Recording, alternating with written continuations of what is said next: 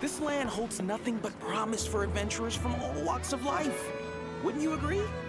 I better get me some alpacas. Once they hauled everything over to 𝐒𝐈, I can picture myself.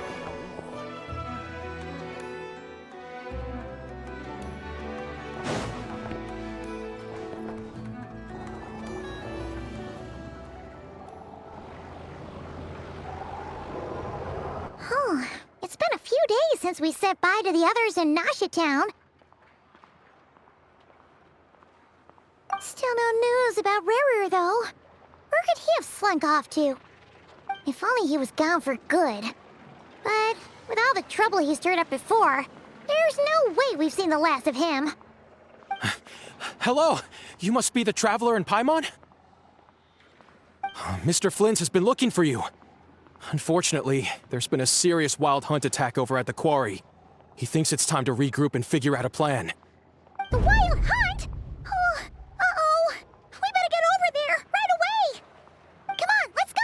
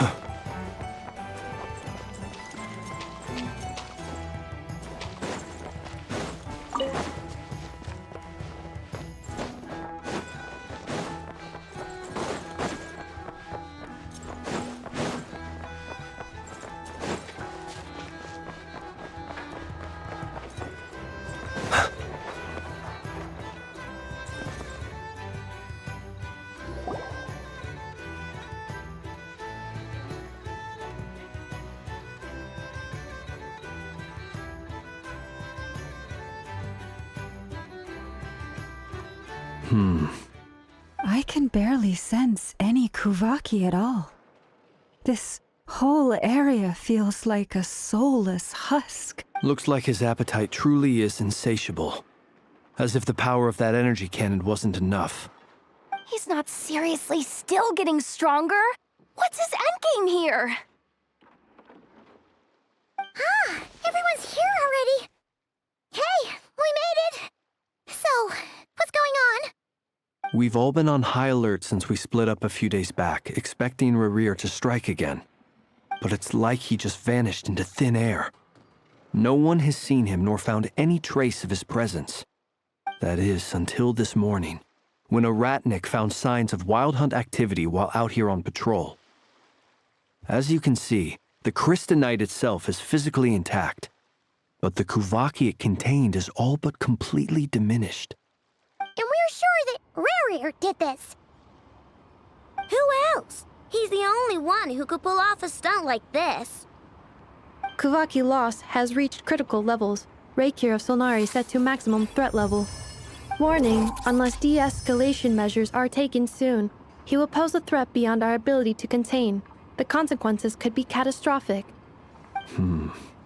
Traveler, Do you remember when we encountered 𝐼𝐸 just after regaining his body? There wasn't a shred of sanity left. Nothing but madness and rage. Yeah, didn't he shout out a bunch of names? Then he started raving about how nothing in this world mattered to him. Oh, Paimon gets chills just thinking about it. Oh, but the thought that he's still out there, lurking somewhere in notcry, waiting for his chance to strike? Oh, even chillier. Last time we fought, we were already at a disadvantage. If he has such overwhelming strength, why would he suddenly go into hiding?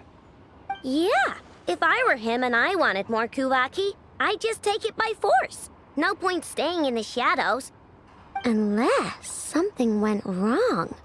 His whole resurrection thing didn't exactly go smoothly. The other thing is, how does someone who's completely lost their mind still have the wherewithal to cover their tracks so perfectly? Beats me. According to certain medical studies, insanity does not always entail a complete loss of rationality. It may be that he is simply living in a world of his own. That actually sounds about right. He was ranting away to himself the whole time, like he had zero interest in talking to us. There are many unanswered questions here. He could be right under our noses, and we'd still be in the dark. Besides his name and title, we know little about him. Certainly nothing about his past, or what he might be hoping to achieve. Exactly. And we wouldn't even know where to begin looking. Even Boss hadn't heard of the 𝐼𝐸 of Sulnari before all this. I'd be willing to bet that even if we gathered together every scrap of intel in notcry, we still wouldn't find more than, like, 3 useful facts about him. So, if we do nothing, he'll just keep getting stronger. But if we want to investigate him, we have no idea where to look. Last time we had Marionette and her big robo-buddy to help us, and we still barely held our ground. If we had to face him alone... Oh, Paimon's head hurts just thinking about it. What are we supposed to do against a threat this big? Well, I do have a little hunch about his next move. Given that he attacked the quarry, I'd say it's likely he'll target other places rich in 𝐒𝐸𝐽. Somewhere like the Eye of 𝐸𝐚𝐻, or the Pillar of Embla. One thing's for sure. If we just sit back and let him keep absorbing 𝐒𝐸𝐽, we really won't stand a chance against him. A perfectly reasonable hypothesis. However, it is worth noting that these two locations are quite far apart. To investigate them both, we'll need to split up. I agree, we should split up. Right now, 𝐸𝐸's goal seems to be gathering 𝐒𝐸𝐽, not fighting us directly. Once we're done, let's regroup on 𝐒𝐶 Island. Wait, why 𝐒𝐶 Island? If I recall correctly, your largest goddess statue was carved from 𝐒𝐸𝐽-rich ore, was it not? That's right. Yes, it could well be a potential target of his. I should head back and start evacuating the pilgrims.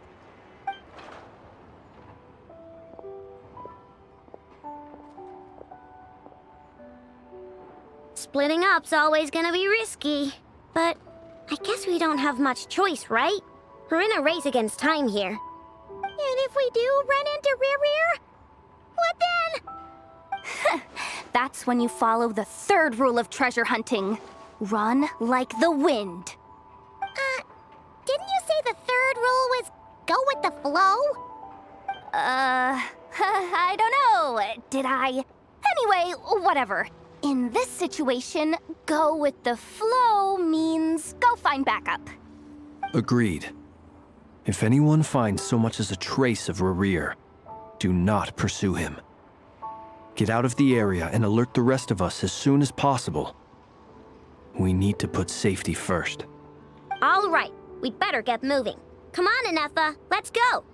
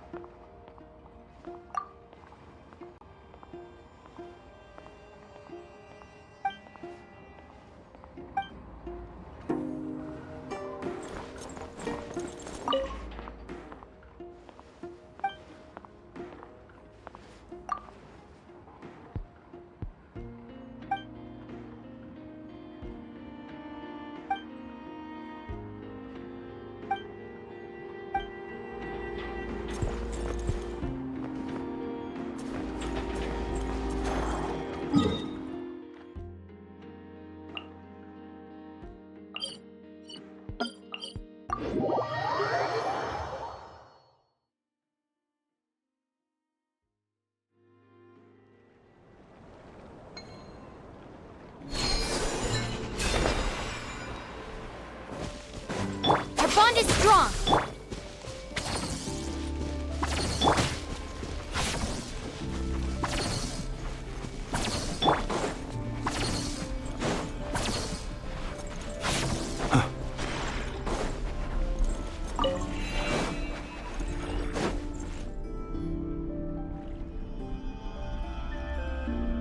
Any leads?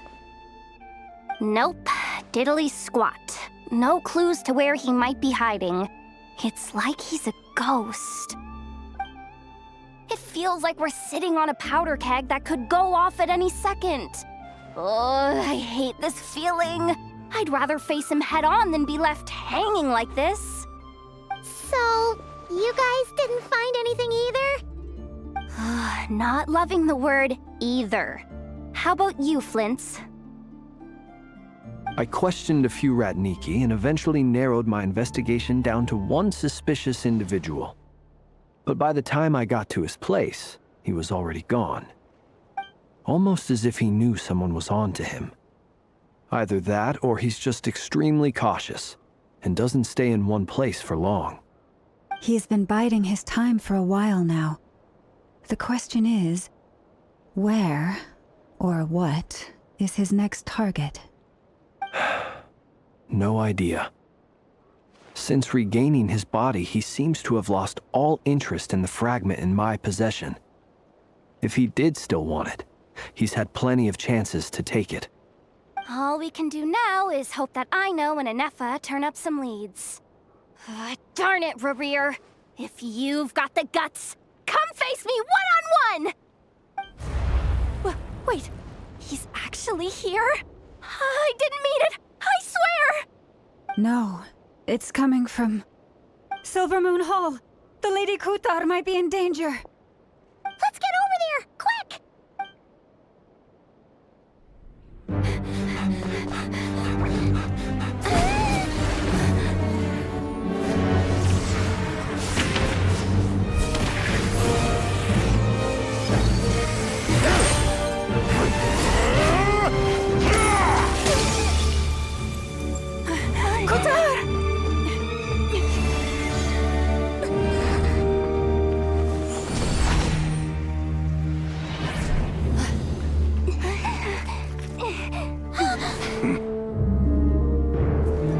Why is he attacking the damsel elect? What's going on? No time for questions. Stop him!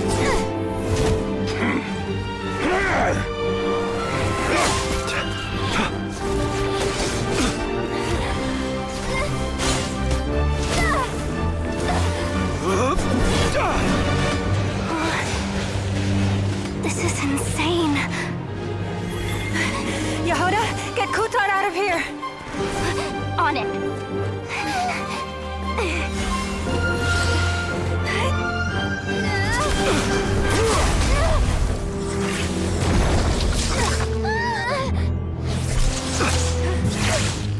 Look where your feeble light has gotten you. Now, you shall plunge into darkness. Thalindus, soon, I will find a way. Watch out!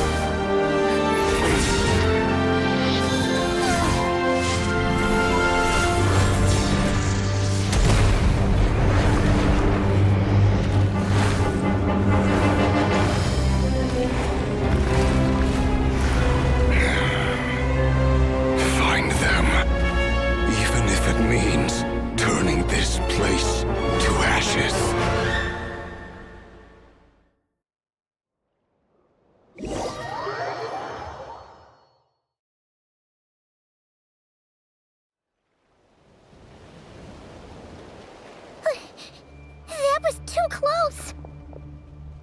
We barely made it out of there alive. What's that guy's deal? How'd he get so crazy strong?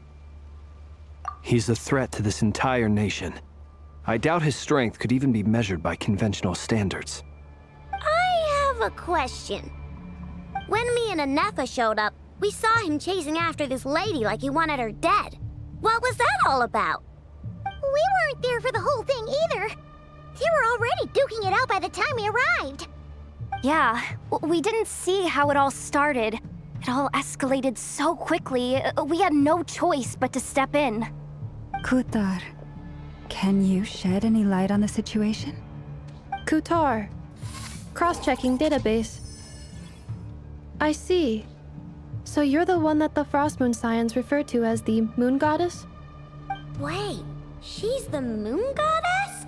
Oh, no wonder she looks just like all those statues. There are many reasons why people might worship the moon, and just as many why they might despise it. I've never met that person before, but there was no mistaking his deep-seated hostility towards me. Why he holds me in such contempt, I cannot say. But since he hunts the power of the moon, it's no surprise that I am a target. Kutar. There are many potential motives. For instance, you help the traveler escape his grasp. This could be his way of taking revenge. It is also possible that he covets the 𝐒𝐲𝐽𝐿 inside you and seeks to take it for his own. The list goes on. But right now, devising a counter strategy should be our #1 priority. The likelihood of this location being discovered is close to 100%. A counter strategy? But we don't stand a chance against an enemy like this. Surely our only option is to run.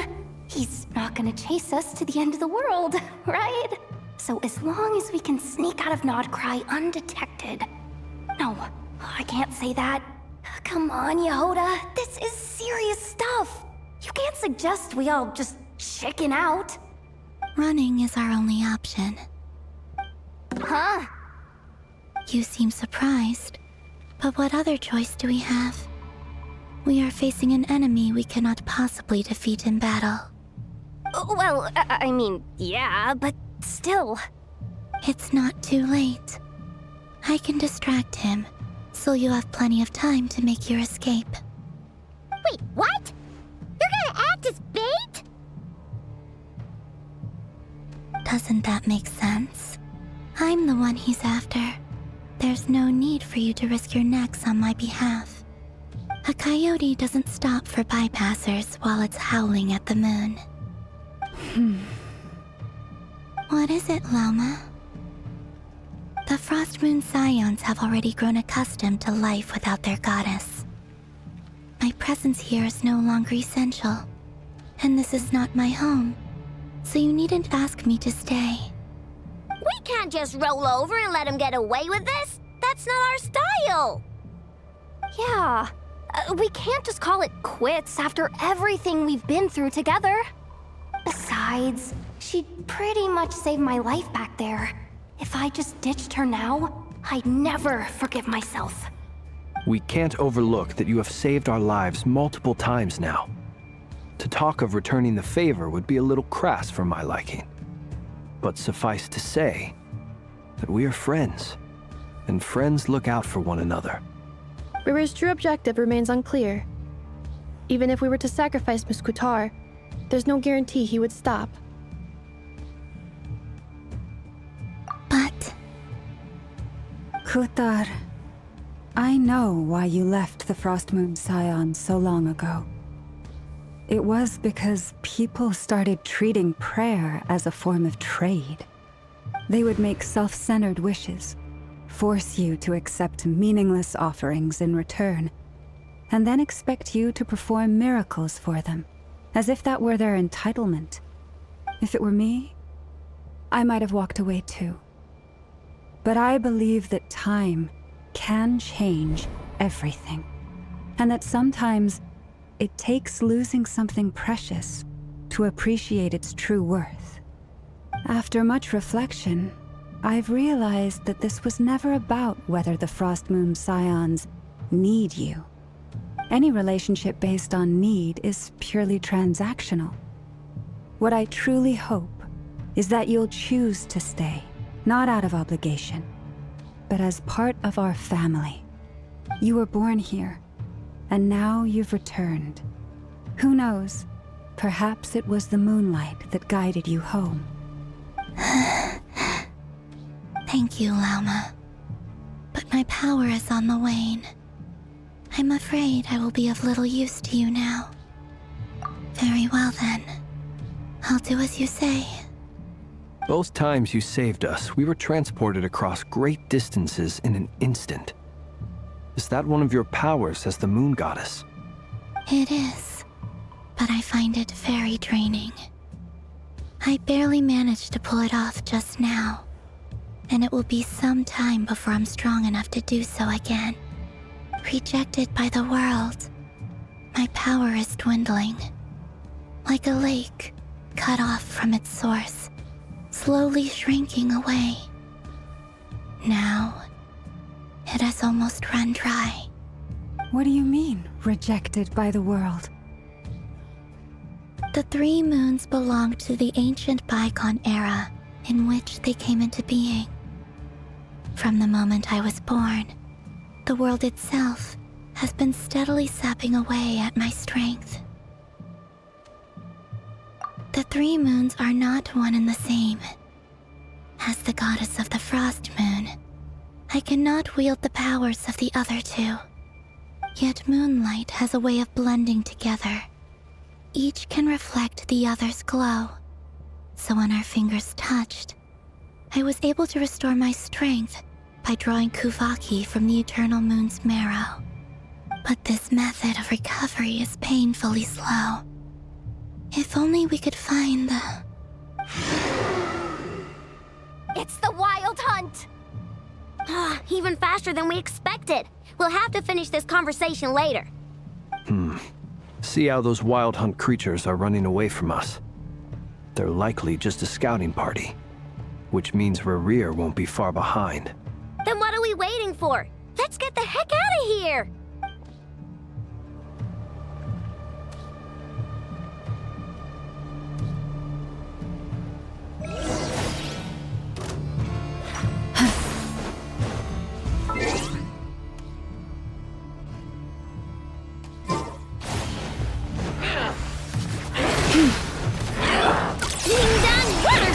Annihilation mode. Defensive mode. They just keep coming! This is driving me nuts! 𝐸𝐸's closing.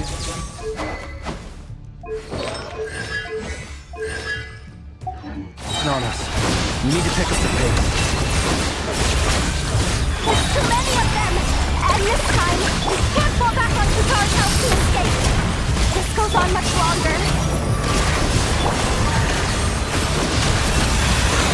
Close your eyes. Night falls. Be silent.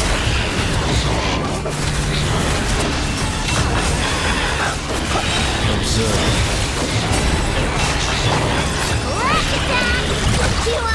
Annihilation mode. Installation chamber. By the frost moon hole. Beware the creatures of the night. Close your eyes. Observe. To dust. Close your eyes. Be silent. To dust. Look! Rainbow! Prepare for dust up. Accelerating. With one heart, we pray. You hope. The night comes. Observe. Be silent. You will hear the dark.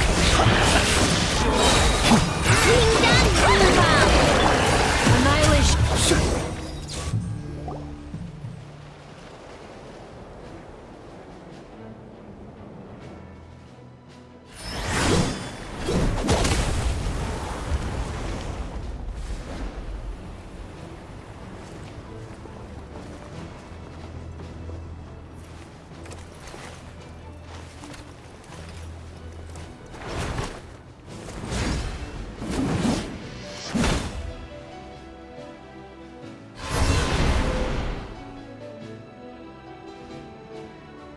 What's the matter? Bit off more than you could chew?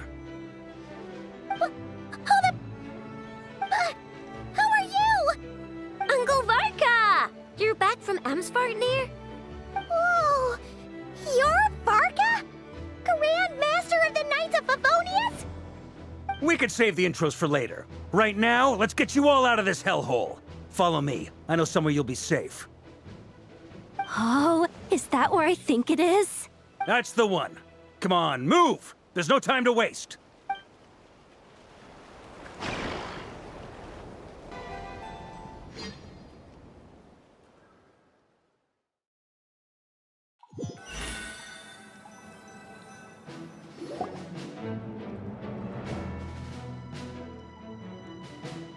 Wow!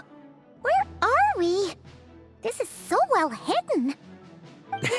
Well, that goes without saying.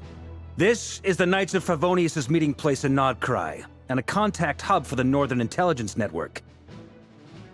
AKA, the black market of intel. No matter what faction you're with, it's the place to buy and sell information. Their headquarters are in 𝐒𝐤𝐝𝐷, but they've got contacts in every nation. As an expeditionary force on foreign soil, working with them has offered us the most effective way of getting our hands on reliable local intel. This is where we meet, so naturally, it's secure. Anyway, where were we? Folks from 𝐒𝐤𝐝𝐷 should be pretty familiar with me by now, but I believe this is the first time we've met. Allow me to introduce myself. I am Varka, Knight of Boreas, and Grand Master of the Knights of Favonius. We've heard all about you. This meeting's been a long time coming. You look way younger than Paimon expected. But you definitely have that Grand Master vibe. Well, I'm no spring chicken. Just not showing my age yet. Definitely feeling some of that back pain today, though. Rushed back from 𝐒𝐤𝐷 without a wink of sleep, only to get right into another fight with that freshly revived maniac. Another? You mean you fought him before? Yep. He wasn't nearly as strong back then, but he was still a formidable foe. I brought some of the knights along to give him a little surprise, but he saw us coming from a mile off. My squad took heavy injuries, and I barely made it out alive myself. We knew it might have been our last chance, so we staked everything on it. But still, it wasn't enough to stop him. I tried tracking him down afterwards, but he didn't leave a trace. Even in his unhinged mental state, he's as cautious as any trained operative. So, I decided to come find you. And as luck would have it, turned up to find you being ambushed by the Wild Hunt. The rest, you already know. Is that why he's been frantically absorbing 𝐒𝐤𝐷 these past few days? Because he sees you as a threat? Maybe I'm part of the equation, but even if I weren't, I'm sure he'd still be gathering power.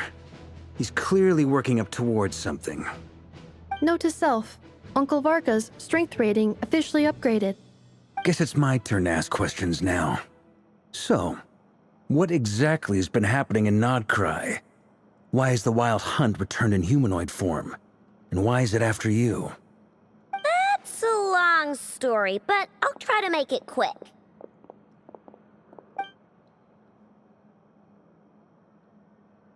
Wow, I had no idea so much had happened. Sounds like you guys have really been through it. So, the 𝐤𝐻𝐢 is actually a Fatui harbinger. And all this Wild Hunt activity in 𝐒𝐤𝐝𝐷 is the work of the 𝐿𝐼 of 𝐸𝐿nari, one of the 5 sinners. That's a lot to take in.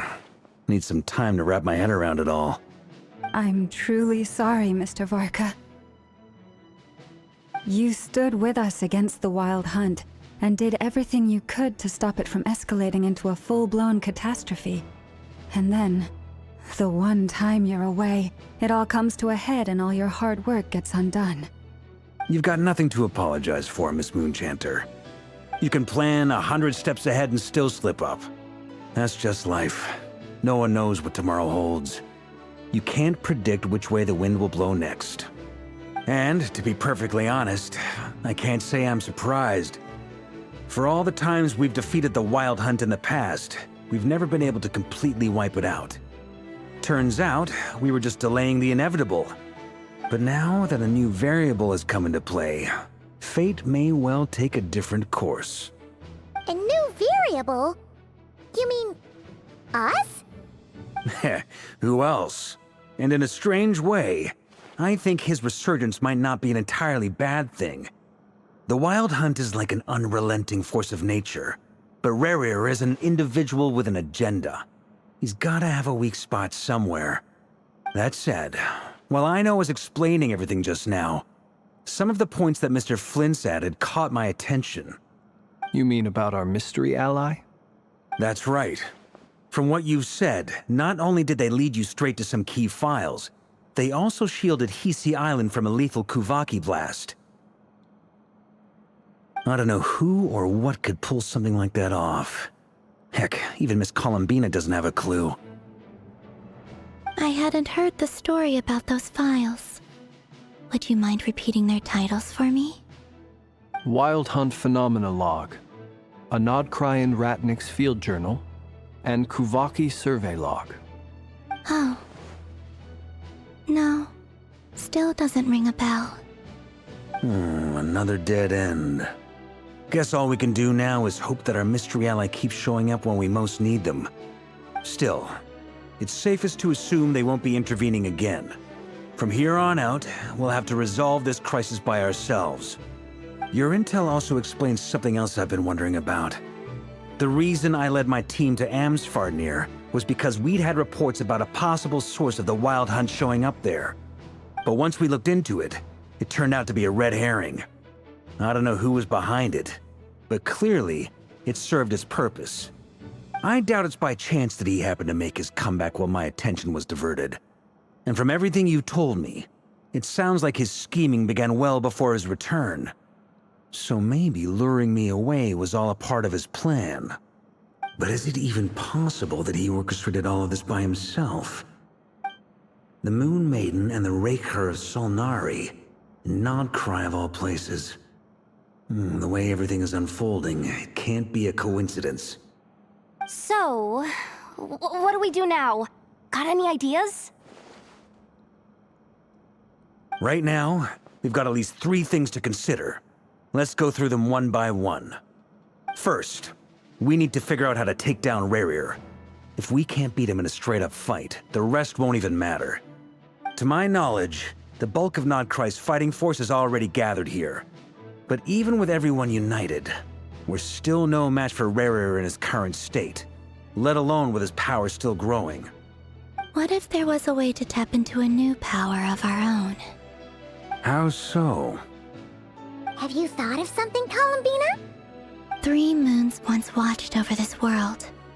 The Eternal Moon was the largest, the Frost Moon was the brightest, and the Iridescent Moon was the most mysterious. They say that back then, the 3 moon goddesses wielded immense power, enough to shape the workings of the world itself. I now bear the Frost Moon's power, and the Eternal Moon's marrow resides within the Traveler. Hold on. Are you suggesting? The iridescent moon, the last piece in the puzzle. That's right. If we can find the Iridescent Moon's marrow, I will be able to regain my strength much more quickly. The 3 moons are said to stir the tides and illuminate all things. Perhaps they hold further secrets beyond our understanding. According to my analysis, the solution is feasible. However, it is subject to one major condition. How do we locate the iridescent moon's marrow? I know a way, but we will need to visit the Fatui's Experimental Design Bureau. The Experimental Design Bureau? Are you saying we need to involve Marionette? Yes. I must speak with Sandrone. It's a long way from here to the Experimental Design Bureau. There's a high chance you'll be spotted. You shouldn't go alone. Then that's settled. Next up, our second priority. Somehow, we need to figure out Rerir's end goal. As you saw for yourselves, when he was still in his Wild Hunt form, everything he did was for the sake of recovering his body and resurrecting himself. His first act since then, after laying low for a while, was to try and assassinate this young lady. People's obsessions often reveal their greatest vulnerabilities. There must be a reason why he despises the moon so deeply. Perhaps it sheds some light on his title, the 𝐒𝐸𝐻𝐢 of 𝐒⍴. The Wild Hunt has plagued 𝐼𝐸𝐻𝐢 for centuries now. If we want to stop it for good, we have to get to the root cause of what's driving it. It's true. We still know very little about him. If 𝐒𝐻𝐢𝐻 hadn't given us that lead, we wouldn't even know his name. But where would we even start? I doubt even the Intel Queen of 𝐒𝐻𝐢𝐻 has a clue, and she has info coming out of her ears. Oh? That's a rather hasty conclusion for someone who's so painstakingly meticulous when it comes to dealing with machines. She heard me.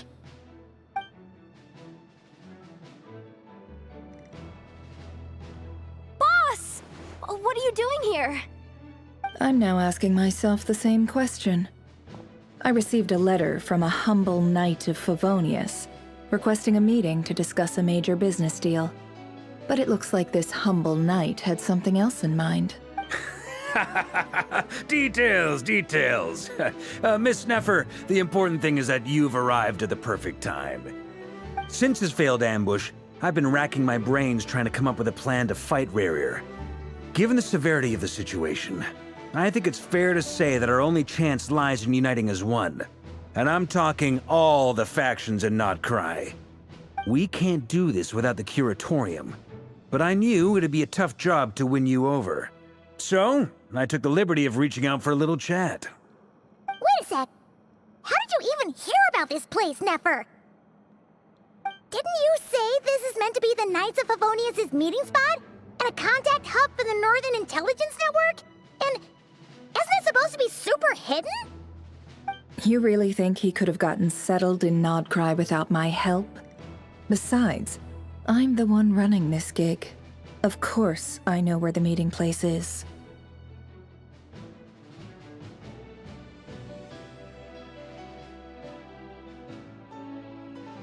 Allow me to introduce the current head of the Northern Intelligence Network. If it's intel you're after, she's your woman. Pretty much seen and heard it all. Please spare me the flattery. Let's cut to the chase. Seems like you've run into some trouble, huh?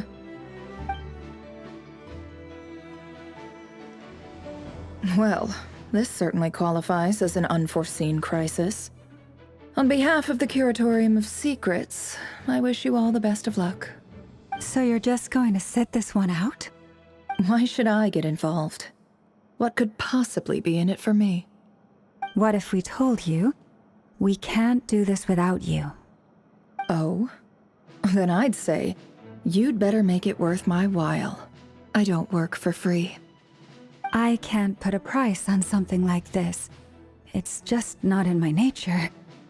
But then again, you and I have always been polar opposites in this regard. So I can't exactly say I didn't see this coming. If you insist on compensation, I will pay you. Consider this a formal commission. Sound fair? You just don't give up, do you? Too bad. I know you well enough to know you can't afford my prices. The riskier the job, the more it'll cost. And a Moonchanter's stipend isn't exactly generous. Unless you're planning to start passing the donation box around among the faithful. Boss, just a thought. If they come up short, maybe you can take the difference out of my next few paychecks.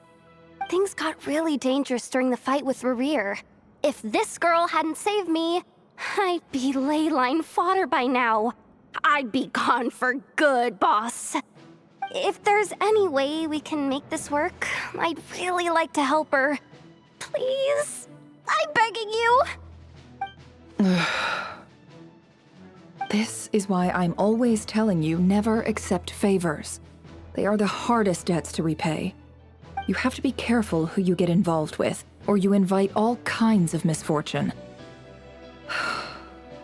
Very well, Yehuda, I will help. But just this once. Don't count on this happening again. Flins, That fragment that 𝐿𝐼𝐼 was after, do you still have it on you? Of course.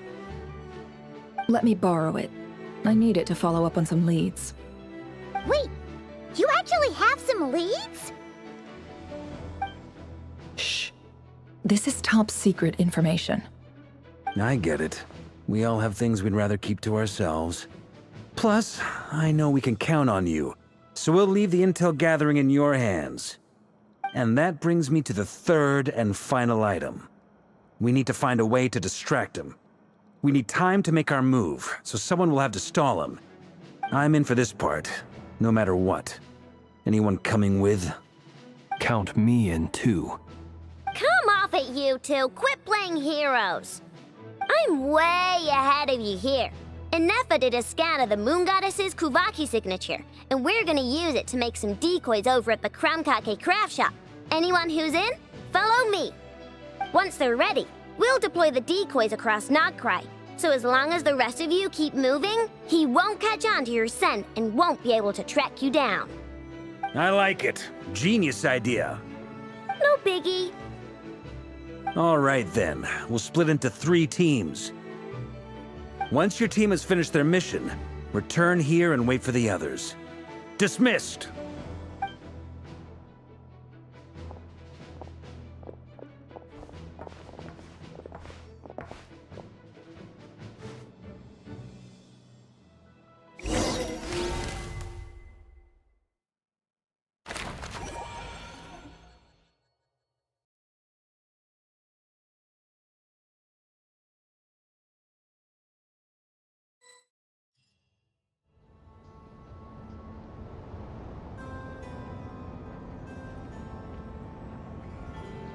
Lady Damselette.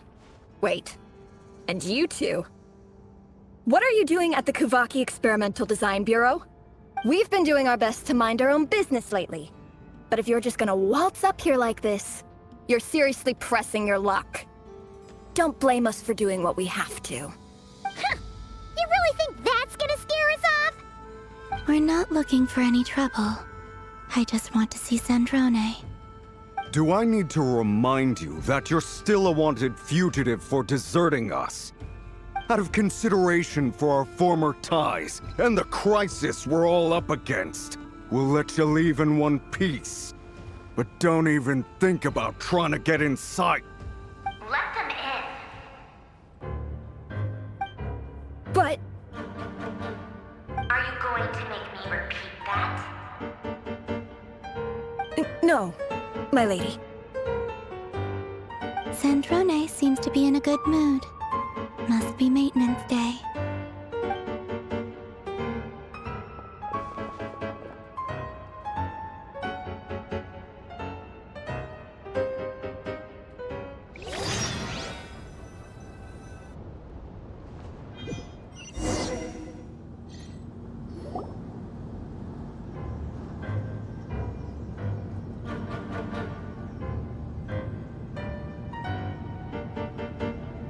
So tell me, to what do I owe the honor this time? Actually, before you answer that, just so we're clear, we're not colleagues anymore, Columbina. I don't owe you anything. I promise it's nothing big. It seems like you've gotten the wrong idea here. The only reason I let you in was because I was bored. It seemed like a way to kill some time and satisfy my own curiosity. Whatever miscalculations I may or may not have made in the past, I haven't lost the plot enough to even consider sticking my neck out for your sakes. I'd like to speak with 𝐼𝐸𝐿𝐷. What? Huh? You mean the knave? I'd like to speak with 𝐼𝐸𝐿𝐷. Is she in nonstop? No, she's not. Once the work on this facility was completed, she went back with the rooster and Regrator. The only ones in nonstop are me and... What is it you need to speak to her about anyway? 𝐿𝐼𝐼 is hunting me. If I'm going to face him, I must first retrieve the lost moon.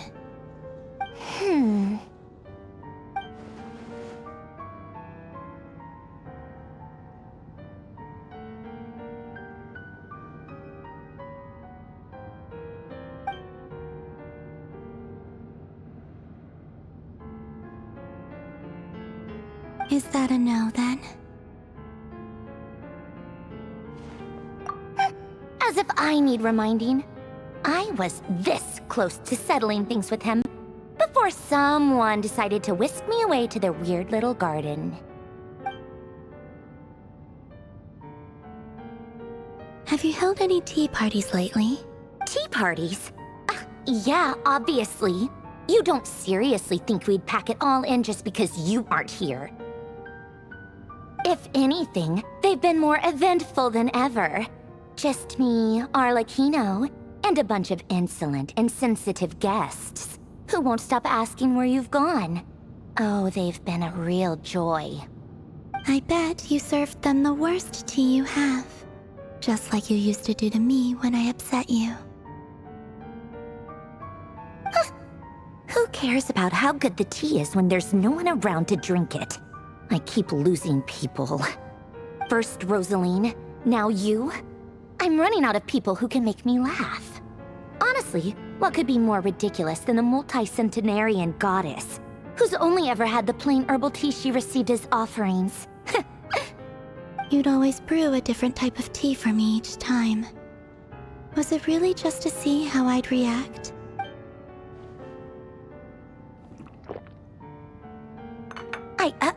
Well, duh. Why else? Watching you squirm was practically my only form of entertainment.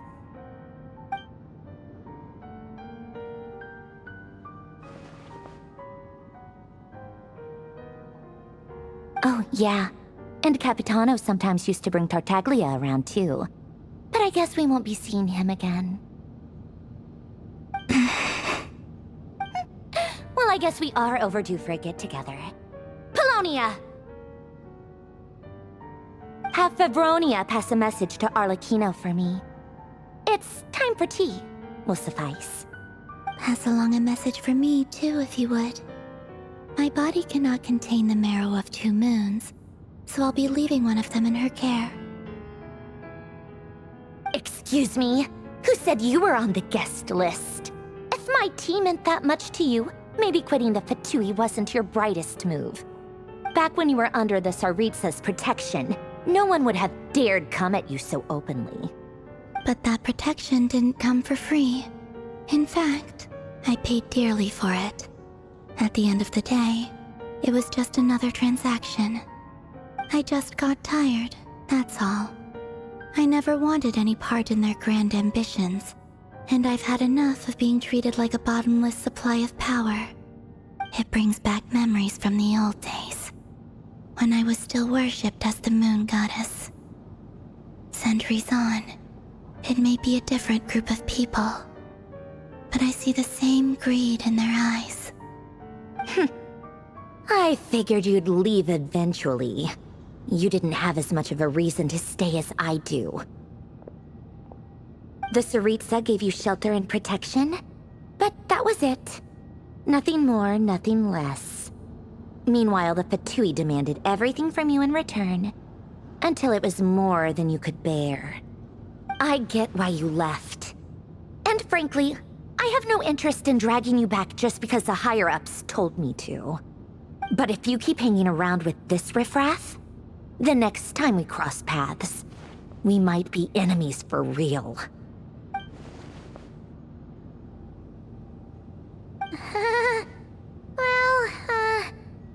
Guess that's our cue to leave. That might be your plan, but it sounds like someone else wants you to stay a little longer. Huh? What do you mean? Listen.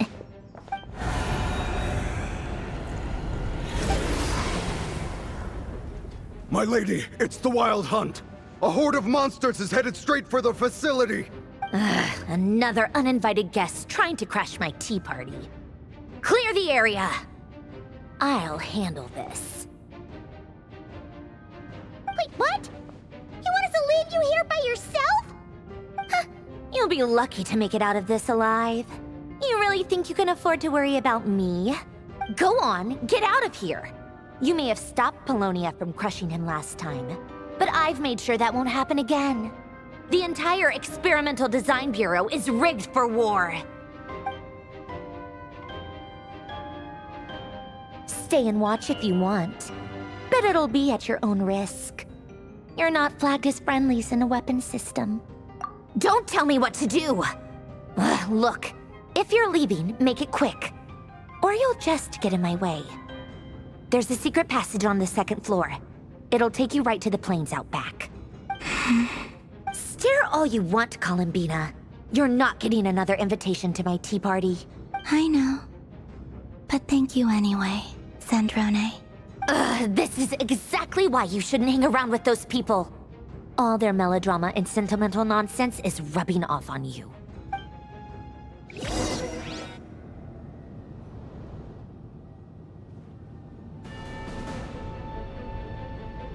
Come on then, Mr. Ray here. Let's pick up where we left off. It's your Wild Hunt monstrosities versus my beautiful creations. Let's see who comes out on top.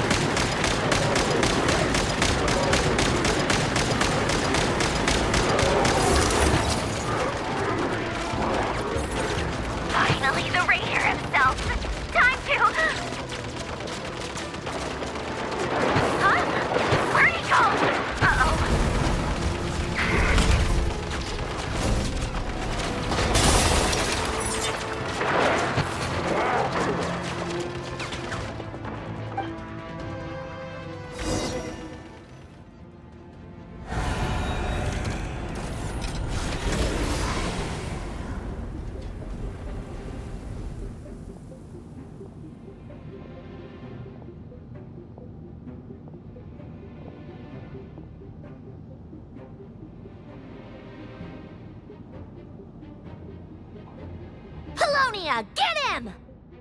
I've upgraded Polonia again since our last encounter, and uploaded every last scrap of your data. So let's finish this, once and for... She's not here. Where did she go? Hey, over here, you big... Curse it. Moon. Go. Keep searching. She cannot have gotten far.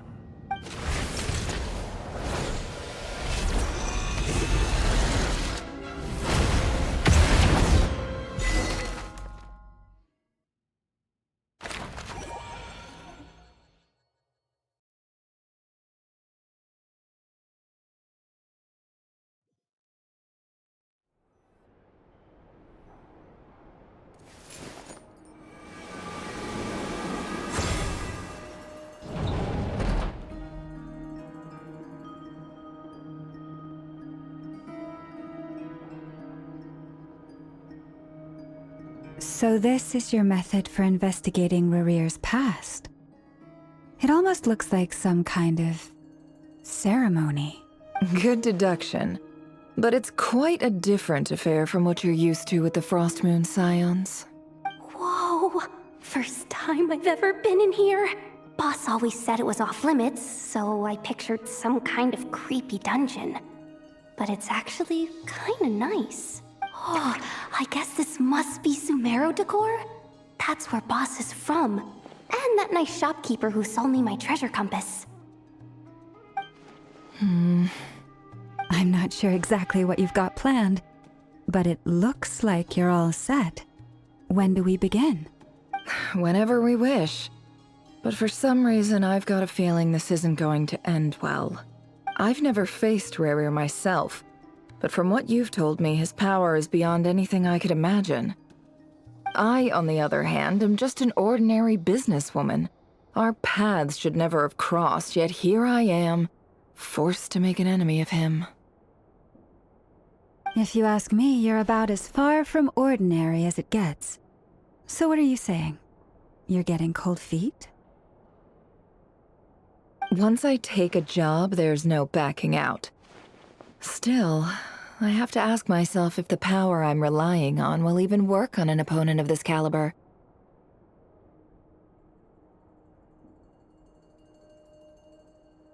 And also how to make sure I come out of this alive if things spiral out of control. Death is the one thing we can take for granted. It is the great equalizer, however fortunate or unfortunate we may otherwise be. So it's important to consider how to spend what lifespan we have left. Come on, boss. Lighten up. Quit talking about death. It's bad luck. For once, I agree with you. When you're up against a foe like 𝐒𝐻𝐼r, there's no such thing as being too prepared. Is there anything I can do to help? That won't be necessary. I've already made up my mind. Time to cash in a precious favor I've been saving for a rainy day. Yehoda, I need you to find someone for me. The sooner the better. Find who? That shady merchant who sold you an overpriced treasure compass the other day. Come on, boss. You're pulling my leg again. In what way is she shady? She showed up when I was completely lost and sold me a neat little gadget that was exactly what I needed. Trust me, she's a good person. Anyway, I know who you're talking about. Don't go anywhere. I'll be right back.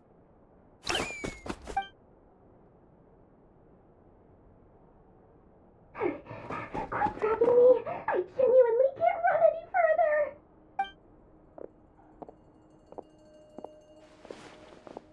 Hey, aren't you? What is it? What's the big rush? You dragged me out of a dream where I was literally swimming in Mora. I'm charging double my usual attendance fee. See, look how easygoing she is. After that rude awakening, she could have completely snapped at us. But instead, she kept it together and just asked for an extra fee. 𝐒𝐨𝐜𝐚𝐥? I never would have pictured you two doing business together. If you want to make it big in Notcry, it's all about connections. Lady Nefer just so happens to have a lot of intel that interests me. And she also did me a big favor in the past. It was back when I first arrived in Notcry. My trusty assistant, the genie in my lamp, had an adverse reaction to the 𝐒𝐤𝐜𝐢𝐚𝐥 and fainted. And wouldn't you know it, that's when I suddenly find myself in a life-or-death situation. Good thing my compatriot was there to swoop in and save the day. I've been giving her a 30% discount off all of my goods ever since. Now, so that no one here feels left out, I'm willing to extend a 20% discount to fellow friends of Boss Nefer. Plus, any other friends you send my way will enjoy 10% off. What can I say? The great Lord 𝐒𝐤𝐚𝐥 is nothing if not generous. So, let me guess. You've run into some trouble? I've got everything you could possibly need, and the more you buy, the more you'll save. You guessed correctly. What have you got in the way of survival gear? The one type of gear I've never been short on. What are you looking for? A jetpack fresh from the Academia's labs? An ancient suit of armor dredged up from the bottom of the sea? At the very least, I need to know what kind of opponent you're dealing with here. If even you're worried about staying alive, it must be pretty serious. What if I told you it's someone with the power to bring a nation to its knees? Is that so? Then we really are talking top-shelf treasures. I don't have anything like that in stock right now. I'll have to ask my supplier. Your supplier? A powerful woman, make no mistake. I can't reveal her identity, but luckily for you, I hear she's planning to visit Notcry in the near future. If you're willing to wait, I can ask her when she's here. Can't say exactly how long that'll be, though. Then, let me put it another way. What would you do if you encountered an enemy like that? Roll over and serve yourself up on a silver platter? Of course not! I have a handy little trinket from one of my generous suppliers, which... Hold on. What exactly are you getting at? No, no! This is for my personal use only! Let's just say I'm borrowing it, all right? Just for insurance purposes. You'll get it back later. Favors are the worst kind of debt to owe, and now you've got a chance to repay one. A win-win situation, don't you think? Fine. You can borrow it for 5 days. No, make that 3. And for every extra hour after that, I'm charging you 1,000,000 mora. Deal? Deal.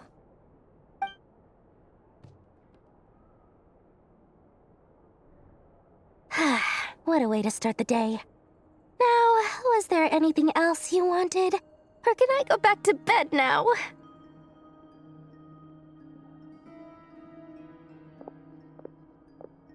That will be all. Take care now. Don't trip up on your way back, friend. See you later! You're my favorite shopkeeper.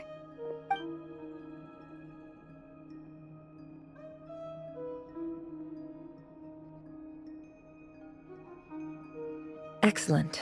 Everything is well and truly ready. The ceremony can now begin. After initiating the ceremony, your minds will follow me wherever I go. You will see many strange things in your mind's eye. So remember, don't be frightened, and don't make a sound.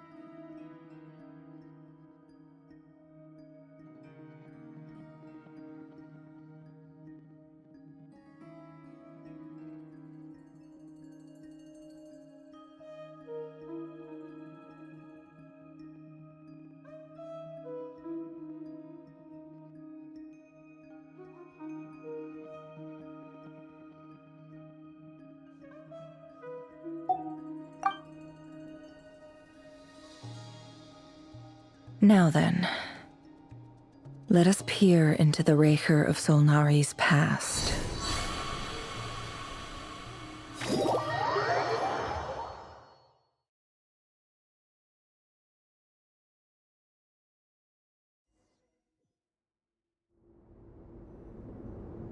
I made it. I don't recognize this style of architecture. Must be Khaenri'ahn. Simple furnishings, table and chairs. It's a more ordinary house than I might have expected. Looks like the fearsome 𝐒𝐸𝐻𝐸 of 𝐒⍹ came from surprisingly humble beginnings. Unless this passed for luxury in Khaenri'ah. Unlikely. It was said to be a very prosperous nation in its heyday. Anyway, I'll keep exploring.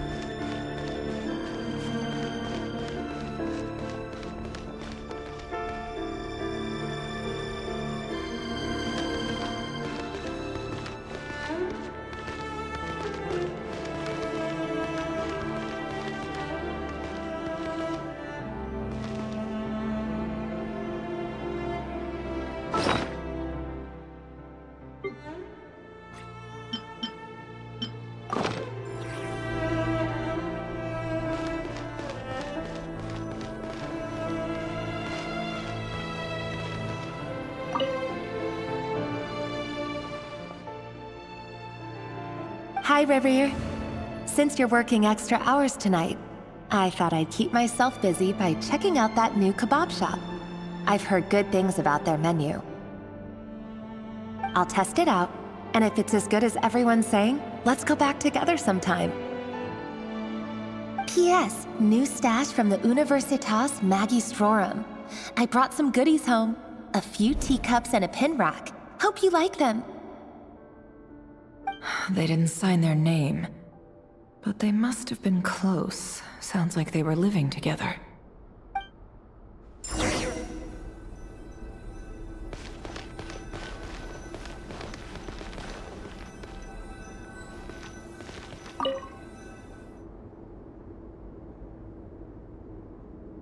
I went over to Joseph's for drinks today. They have a fine collection, but I went alone. Felindis was tied up with something and couldn't make it. Joseph asked why I came alone, but I didn't really have an answer. He then went on to ask about other things. If you ask me, someone who asks that many personal questions is too nosy for their own good.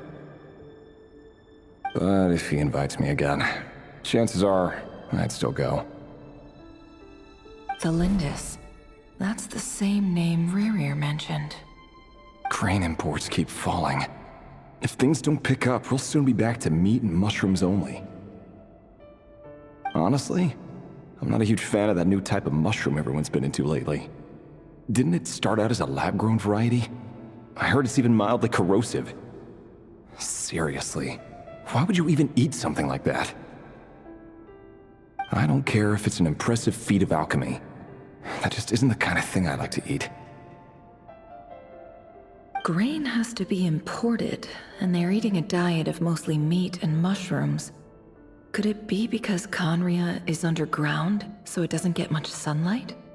That would explain why they use so much stone in their buildings. They even use alchemically modified strains for food. Seems like the people of Khaenri'ah don't have many options when it comes to dining. I've just about saved up enough now. Time to buy it and keep it somewhere safe. Making a big purchase. I wonder what it is.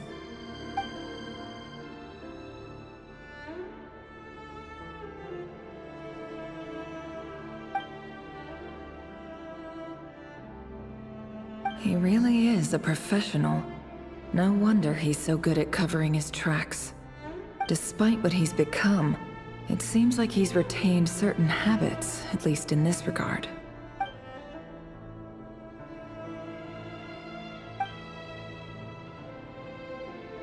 Did 𝐅𝐸𝐴 rip it out himself?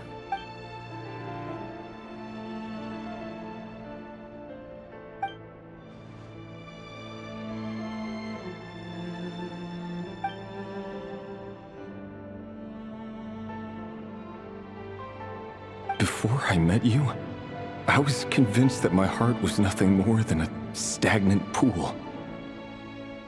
The burial place of a fallen moon. A withered, windless grove where the waters rested forever unrippled.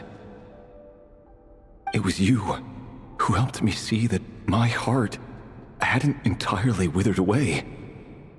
That it could still beat to the rhythm of love. This is just trivial sentimentality from the looks of it. Why would he go to the trouble of hiding that? The burial place of a fallen moon.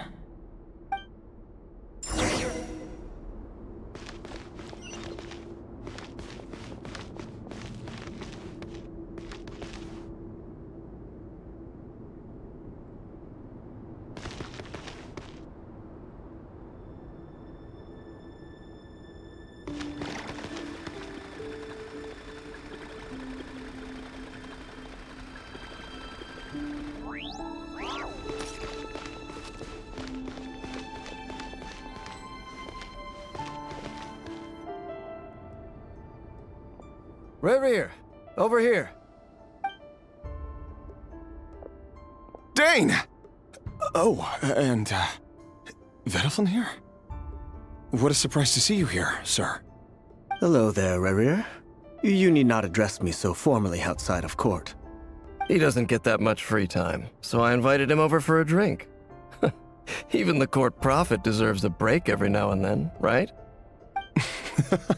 Well, I'm flattered. So, what are we discussing today? Hey, don't look at me. As far as I see it, we don't need an excuse to have a few drinks. Come on, don't give us that. Didn't you say you were about to pop the big question? How's that coming along? Who'd have thought the great Twilight Sword was an even greater gossip? I just didn't expect you to be the first one to settle down and get married, that's all. Yeah. If you told me that a few years ago, I wouldn't have believed you either.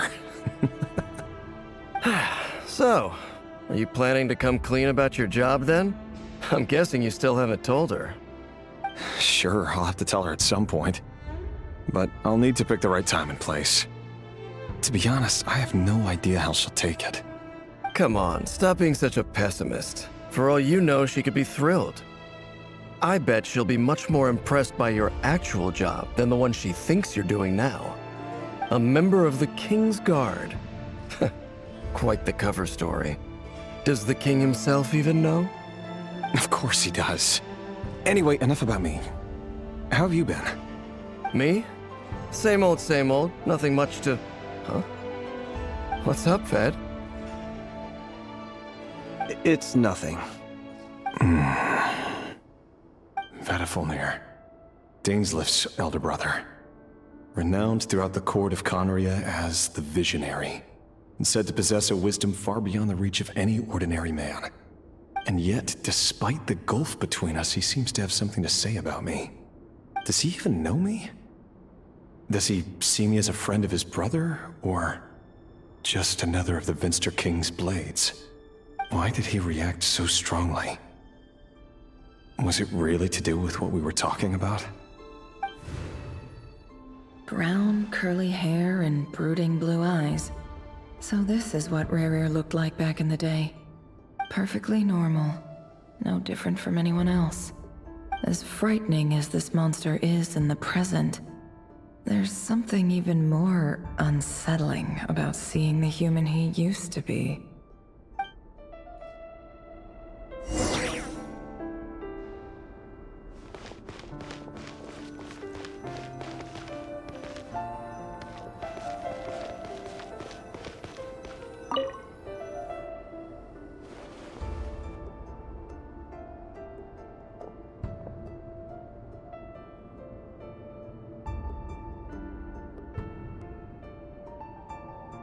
Thelindis? You're back early? Our equipment's being serviced today, so I got off earlier than usual. How's your day been? Aw, why the long face? Is something the matter? Has your boss been giving you a hard time again? Went for a drink with Dane and the others after work. Isn't that a good thing?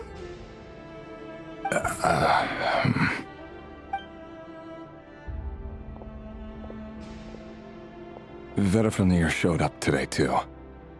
You know, Dainsleif's older brother.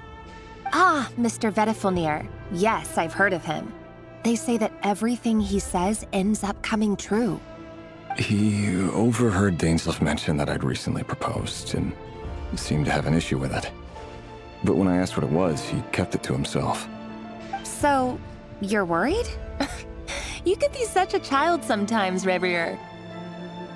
We're nobodies. Why would the Visionary be concerned about us? I'm sure someone in his position has much bigger fish to fry. Maybe you're right. You worry too much, Reverie. We've been together for ages now, and everything's been going so well, has it not? You've even proposed to me.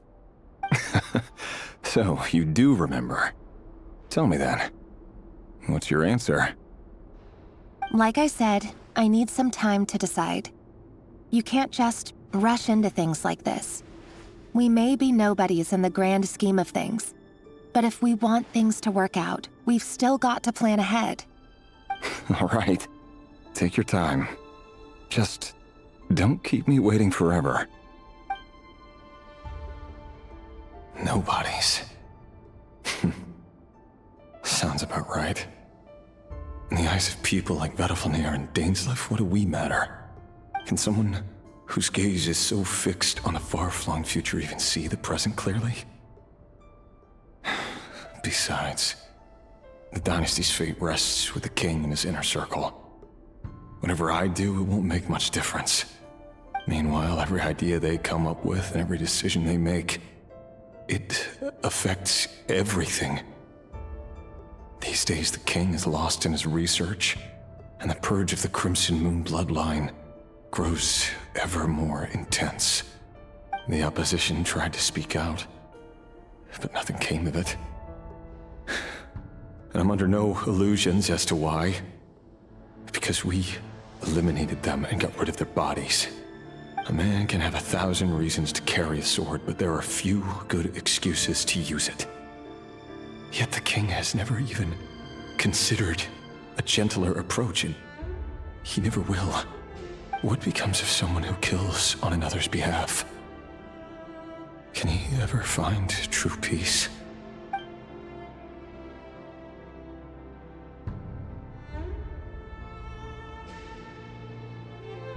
Thelindis?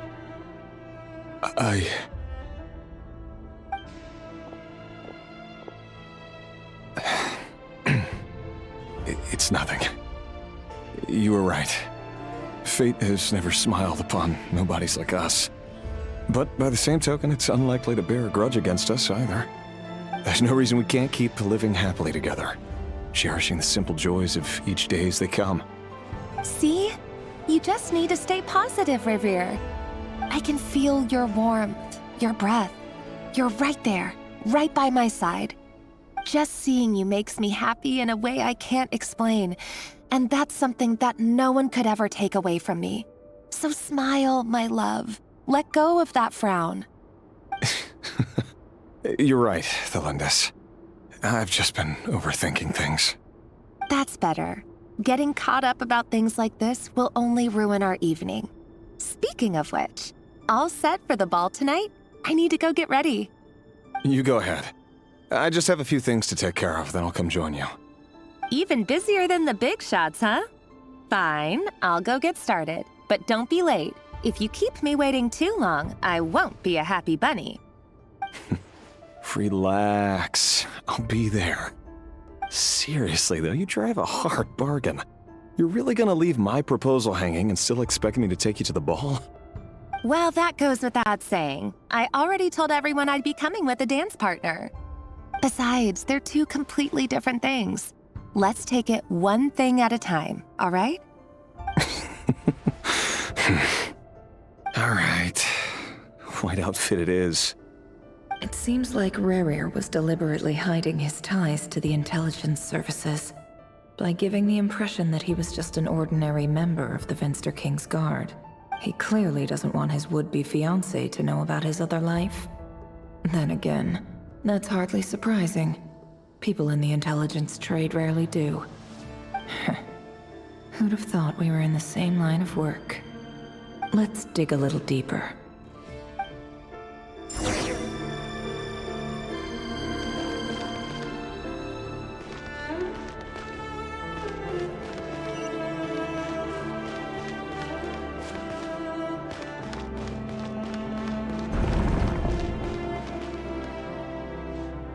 Our last operation was a resounding success, and all thanks to you, 𝐅𝐸𝐴 of 𝐒⍴. In total, we apprehended 32 dregs of the Crimson Moon, and 67 accomplices. After all these years since the dynasty's fall, so many of them still linger on. Indeed, it cannot be denied. Yet it was destiny that the Crimson Moon should be overcome by the eclipse, and that His Majesty, the all-seeing Finster King, now guides our nation on the path to prosperity.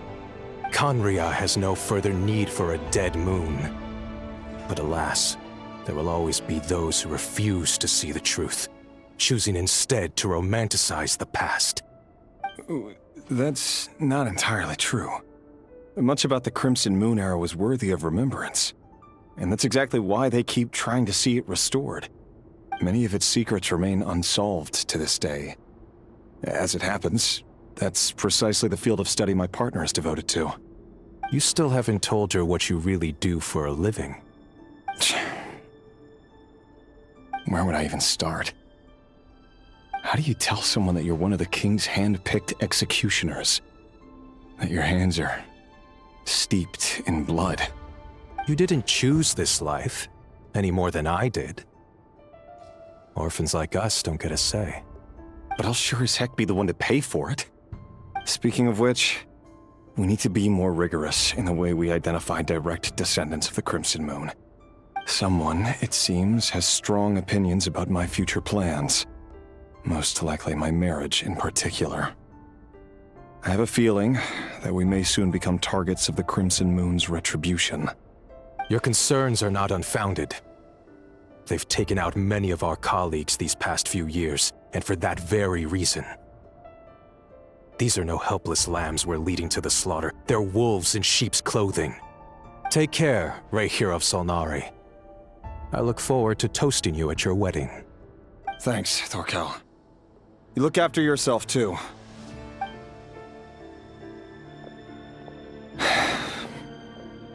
Thelindis, I never wanted to keep this from you. You're the last person I would ever want to lie to. But that's exactly why I can't tell you everything. There are things you shouldn't know. Things you cannot know. The moonlit dynasties are a thing of the past. Yet even now, with the sun shining high in the sky, there are those who would call forth a dead moon's ghost. Could that be why Vedalfnir held back? Or was it because of some court secret he's not at liberty to share? I have to get a clear answer from him. No matter what happens, I will protect Thelindis. 𝐅𝐸𝐴 seems to be very concerned by Vedalfnir's reaction. Vedalfnir and Dainsleif, the Visionary and Twilight Sword. So that's what they were really like. I've investigated this whole area now. There doesn't seem to be any other memories here. Should I try somewhere else? Wait a second. What's this black smoke?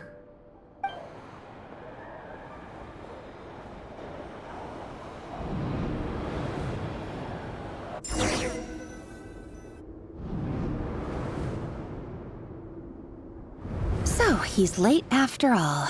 Just you wait, 𝐅𝐸𝐴. You're in for it. Big time. Are you waiting for someone, ma'am? Could I tempt you into buying some flowers? Oh, sure. Pick me out a pretty bunch, if you would. Thank you. But I'm afraid none of them are as pretty as you. For someone so young, you sure have a way with words, don't you? I'm only telling the truth. Look me in the eyes. You'll see I'm not lying. May we have a word in private? Who are you? And what do you want? It doesn't matter who I am. Too many of our kind have fallen lately, so I decided to take the risk of reaching out. Not long ago, the 𝐒𝐸⁴ led an assault on one of our strongholds. We suffered many casualties, and many who came to our aid lost their lives as well. Sorry, I don't know why you're telling me this. And I don't want to get involved. Wait, hear me out. This time we finally got a clear look at his face and learned his true identity. His name is 𝐒𝐸⁴, and he claims to be one of the king's guards. What did you say? A cruel irony, isn't it? The man you're set to marry leads a double life as a brutal executioner. But surely, you must have caught a whiff of the blood on his hands. Why are you telling me all of this now? Simple. It's because... How strange. 𝐒𝐸⁴ was nowhere to be seen in that memory. It clearly belonged to the Lindis. 𝐒𝐸⁴ couldn't possibly know what happened if he wasn't even there. Why would her memories appear in his fragment? The ceremony won't last much longer. I think it's time to call it a day.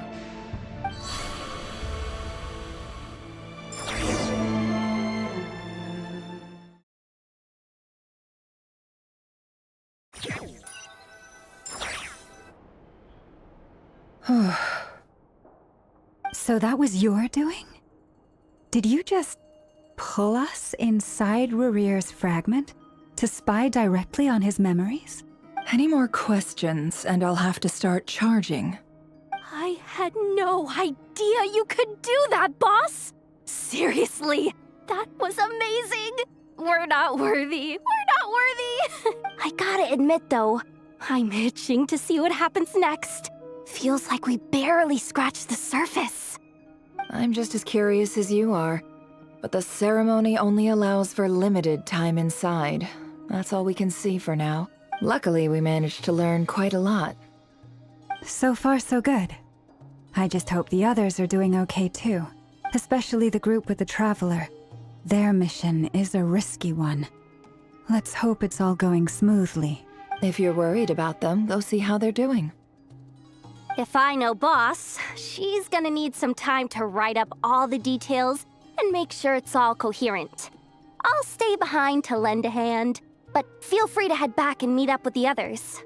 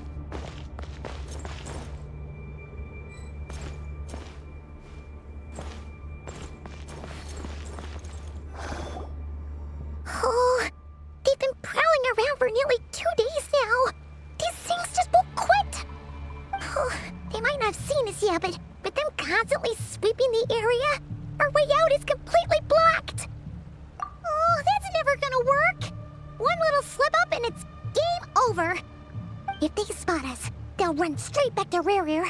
And once he knows we're here, it won't be long before he's breathing down our necks again. Oh, guess you're right. All right, time to zip it.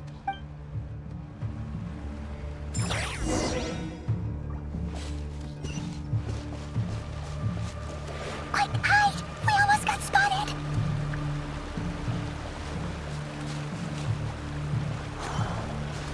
Phew! That was a close call.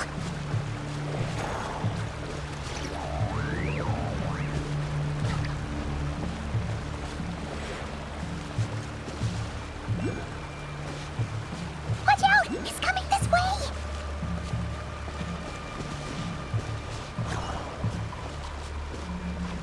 Keep going. We're nearly there. This is the final hurdle.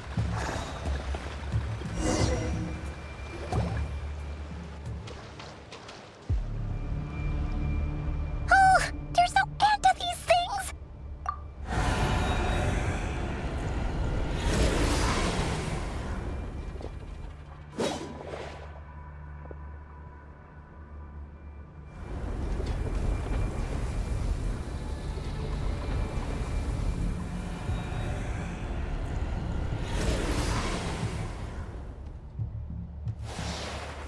Fire. Fire? Wait, what's that smell? Oh no, there's a fire!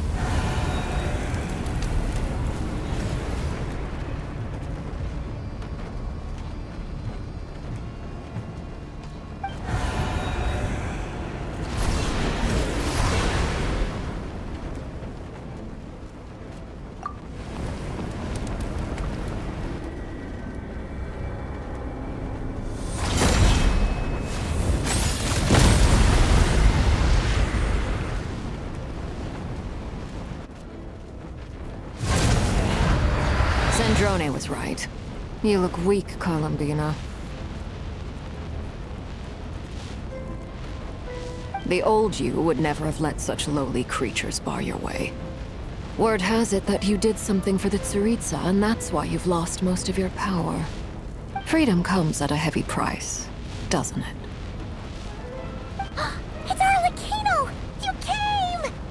Hello again, 𝐒𝐲𝐢𝐚𝐥. And greetings, guests of the House of the Hearth. It's been a while, 𝐼𝐸𝐼𝐸.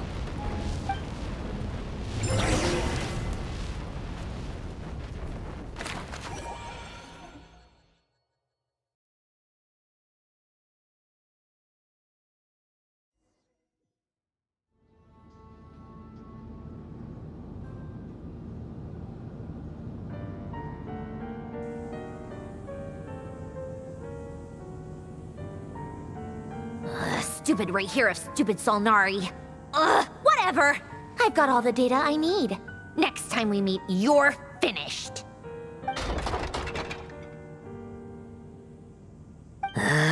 He sure doesn't pull his punches.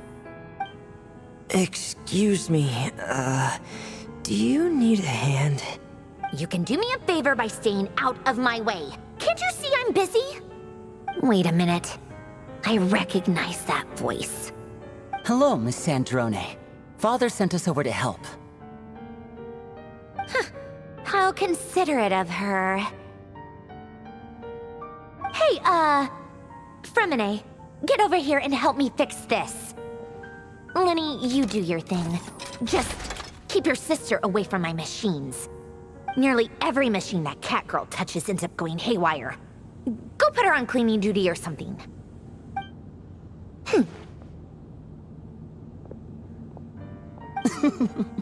Then let's start downstairs. Fremine, we'll leave this place to you. You've got it. Wait a second. Pretty sure there's still some tea in the cupboard. If you want some, you'll have to make it yourselves.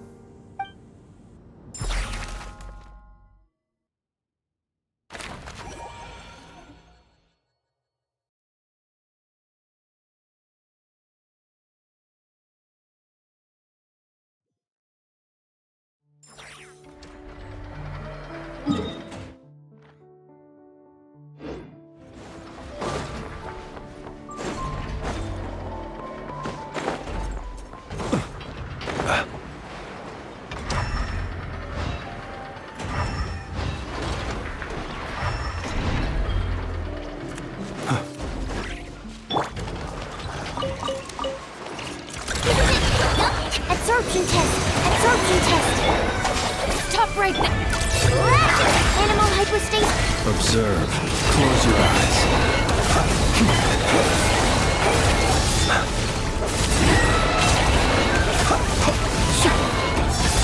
To dust. Chew on this!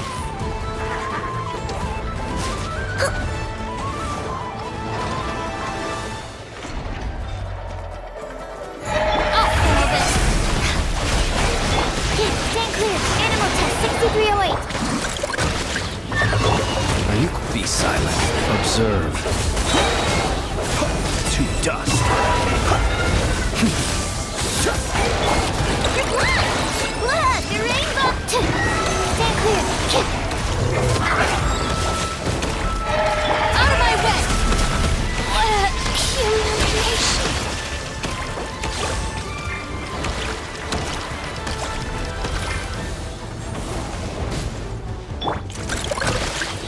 Animal test! Lash attack! Close your eyes. Dissipate!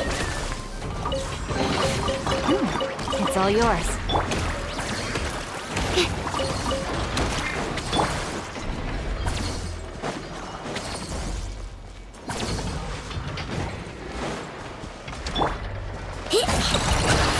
Swirl, Mark 2!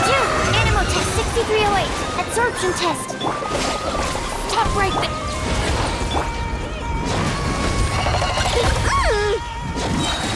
Look, you're in! Observe. To dust. Be silent. To dust. Close your eyes. Do you fear the dark?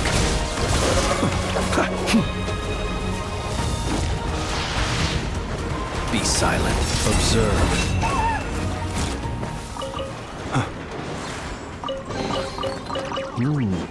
Not to be sniffed at.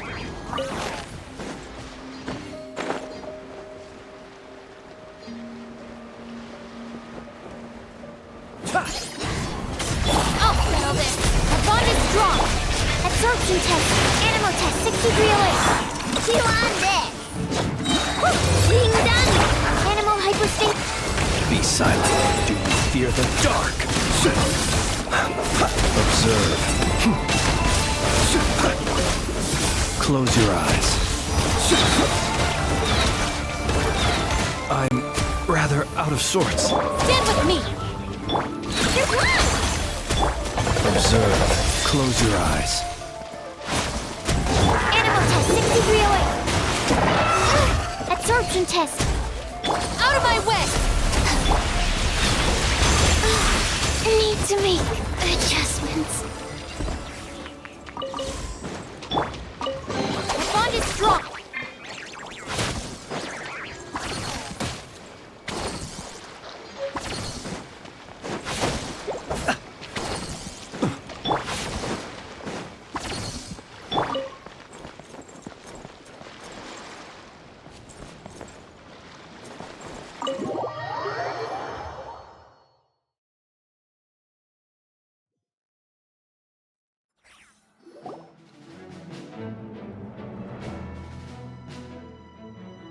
It's a relief to see you all made it back in one piece. Huh? Feels like there's quite a few people missing. Where's Flint's and the others? And what about Nefer? I returned ahead of them. Flint is helping Ino and Anefa to set up the decoys and buy us some time. As for Miss Nefer... Boss is still wrapping things up on her end. She sent us back to fill you all in on the top secret intel we've been gathering. I see. Then let's get right into it. But first, who do we have here? You brought someone else in to help? Greetings. I was invited here to help as a longtime Tea Party companion of Columbina's. You may call me 𝐅𝐸𝐿𝐼𝐸. Surely it can't be. Those eyes. Oh, where have I seen them before? Wait, of course. In those memories we just saw. The only 𝐅𝐸𝐿𝐼𝐸 I know is the fourth of the 𝐼𝐸𝐻𝐸𝐻𝐸 Harbingers. So either you share a pretty uncommon name, or you're more than just a Tea Party buddy. You're well informed, Grandmaster. A man from Mondstadt living all the way out here in 𝐼𝐸𝐻𝐸𝐸, and yet the people and affairs of 𝐒𝐨𝐻𝐸𝐈 seem to hold a special place in your heart. Oh, the feeling's mutual. Sounds like you know all about who I am, too. A Fatui harbinger. The atmosphere in here just got really tense. Guess we can't just start trusting Fatui harbingers, even at a time like this. I must admit, though, I'm a little curious. Seeing as the moon goddess no longer belongs to the Fatui, what makes you so willing to put your neck on the line here? Nor does 𝐒𝐸𝐷𝐼 belong to Mondstadt, Mr. Varka. Yet still, you're fighting for it all the same. Things don't always have to have a tangible payoff.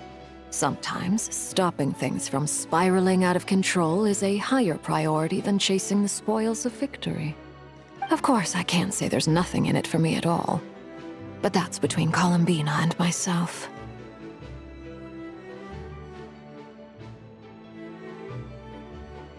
Forgive me. I don't mean to doubt you. It's just that the Fatui really have been the source of many of our troubles. We have our own way of doing things here in 𝐒𝐸𝐷𝐼. But ever since they arrived, the Fatui have treated us with nothing but hostility. I know there's been a lot of bad blood between us in the past. I've done my utmost to avoid friction whenever I could. But sometimes fundamental conflicts of interest simply can't be settled amicably. That's why I'm here solely in a personal capacity. This has nothing to do with the Fatui. As a gesture of good faith, I'll be frank. I can help Columbina track down the iridescent moon's marrow, which will help her restore more of her power. Anyway, what else is on the agenda?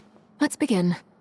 She says she'll be frank, then completely skips over the details. Looks like she doesn't want to give away too many secrets after all. But she clearly wants to change the subject. It'd be awkward if I tried to bring it up again now. I guess we'll just have to go along with it. She's the fourth of the Fatui harbingers after all. One look and you can tell she's not someone you'd want to mess with.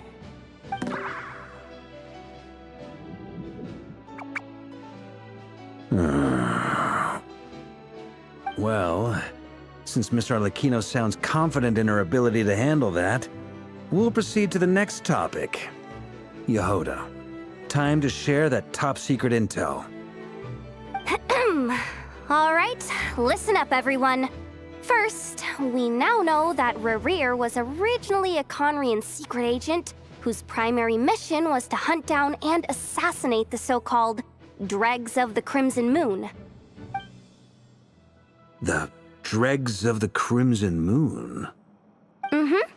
In the memories, there was a lot of talk about the Crimson Moon and Eclipse, and a whole bunch of other stuff from the time of Conria.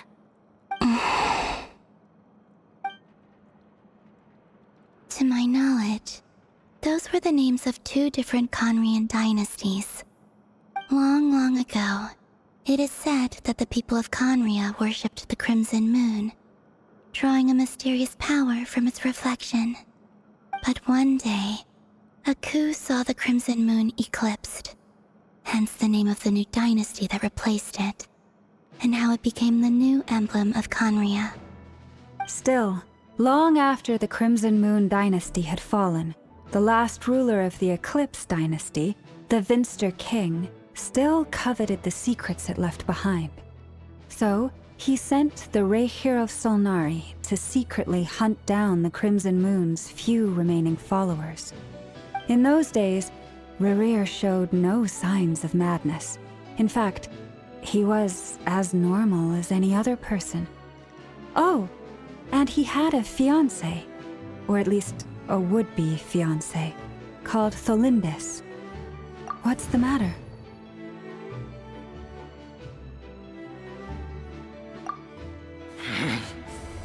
Verfne, Freindaughter, Tholindis.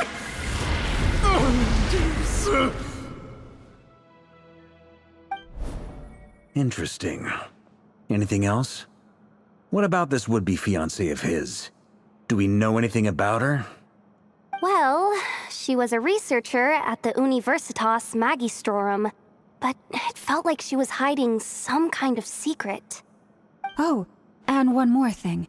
For some reason, Rerear's fragment also contains some of Thelindis' memories, though only a very small portion. Well, no shortage of potential leads, I'll give you that. In any case, it sounds like we can conclude that while Thelindis was still around, Rerear appeared to be lucid and quite normal. Thelindis, it seems, must have been the one thing in this world that he couldn't let go of. Tell me, though, were these pure-blood Connorians we're talking about here? Why do you need to know that? Hold on. If she was a pure-blood Conrian... Oh yeah! Just like how it was with the captain! If we could somehow find her, do you think there's any chance Rerear might regain some of his sanity? It's possible, but it would take a miracle.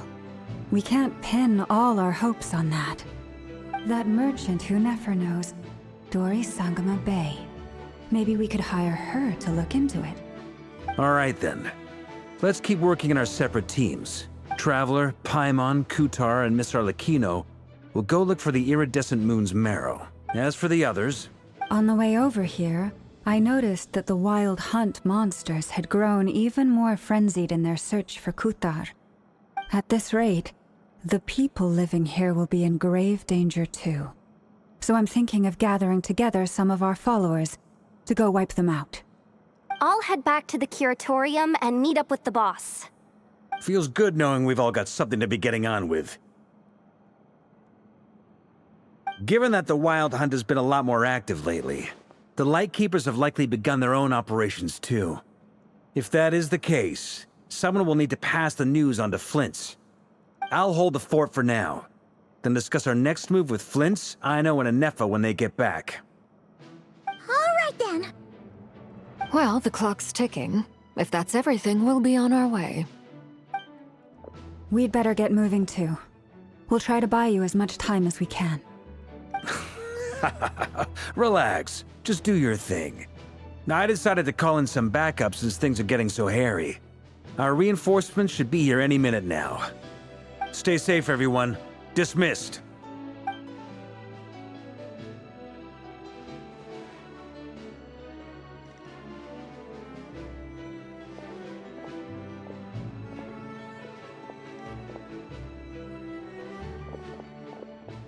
We're back. Did we get here a little early? Or a little late? A tad late. The others have already set off. To summarize, our resident moon goddess has found us a new ally, and Boss Nefer has uncovered some promising info. Everything going smoothly on your end? Not great. I don't know how long we can stall them for. The decoys are getting taken out way faster than we imagined. I'm gonna make some more later, but I need a timeout first. I'm so tired right now. Oh, right! Anefa, could you fill in Uncle Varka on what we just discussed with Flint's? Sure.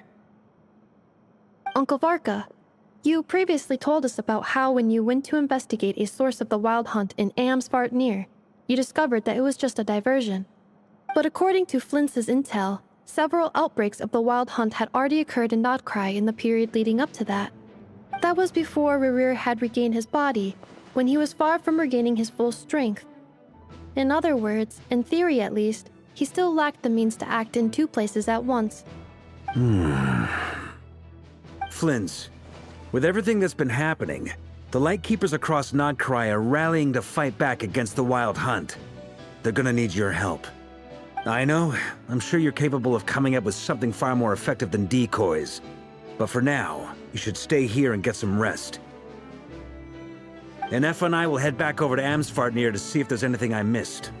I told you Uncle Varka would say that, didn't I? A deal's a deal. Not a word about my snack intake for the next week. Database updated. Reliability of Aino's predictions increased. What does that mean? They were betting on how you'd respond after hearing their intel. Ugh, it's the obvious choice, isn't it? That's hardly worth betting on. We already decided that Anefa should go investigate the situation over at 𝐒𝐴𝐴𝐴𝐴𝐴 on her own. You might as well stay here and keep watch. Someone needs to hang back and oversee our strategy meetings. And besides, you still haven't fully recovered from ambushing 𝐼𝐸𝐸r. So I've ended up with the easiest assignment. Well, I appreciate it, everyone. See you when you get back.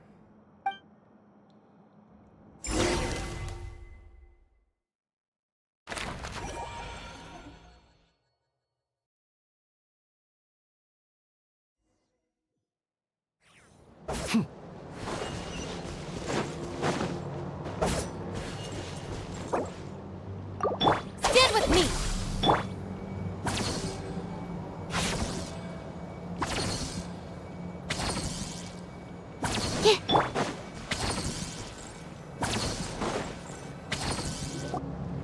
Here, this will serve as a good spot to cross over. 𝐼𝐸𝐴𝐴𝐴, hold up a second! Since you brought us all this way, would you mind telling us what you got planned? We still haven't got the slightest idea what's going on here. And if even 𝐒𝐲𝐴𝐴𝐴 doesn't know where the iridescent moon's marrow is, how do you? Simple. Because I am an inheritor of the royal bloodline of the Crimson Moon, and one of the last surviving embers of the Two Worlds' flames. Huh? Are you serious? As in, you're a descendant of that Crimson Moon dynasty we were just talking about? The one from ancient 𝐒𝐲𝐴𝐴𝐴? Your surprise is understandable. I was also taken aback when I first learned of it. But the more I thought about it, the more I realized the signs had been there all along. When I was young, I discovered I could wield a very special kind of fire. It coursed like blood through my veins and smoldered away inside my nerves.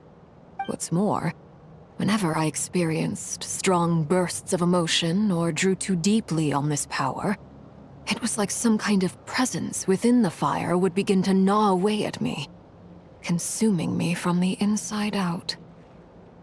Exactly. That is why my hands are like this, too.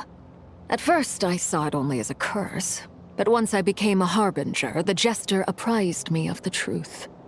Together with my own investigations, over the past few years, there are several things that I have gradually come to understand. For instance, take the so-called Crimson Moon. In truth, it is nothing more than the shattered remnants of the iridescent moon, fused with the abyss to prolong its lifespan. Since this blood flame was bestowed upon me by the Crimson Moon, it is a fusion of the iridescent moon's former power and the corruption of the abyss. You all understand the nature of the abyss well enough. I draw upon its power, and in return, it hungers for my soul. This strange blackness is the mark of corruption it has left behind. If I recall correctly, you once told me that if the corruption ever made it to your heart, you'd become a completely different person. Yes, and that's the reason I'm always careful not to push my power too far. It's essentially a never-ending tug-of-war. Whew. Sounds intense. Anyway, the rest of my story can wait. Is there anything else about the Crimson Moon or the iridescent moon that you're unclear about? Paimon has a question. So, the Crimson Moon that the 𝐒𝐲𝐴𝐴𝐴𝐴 used to worship was actually the iridescent moon, right? Which was one of the three moon sisters. Does that mean that the 𝐒𝐲𝐴𝐴𝐴𝐴 were to the Crimson Moon as the Frost Moon Scions are to the Frost Moon? So much of that history has been lost. We have no way of knowing exactly what they were like. But I would suspect that the 𝐒𝐲𝐴𝐴𝐴𝐴 weren't as devout in their moon worship as it might appear. The iridescent moon's remains simply served as their link to the abyss. Later on, perhaps someone discovered a way to make direct contact with the abyss. Or maybe there was some kind of ideological divide. Either way, a dissenting faction staged a coup and drove out the royal heirs of the Crimson Moon dynasty. Still, even with the dark sun looming high overhead, the Crimson Moon's glow never truly faded. If you want living proof, it's standing right before you. The first time we met, I sensed something familiar in your presence when I looked at you. I felt I could see that mysterious red moon in the corner of my eye. In your flames, I saw its broken image, surrounded by a strange black aura. Well, I appreciate that you kept it to yourself. Much about the Crimson Moon is still a mystery, and I'd prefer not to end up as the object of an insane research project. Anyway, time is against us here, so if there's any other questions, they'll have to wait. I just want to make sure I've got one thing straight. In her letter, Sandrone mentioned that since you are unable to contain the iridescent moon's marrow yourself, you intend to leave it in my custody, correct? That's right. For now, it's the only way I can pay you back for your help. The iridescent moon is already part of who you are, so with its marrow in your possession, you'll be even more powerful than before. Deal. Then let's get started. Get what started? What does this place have to do with the Crimson Moon? When I first became a Harbinger, the Jester gave me a book called Paranhari, also known as Leobranto Innamorato. You should be able to buy a copy next time you're in Fontaine. It's a love story set in the Crimson Moon era. But setting aside the tangled romances of its characters, it also records a few interesting details. In the Crimson Moon era, or so the story goes, there was an orphanage that received children from beyond the bounds of this world, and subjected them to a peculiar induction ceremony. Beyond the bounds of this world? For real? And what kind of induction ceremony? The Crimson Moon sages looked beyond this world for beings with powers that surpassed the gods. But fearing they might lose control, they subjected these children to a process of refinement. They made these children crawl up a fireplace and kept asking them, "Have you died? Did you see it?" Until they finally admitted to having died and seen a crimson moon. The adults embraced the children who passed the ritual, telling them, "Within the fireplace, you have traversed the flames between two worlds. Here and now, you are born anew."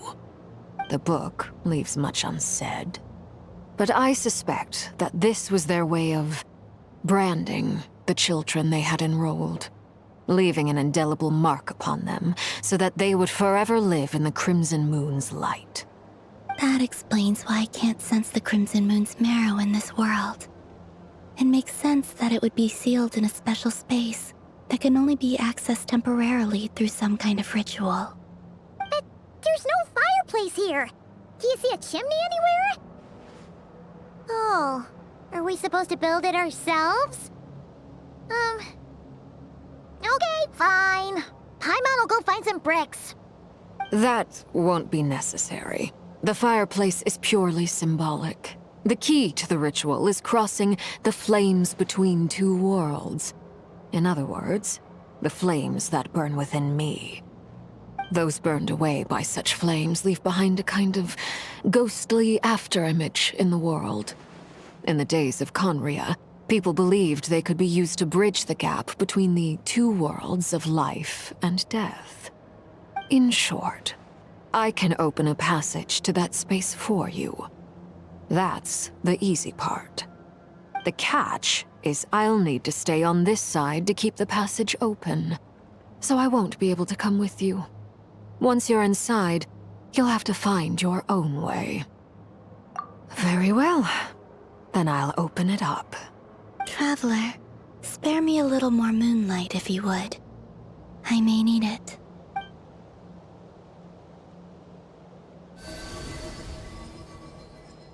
Thank you. I feel like I've recovered some of my strength now. It should be enough to move us across short distances and confront whatever dangers might await.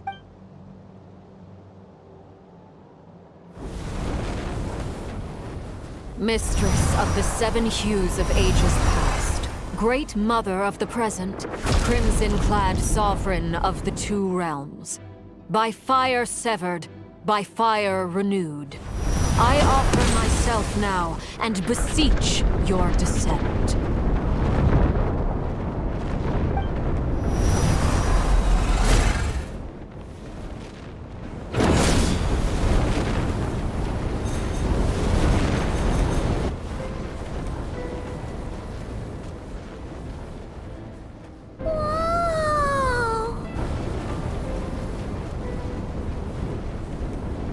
One word of advice as you're crossing over. No matter what voices you hear, do not answer. Got it. I sense a sinister gloom inside, but also the familiar light of the moon. I feel that I am about to meet an old friend who has changed beyond all recognition. All right, let's go.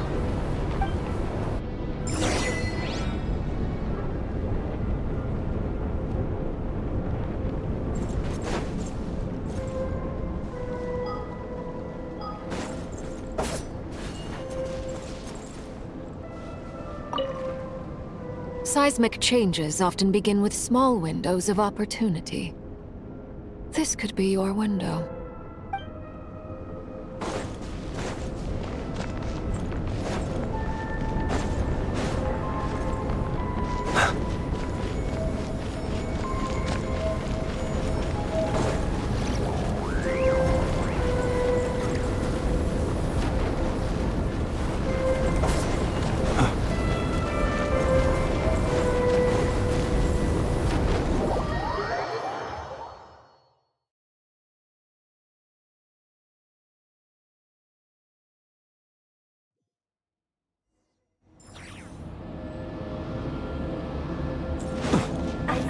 Your presence and craving death and rebirth. Wait, why are you? You have crossed over from another world, transcending fate itself. I have no right to.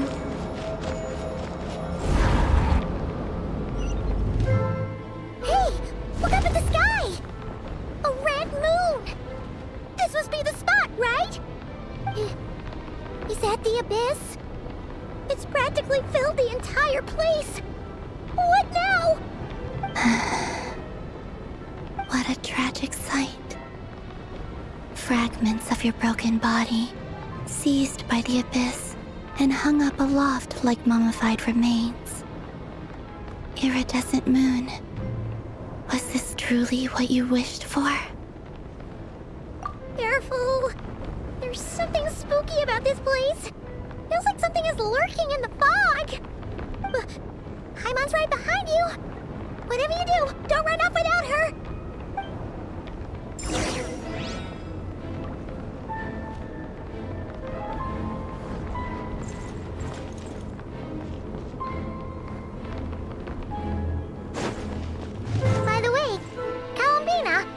Didn't you tell us that the iridescent moon had shattered into pieces? The moon up there looks pretty cold, Paimon. How is that possible?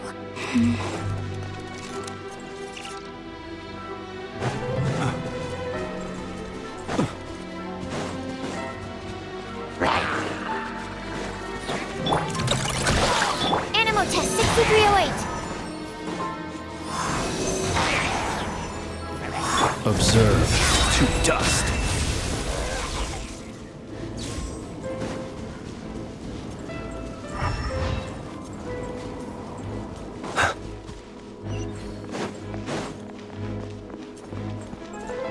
Just like I thought. It was only a facade.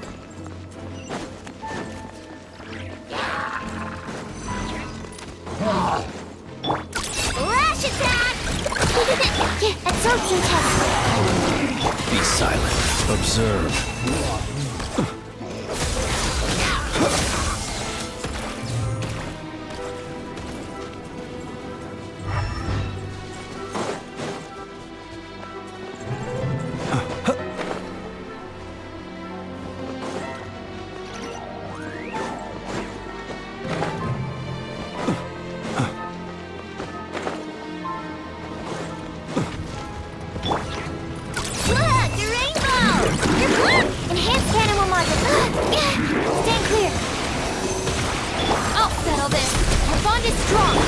Close your eyes to dust.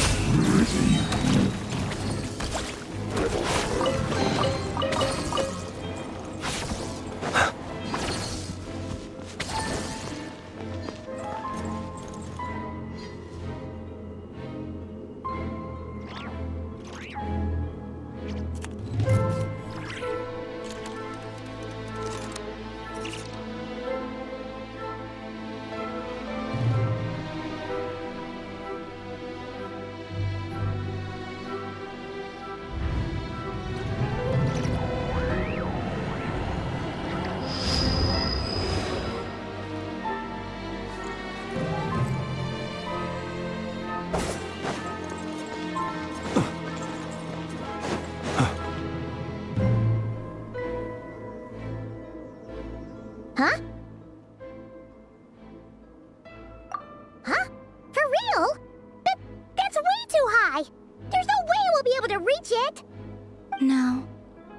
I'm not sensing anything up there. It's coming from under the mountain. Let's see... Ah! There's some kind of weird shadow over the water!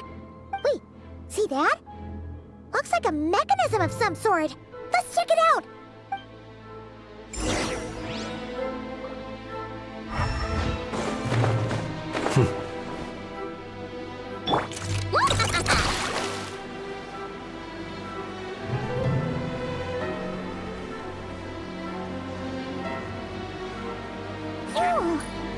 Looks like a device from the time of 𝐒𝐲𝐢𝐚𝐥. Maybe people once came here to study the Crimson Moon's domain, and they left this behind. Oh, if we can activate it, we might find some clues.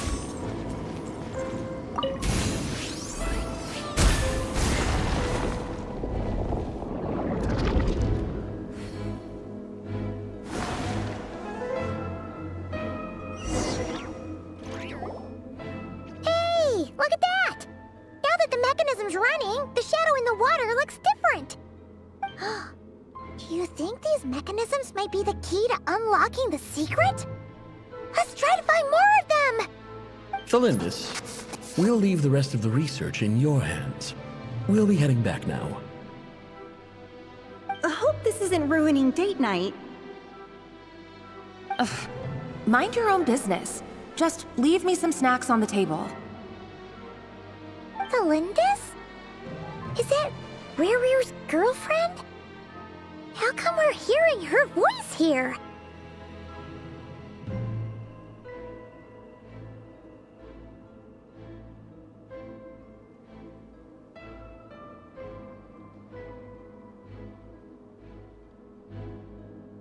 Oh yeah!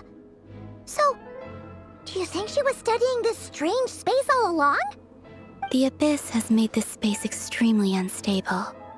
Maybe that's why some of the things she said and did were preserved here. Like echoes.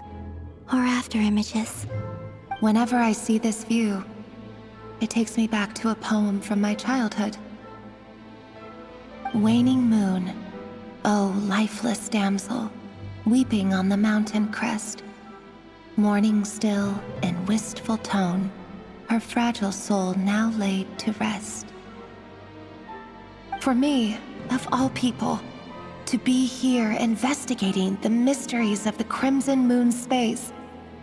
Is it a coincidence? Or something more?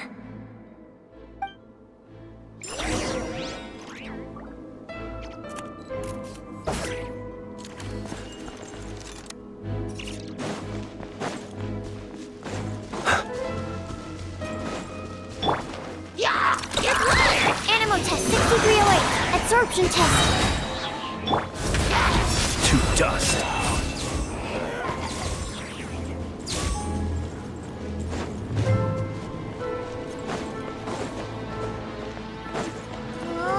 Looks like the Abyss has messed up this mechanism. We need to find a way to get it working again. Let's see if there are any other devices nearby.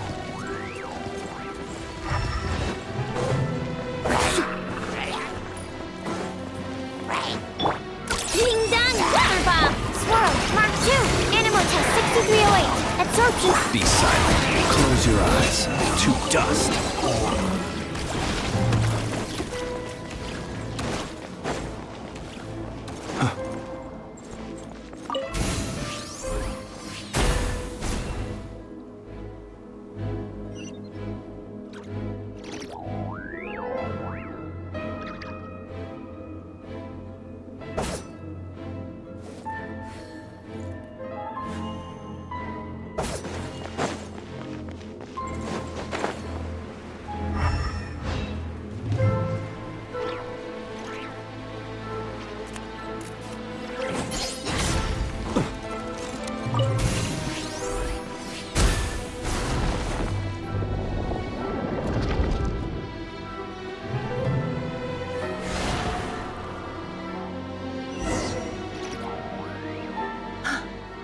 I see.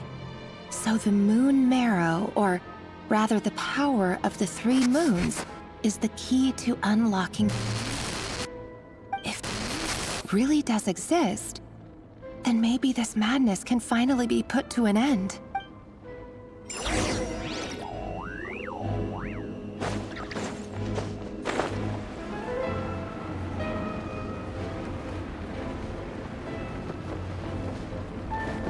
The abyssal energy here is too strong! We better pull back for now!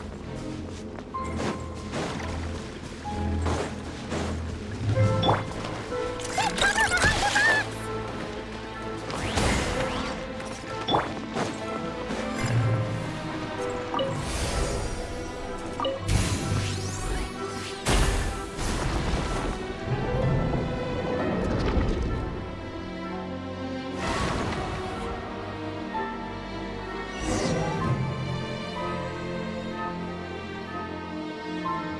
With the Abyss inhibitors in place, I should be able to access the chamber with the moon marrow.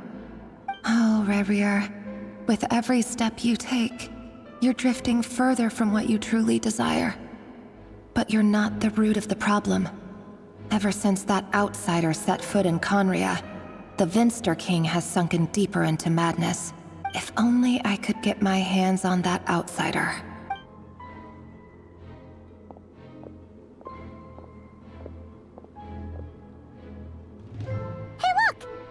Reflection is back to normal. Belindis' voice mentioned a chamber with the moon marrow. Do you think maybe it's hidden in the moon's reflection? It must be. For within it, I sense the fragile aura of a dying soul. Then there's no time to lose! Let's go!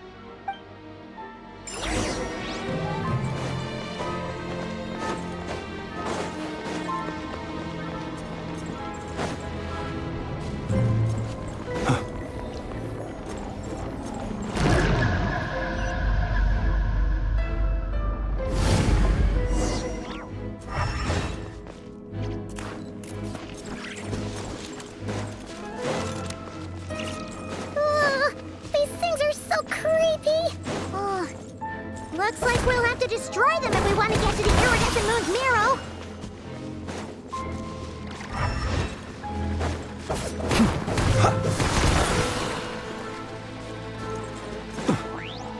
Dissipate! That must be the iridescent moon's marrow! Oh, we'll need to destroy these things before we can reach it!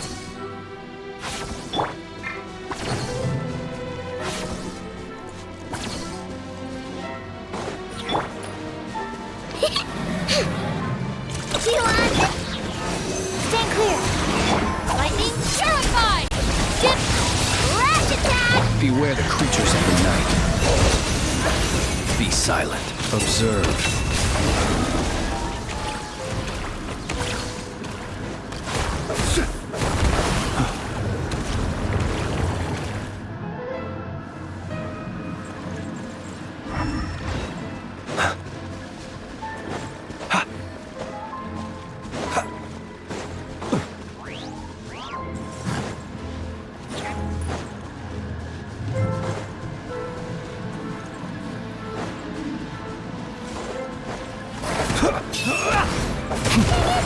We're so close!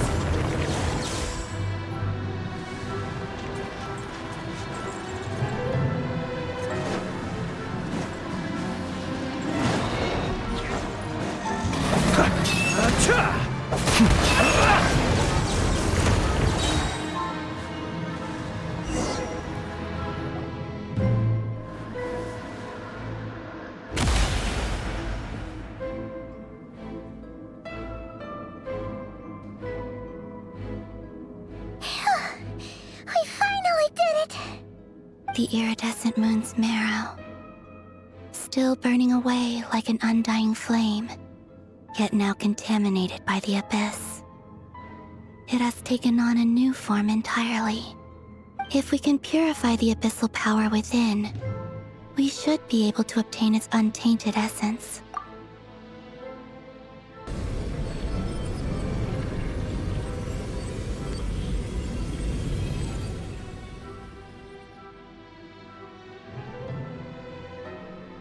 It's so cold.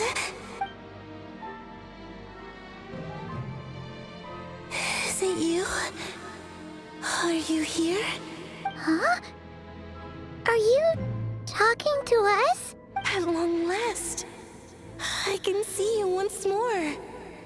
Our fates have crossed, and I am finally free. I'm sorry, I lied to you. Even knowing what was to come, I still couldn't let go of the fear in my heart as death drew near. The moment the moon shattered, my body began to split apart piece by piece. Like I was being cut into pieces by 1,000 blunt blades. My thoughts scattered as the cold crept in, but I could not bear to fade away like that. Tell me, what was it that brought you to us all that time ago? If only I had possessed your courage, then I might have been spared this torment more painful than death. You look so puzzled. That's how I felt too when I first saw you. But trust me when I say that everything happens for a reason. Farewell, 𝐒𝐤𝐢𝐴.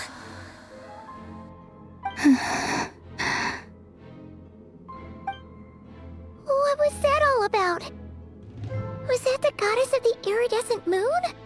It sounded like she was speaking to a long-lost friend. But none of us have ever met her before, right? Perhaps. She took me for the goddess of the frost moon she once knew. For a fading soul like hers, our auras must be too similar to tell apart. But anyway, we've got the iridescent moon's marrow now. That should help you regain your strength, right? All right. Time to leave this place and meet back up with 𝐼𝐸𝐼𝐸. Let's go!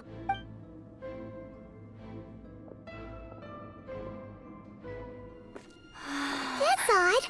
This place looks different than when we came in. Waning moon, oh lifeless damsel. Oh.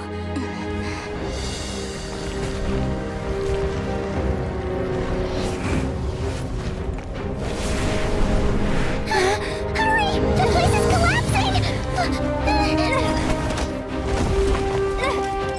It wants to trap us here. Who's it? The abyss? Now we've taken the moon marrow. All that's left here is a dark will. It will show us no mercy.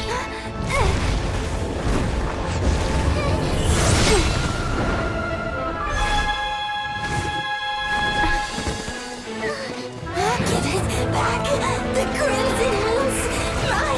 My marrow! My heart!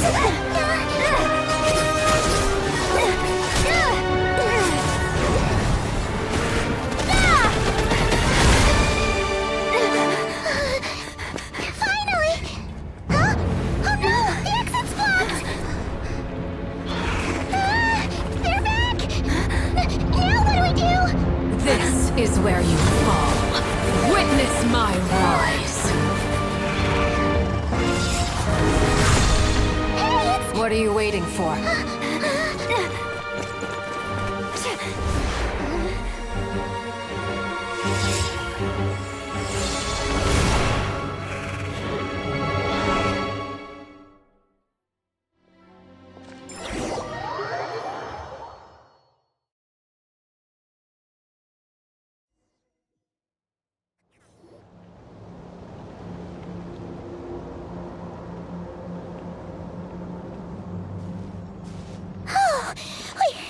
We made it!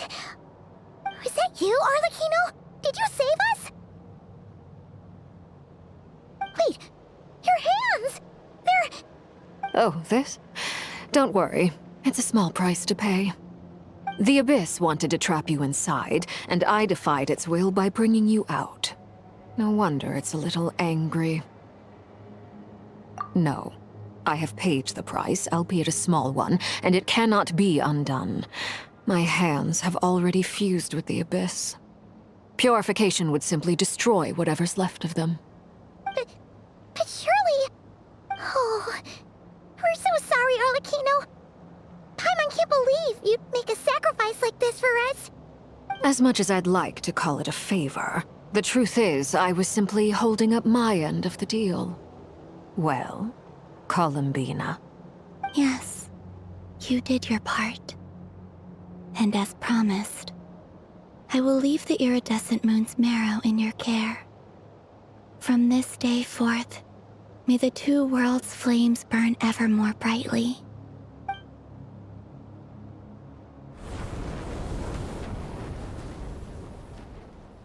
I'll take that as a blessing. Now, 𝐒𝐲𝐢𝐚𝐥, give me your hand.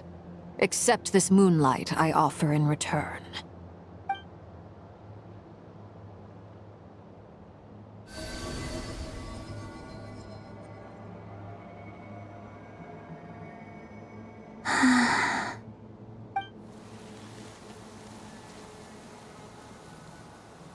Feeling stronger? Hey, 𝐒𝐲𝐢𝐚𝐥, are you okay? I'm fine. Our powers are a little at odds, that's all. By the Frost Moon's authority alone, wielding the power of the other moons was always going to be a stretch. Still, I think it's fair to say that your strength has returned. At least to the level it was at as third Harbinger. It's still not enough.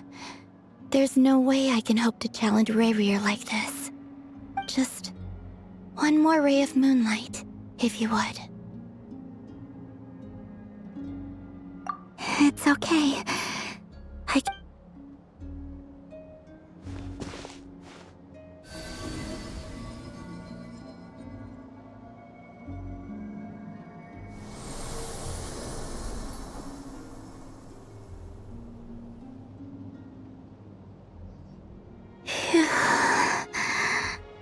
How about now? Fighting fit? At the very least, I won't have to stay hidden like before. I want to see him gone from 𝐼𝐸𝐿𝐼. The 𝐸𝐸𝐸𝐸 of 𝐸↑Ⅎ𝐼 and his wild hunt must be sent back where they belong. Well, it's good to have something to aim for. You certainly seem more alive now than you did earlier. When I first met you, you didn't strike me as a ray of moonlight. More like a wisp of fog drifting in from who knows where, ready to scatter at the first sign of a breeze. But now, you're full of vitality. Just like the Frost Moon, once the brightest of them all. May you keep shining, 𝐒𝐲𝐢𝐚𝐥. This is who you are. Thank you. Look after yourself too, 𝐼𝐸𝐿𝐼𝐸𝐻. I know you have plans of your own, and that's why you're always seeking to grow stronger. But whatever you're after, don't let the abyss take a hold of you. I do not wish to see you go down the same path as 𝐸𝐸𝐸𝐸. I appreciate the concern, 𝐒𝐲𝐢𝐚𝐥. Although perhaps it's time you took a new name. A new name? Kutar, the Moon Maiden, 𝐒𝐲𝐢𝐚␥. They're nothing more than code names. They describe who she is and the roles she's played, but they're not her real name. We often use code names in the House of the Hearth, too. But it's knowing your real name that keeps you grounded. Up till now, you've been living a wandering life, so you've probably never really cared. All I'll say is this. Once you've defeated 𝐸𝐸𝐸𝐸, give it some thought. All right, that's it from me. I'll get you back safely first, then go meet up with Sandrone. You're the best! I appreciate the gesture. It speaks to your good character. Anyway, let's get going. There are more urgent things to do right now than trade compliments.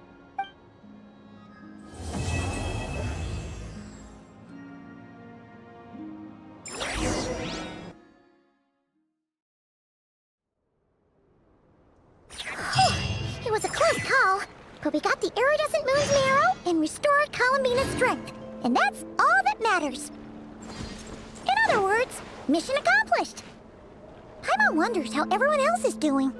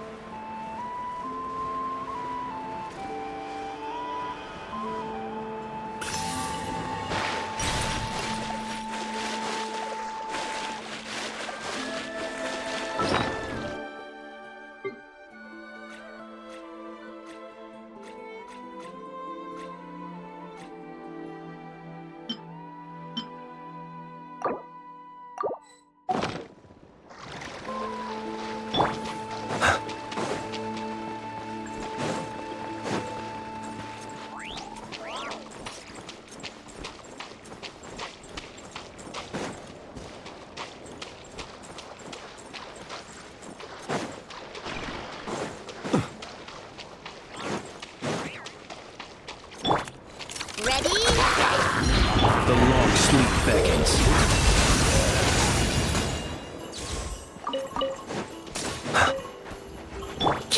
Animal test 6308.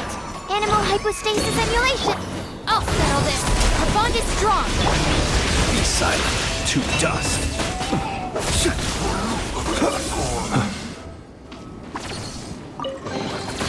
Goodness, how the world has changed.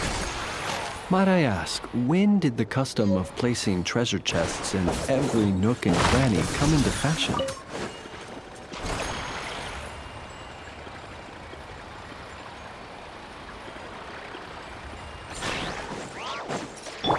Stand clear. Animal test 6. Stand clear. Ding dong water bomb!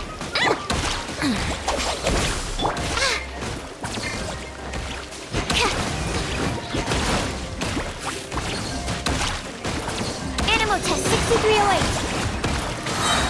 Enhanced animal module 75.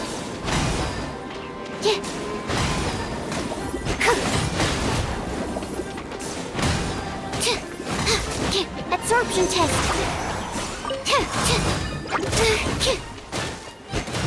Stand with me.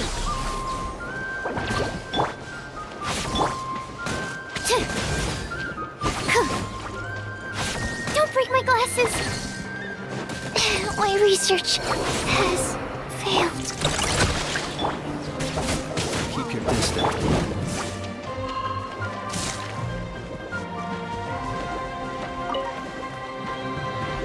You on this? Flash attack!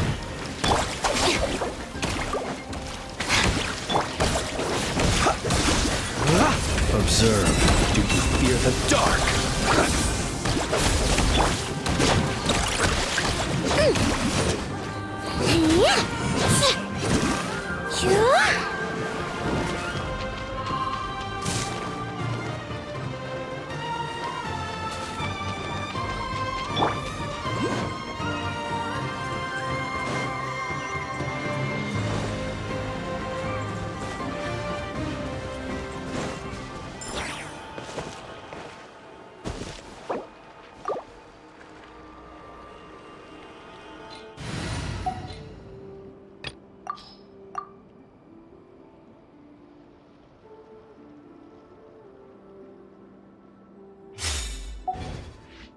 Squall and Fury.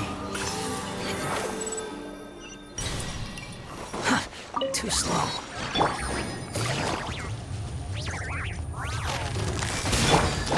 Into the wind. Ninjutsu! The wind rises.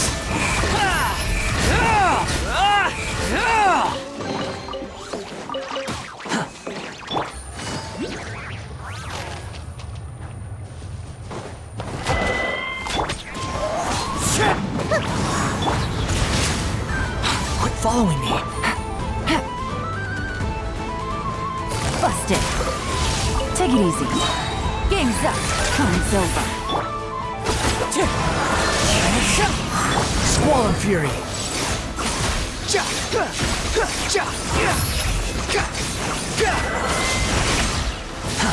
Wretched vermin. Clouds high. The birds come. Wind strike.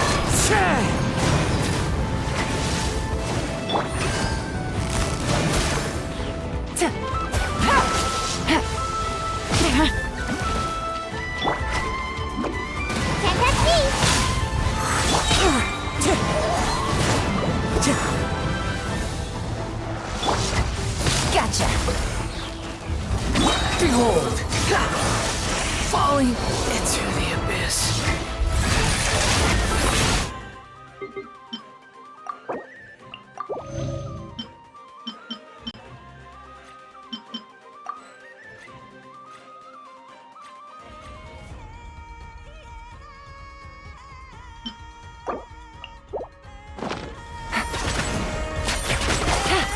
Busted.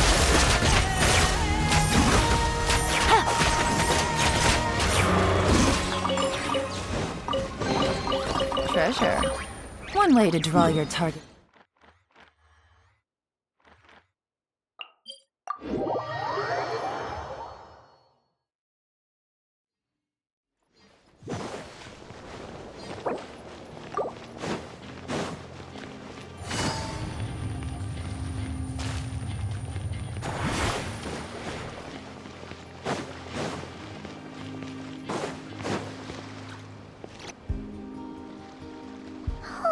Do you think the others are making good progress? Hope it's all going smoothly. Huh! Hey, look! They made it back as well! Prince! Llama! How did it all go? All is well, thank you. Nefer and Yehuda had to stay at the curatorium to wrap things up, so they won't be joining us for now. I ran into Miss Anefa and Miss Aino on the way back. Their work is still in progress, so I suspect they won't be back for a while either. You seem rather cheerful today, Mr. Flintz. I certainly am.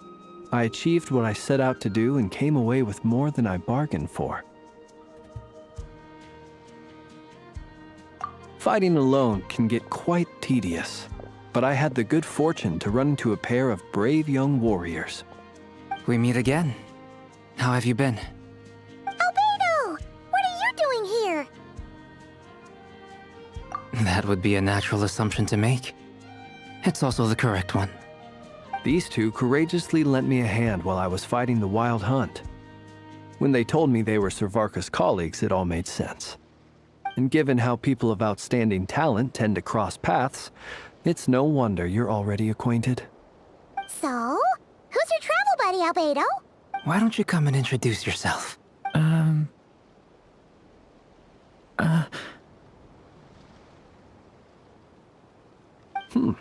A gentleman of few words, I see. And a rather stern countenance. I presumed you were acquainted with him. Is that not the case? It's nice to meet you. Again. We've technically met before. Wait a sec! You're Minnie Durin! That's right. It's me. I'm glad to see you again. By the way, he says it's okay if you drop the mini. Yeah, I'm not as mini as I used to be. Interesting, isn't it? The first step towards blending into human society appears to be reflecting on whether one's name really reflects who they are. Wow! You look so different! In a good way, of course. It's great to see you looking so healthy. Thank you, Paimon. And although you're as mini as ever, I understand that diminutives don't always convey endearment. I'll be sure to simply call you Paimon, as a sign of my great respect for you.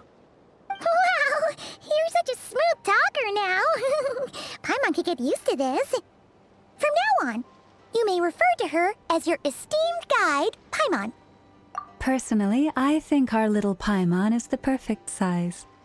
When people call her Little Paimon, It's just because she's so adorable that they can't help themselves. If that's not a sign of endearment, what is? You're absolutely right, Miss 𝐿𝐴𝐼. My brother still has a long road ahead of him when it comes to understanding human relationships. Anyway, speaking of long journeys, didn't Columbina, leave with you? How come she isn't back yet? She's been catching up with old friends. Wouldn't be surprised if she stopped for a cup of tea or 10 on the way back. Uh-oh. People are talking about me. Hope it's nothing negative.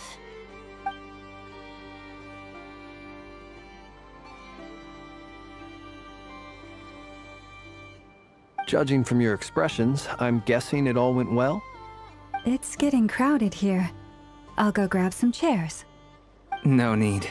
This is a job for an alchemist. I'll whip some up momentarily. Thank you for your hospitality, ladies and gentlemen, but I was merely escorting my friends back. I'll be meeting Zendrone shortly, as we still have some things to discuss. It's been a pleasure, everyone. But this is where I'll say goodbye. We really appreciate your help. Oh, come on. Spare the formalities. I'm just glad I could help out some true friends. I understand. Well, bye for now, 𝐼𝐸𝐴𝐚𝐬.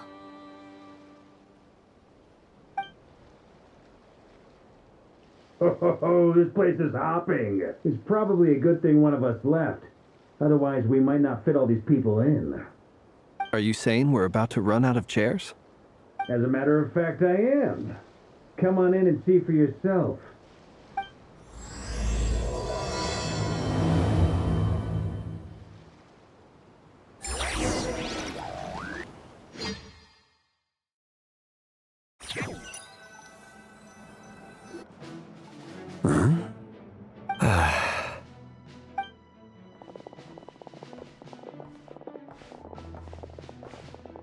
I overheard your little chit-chat outside, by the way. With Miss Columbina's colleague gone, we should be back to the original crew plus the other colleagues I brought in. Though, it looks like we have another new face. Someone else managed to rope in a colleague too? Frankly, you and Paimon are the only people I know here. This here is Dainsleif, colleague of Tibet's greatest guide, Paimon, and greatest adventurer, the Traveler.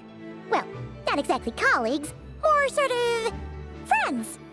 When someone else jumps in to do the announcing, you know you're speaking to someone important. Let's hear what he has to say. Note to self, once Paimon knows your name, the rest of the world will soon follow. When he comes looking for us, it's usually something important. Paimon's guessing you've heard about the Wild Hunt, then. From the looks of it, you're about to hold a meeting. If I were to say that the Wild Hunt is our mutual enemy, would that earn me a seat at the table? As the saying goes, the enemy of my enemy is my friend. Mr. Dainsleif, there's a seat with your name on it. Though, I can't promise the same for everyone else. Hey, 𝐿𝐵𝐷O, think you can rustle up a couple more chairs? After all this time apart, Grandmaster Varka's first order is to rustle up a couple more chairs. I've missed this. Is he being sarcastic? Hey, he's your brother. Why are you asking us?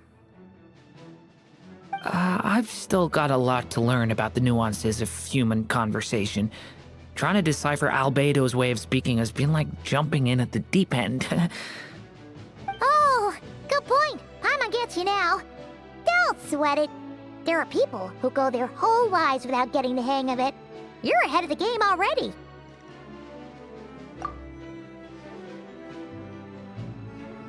I wonder what's taking Nefer so long. Perhaps you should go and check in with her.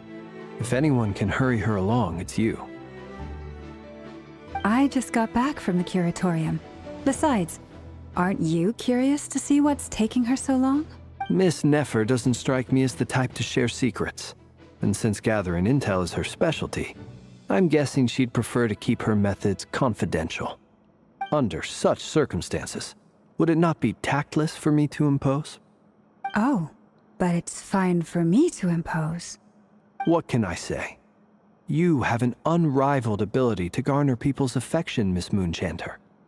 Besides, you have far more in common with her than I do. All right, then. Impressive. She barely fought back at all. I admire your powers of persuasion, my friend.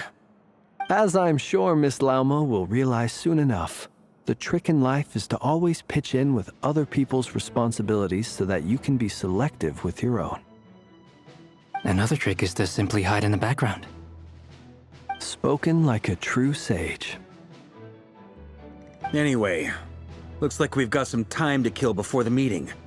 Let's take a little breather, folks. And feel free to chat amongst yourselves.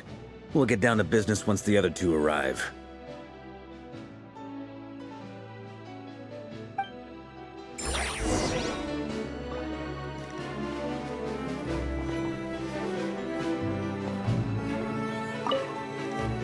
You're both awfully quiet. Why don't I start us off with an icebreaker? Much obliged. Have either of you ever had your portrait painted? If not, I'd be glad to help. That sounds like a lovely idea. You know how to paint, then? I dabble occasionally. He's an excellent painter. Tables, chairs, people, dragons, you name it. He'll paint it for you. I'm flattered. If I ever get the chance, I'd like to give it a try myself. I'll bear that in mind. Anyway, how about you, Durin? What sort of portrait would you prefer? Oh, I'd be fine with anything. Whatever style feels best to you. Very well. Then I'll play it by ear. You can replicate any style I want? I can try. If you show me a sample, I'll do my best to match it. Thank you. In that case, I'll dig up some reference material for you.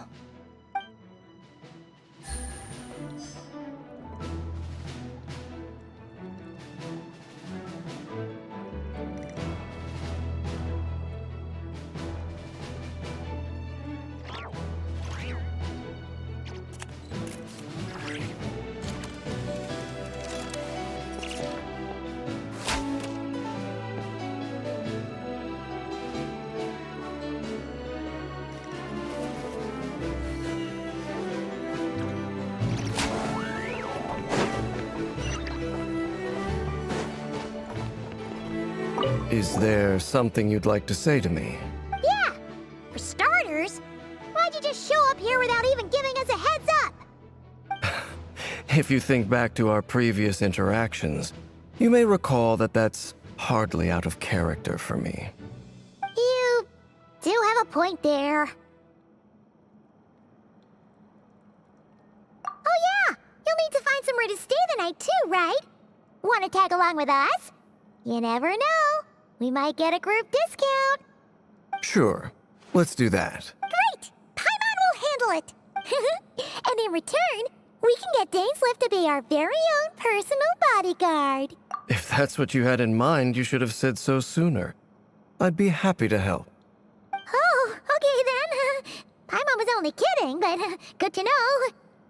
Anyway, since we're all here together, we might as well watch each other's backs. That's just what friends do, right? Indeed. Thank you.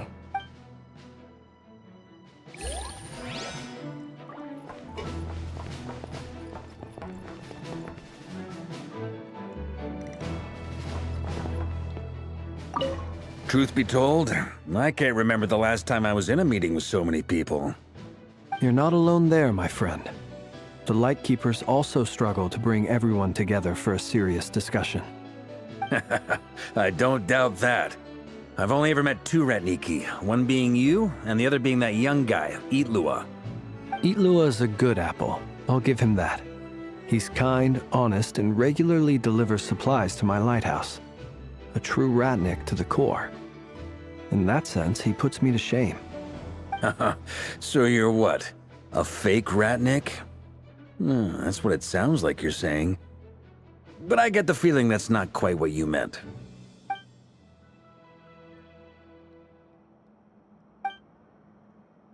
Come on, why the awkward silence? Sorry. I'm not even gonna bother trying to hide it. You've known all along, haven't you, my friend?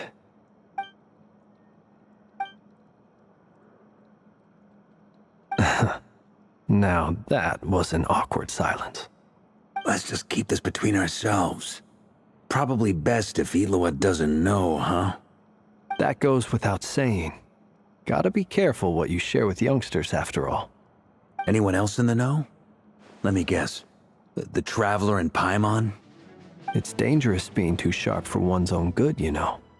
Then, in the name of the Animo Archon Barbatos himself, I swear your secret's safe with me. When we went for drinks, you said that you and Barbatos were practically best buds. In the light of that claim, do you really expect me to take your oath seriously? Of course.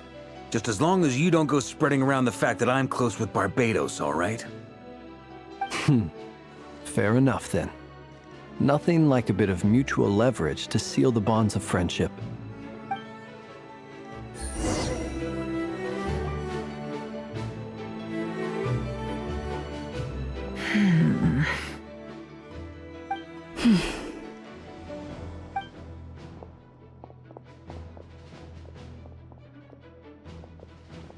Ah, Miss Nefer. You made it after all. But what about 𝐒𝐲𝐢𝐻? I'm here to give you an update on how things are going on our end. Once this is over, I'll be heading straight back to continue my work. I left 𝐒𝐲𝐢𝐻 back at the Curatorium to watch over things while I'm gone. Huh. So much for just this once. Shh! Not so loud! We're on a roll here. What if she remembers and suddenly decides to back out? Did you say something, Mr. Varka? Huh? I didn't say anything. Right, Flint's? Must have been a frog. They get so noisy around here at nighttime. It's like they're putting on a concert in the background. Anyway, before we begin, there's a few introductions to make. Let me start by saying that it's an honor to be speaking before so many distinguished colleagues and collaborators. First up, we have Miss Lauma. As Moon Chanter, she's the leader of the Frost Moon Scions, a local religious community in 𝐼𝐸𝐻. Then there's Miss Nefer, boss of the Curatorium of Secrets, an intel gatherer extraordinaire. Nefer is leading the investigation into Rerer's background, assisted by 𝐒𝐲𝐻𝐢𝐻 and Lauma. From the little I've heard, they're making some great progress. Over here, we have Mr. Flint's, a ratnik and guardian of the abandoned lighthouse. In our last operation, he courageously distracted the wild hunt to buy time for the rest of us. For those of you who've never met, this is Mr. Albedo, a renowned alchemist and captain of the Knights of Favonius investigation team. By his side is a new face for us all, myself included, Mr. Durin, who has come to lend his aid. Next up, we have the Moon Maiden and former Fatui Harbinger, Miss Columbina. Then we have the Traveler, who's earned more titles than I could possibly hope to list out, so I'll spare you the rundown. And Paimon, the ultimate travel companion and quite possibly the best guide in all of Teyvat. Wow! That's a lot of people! Great turnout! Miss Nefer, it looks like you might have another job coming your way, so, congratulations on the booming business, I guess. You think I haven't got enough on my hands as it is? Who's looking for me now? That would be me, Miss Nefer. I have a commission for you. And you are? Who I am doesn't matter right now. What does matter is that I'd like you to gather more intelligence about the Rehyr of Solnari. Well, it's not as if we never take on anonymous commissions, but in your case, I'll have to decline. I'm gonna take a wild guess and say your job's probably more hassle than it's worth. Something about you seems like bad news. It's my eyes, isn't it? Conrian, I assume. And what's with the mask? Are you trying to hide your identity? In any case, the fact that you're even still alive raises an awful lot of questions for me. My name is Dainsleif, and yes, I am from Khaenri'ah. As I'm sure you're aware, the 𝐒𝐸hir of Solnari's real name is Rerir. He was once an acquaintance of mine. Really? Then you must have been quite an influential figure yourself. You flatter me, but none of that matters anymore. My point was simply to clarify why I have asked Miss Nefer to investigate Rerir's background. So you're both from Khaenri'ah, and it sounds like you used to be friends? What am I missing here? Surely you already know how he became one of the 5 sinners. I'll tell you everything I know. The history of Khaenri'ah, the names and identities of the 5 sinners. I remember it all like it was yesterday. I have never spoken openly of this before, but the truth was exactly as people say. The 5 sinners were each driven by their own desires, and it was by playing upon these that the Abyss tempted them to their fall, tearing Khaenri'ah apart in the process. The visionary, Vedifenir, who wished to foretell the future. The wise, 𝐻𝐸h𝐻𝐸h𝐻𝐸, who sought limitless knowledge. Gold, 𝐸indaughter, who desired to create life. The foul, 𝐒𝐸h𝐿𝐷𝐺𝐸, who pursued supreme strength. And last, but not least, 𝐒𝐸hir of Solnari, Rerir, Ravager of the Moon. Of the 5, Rerir is the only one who remains a mystery to me. He never harbored grand ambitions, so what changed in the space of a single night? How did he come to fall like the others? In other words, you're saying that his change came as a shock to you, and you have no idea what actually happened? That's right.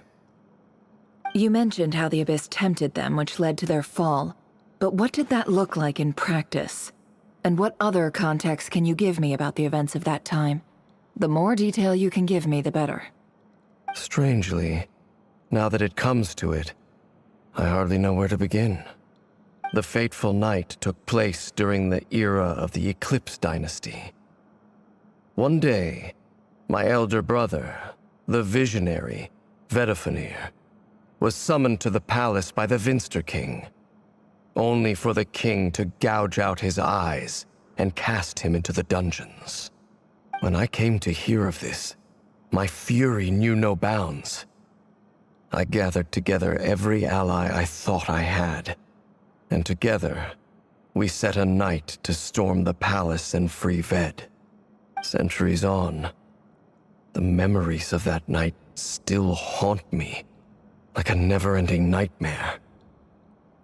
We broke through the palace gates, just like we had planned, each striking towards our separate targets.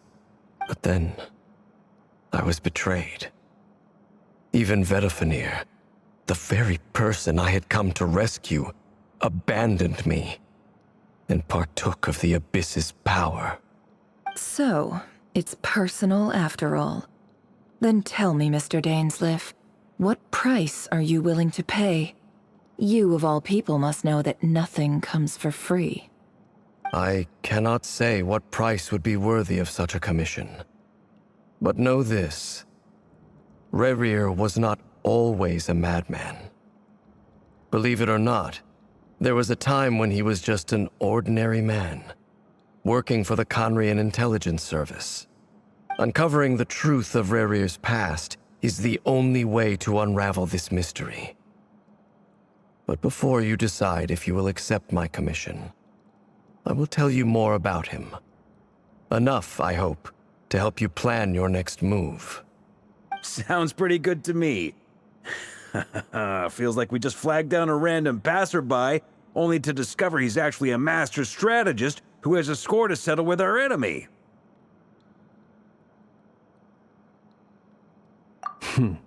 Can I borrow your halo? It could be useful in the lighthouse. Hey, enough with the wisecracks! Besides, Isn't that lamp of yours bright enough already? Relax. It was meant to be a compliment. If that was a little over the top for your liking, I'll make sure to tone it down next time. I'll give your proposal some serious thought, Mr. Dainsleif. Let's speak in private once the meeting is over. Before that, there's a few things I'd like to share.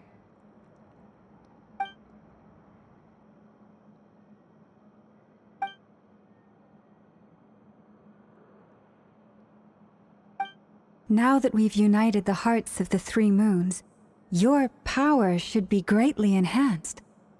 But it seems like that hasn't happened yet? I believe it will take a little longer. You've done so much for me, so I want to be completely honest with you all. Even though I'm doing a lot better now, the truth is, my recovery will likely be an ongoing process. From the moment I was born, my power has been slowly ebbing away. And that is because Teyvat has never accepted me. Even with the moons united as one, it seems my rejection cannot be undone. So far, I have yet to find a solution.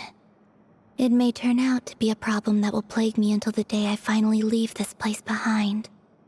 Even so, I will do everything in my power to help you drive out the 𝐒𝐸𝐻 of Sulnari. As 𝐼𝐸𝐼𝐸 put it, this is not about chasing the spoils of victory. It's just a gesture of heartfelt gratitude. Kutar. Defeating the 𝐒𝐸𝐻 of Sulnari will be no easy task. Naturally. We should take all the help we can get if we hope to defeat him. We've considered several viable plans now, but our choice hinges on the answers to a few key questions. Is it even possible to kill 𝐒𝐸𝐻? What experiences shaped the person or monster he became? And what's he really after? Given Albedo's expertise in alchemy, I think we should leave him to try and answer the first of these questions. Understood. As for the other two, I'm afraid we'll have to count on you again, Miss Nefer. Believe me when I say it's not my wish to burden you. But right now, relying on your skills is our only option. So you're placing all your hopes on me, huh? We can't thank you enough for agreeing to help us. Honestly, I can hardly believe how lucky we are. You sure have a talent for changing your tune, Miss Moonchanter. Timid like Yehoda one moment, then flinches insincere flattery the next. Ladies, please. I must object to your portrayal of me. That's all. Feel free to keep bickering. Just pretend I'm not here. I almost don't want to leave this room. I'm curious to see how this plays out. I have faith in you, Miss Nefer. Something tells me you'll stand by us until the very end. Oh? And what makes you so sure of that? What if I suddenly decide that my compensation is insufficient? This isn't about the money. I can sense that you've got a deep-seated distaste for 𝐒𝐸𝐻. And knowing you, that alone is motive enough. Look at them getting along so well. Like two peas in a pod. And I'm the one they accuse of insincere flattery. There is no justice. Miss Lauma, you have to understand something. Unlike you, I don't actually enjoy having everyone's hopes on my shoulders. Is that right? Well, maybe the fact that I'm willing to put my hopes in other people says more about me than you. But the fact is, I also trust you. And that's because I know that you're someone we can count on. Anyway, we've got our plan, so let's get moving. Mr. Dainsleif, let's talk. And Traveler, once we're finished, if you've nothing else planned, I'd like you to come with me. This whole experience is teaching me a lot. For instance, I now know that when other issues come up in the future, I'll have far more luck getting Lauma to convince Miss Nefer than trying to do it myself. Hate to say it, friend, but that's one of the funniest things I've heard in a while. Why? You think I've got it wrong? Quite the opposite. But what makes it so hilarious is how long it's taken you to realize.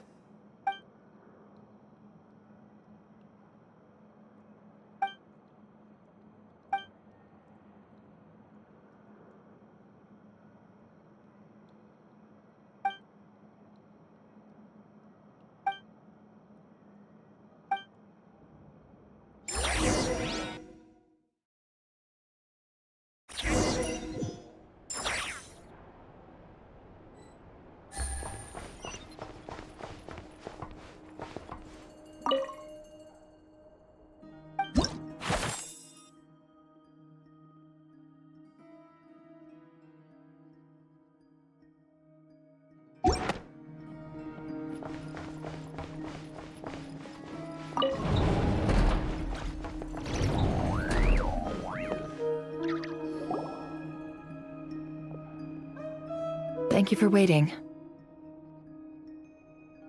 It's okay. We actually used the time to help Dainsleif get a room at the hotel. That's very considerate of you.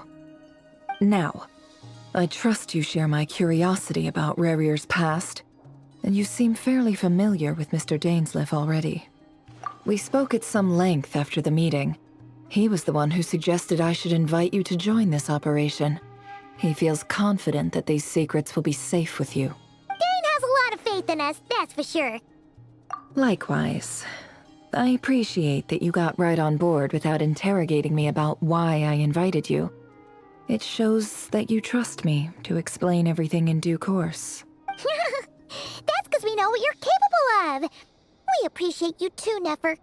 You might have been forced to help in the beginning, but this time, it was your choice. That's one way to put it. Another is this, that once a decision's been made, it's set in stone. After that, my only goal is to see it through. Alright, so here's how it is. I'm going to access Rarier's thoughts again using my confidential method. Now, I'm sure you've seen things like this before on your travels, so you're surely well aware of how dangerous it can be. The reason I've gathered you all here is to ensure my safety during the proceedings. I plan for us to enter the fragment of his consciousness together, and once inside, I will focus on searching for information. Think of this as a diving expedition into someone's brain. If I'm the diver, you are my safety equipment, tasked with keeping me alive while I'm under the surface. Once the ceremony begins, we will all be spying on privileged information. But in the interests of safety, you must remain absolutely silent at all times. We will discuss our observations after the ceremony has concluded. Lastly, any individuals of a weaker constitution are advised not to partake in the ceremony. In any case, Paimon has her own job to do, which requires staying in the room but not joining the ceremony.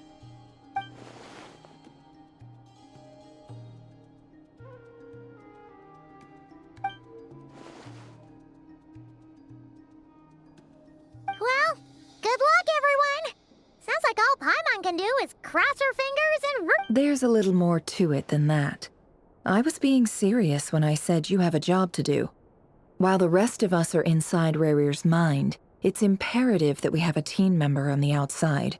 In the event that something goes wrong, you will be our first responder.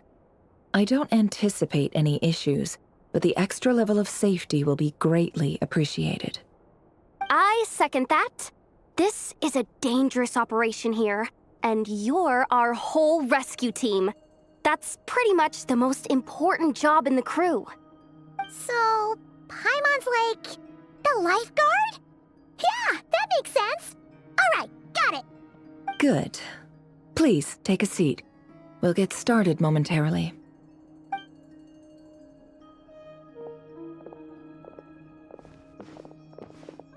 So, did Mr. Dainsleif tell you anything else? He told me that he believes Rarier kept some big secrets in his life. He's not sure that they were the cause of his eventual downfall, but he's asked me to uncover what those secrets were all the same. But surely you're not planning to go through with this, no matter the cost. If you think that, you'd be overestimating me. I'm a businesswoman. not a mercenary. But I do have my own professional reasons for taking this job. You think I'd turn down the opportunity to get a first-hand glimpse into Conrian history? No chance. Well, as long as you don't let morbid curiosity get in the way of safety concerns, we're good. We'll do whatever we can to help you. You're such a killjoy.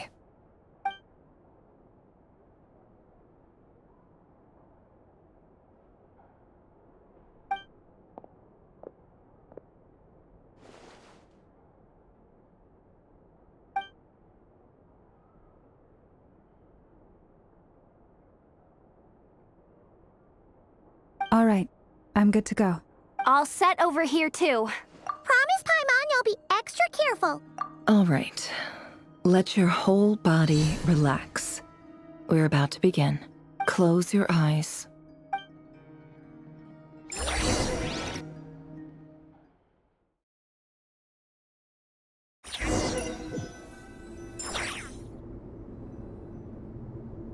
Phew. Could this be his office? Pretty standard setup. Bookshelves, paperwork, files. According to Dainsliff, Rarier used to be an intelligence operative. Chances are there's plenty of top-secret intel stashed away in this room. Is this where you keep your secrets, Rarier? Can't say I'm not looking forward to this.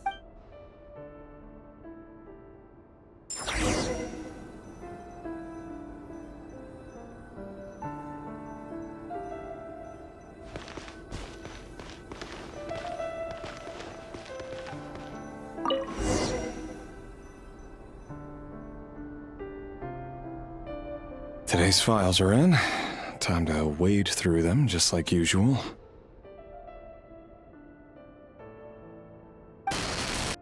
Male, 51.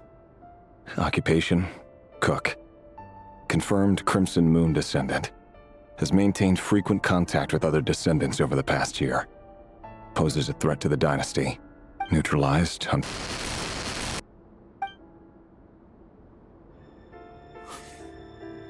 This one should be archived under purged targets. Female, 23. Occupation, office clerk. Confirmed Crimson Moon descendant. Has maintained frequent contact with other descendants over the past year. Poses a threat to the dynasty. Neutralized.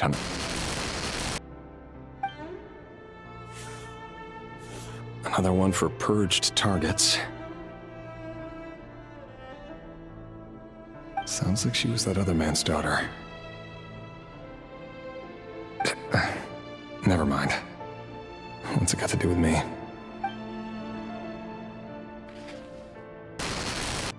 Male, 40. Occupation, teacher. Confirmed Crimson Moon descendant. Has been observed making contact with other descendants during the past year. Poses a threat to the dynasty. Neutralized on... Just another nobody for the archive. Come to think of it, I remember surveilling this man. A case like his never would have been considered a priority in the past. Huh. He barely even interacted with other Crimson Moon descendants.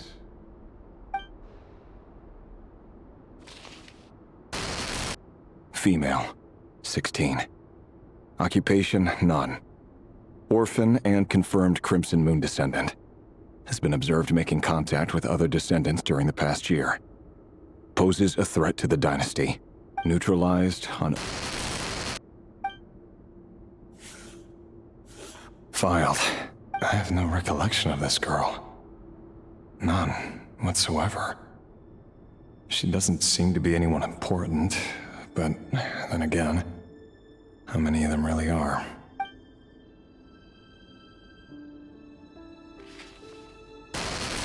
Female, 13. Occupation, none. Orphan and confirmed Crimson Moon descendant.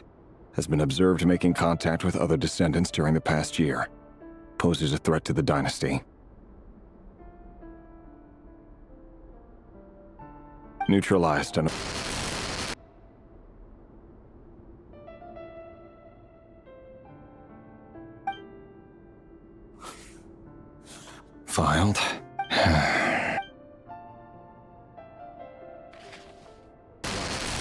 Male, 11.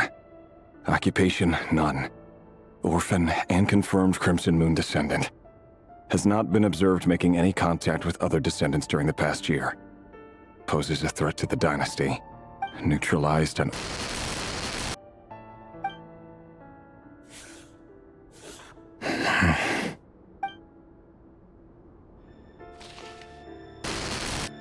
Male. 6. Occupation, none. Orphan and confirmed Crimson Moon descendant. Poses a threat to the dynasty.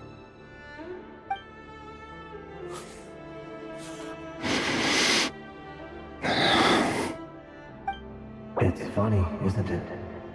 Your job is becoming both harder and easier at the same time, depending on how you look at it. Sooner or later, the Crimson Moon descendants will be completely wiped out. But as their numbers dwindle, they become harder and harder to track down. That's not how it is. Fortunately, however, most of the able-bodied adults have already been taken care of. The remaining weaklings will be increasingly easy to deal with. No! No. My job is to ensure the survival of the Eclipse Dynasty. And the only way to do that is by eliminating any and all potential threats. It's a perfectly legitimate line of work. Every single one of my colleagues can attest to my fairness. And if my friends were aware of the facts, I know they'd back me up too. Assuming, of course, that they were aware of all the facts.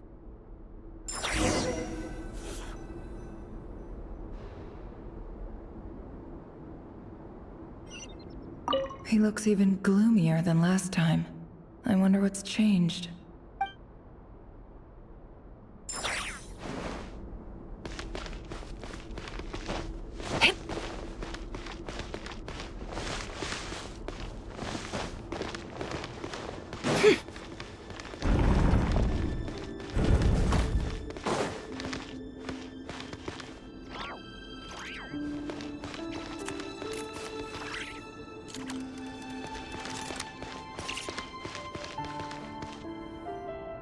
Mr. Vedifalnir, it's been quite some time since we last met.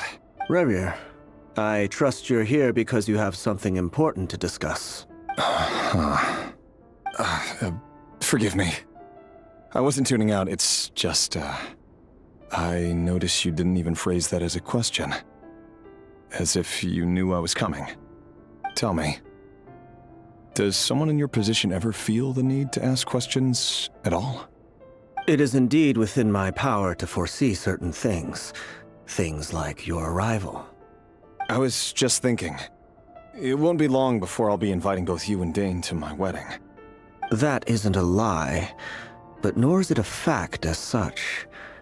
It's a wish, isn't it? No fooling a prophet, is there? Ever since that day we met for drinks, I knew it was only a matter of time before you came looking for me. Does it feel good? Knowing how the future will unfold. I'm afraid the notions of good and bad fail to capture the complexity of what such a power entails. Once you've seen what will come to pass, it can be all too easy to succumb to fear and melancholy. Unless, of course, you learn to abandon these feelings. You fear my silence, and long to hear the words I left unspoken that day. That's right. You must have noticed my reluctance to broach the subject, and the reason is simple. Because the truth could never have lived up to your hopes. For both our sakes, such words are better left unsaid. The burden of prophecy was never meant for your shoulders. So who exactly do you deem worthy to hear your prophecies? None but our exalted king? Or rather, our king as he once was. You're closer to his majesty than I am.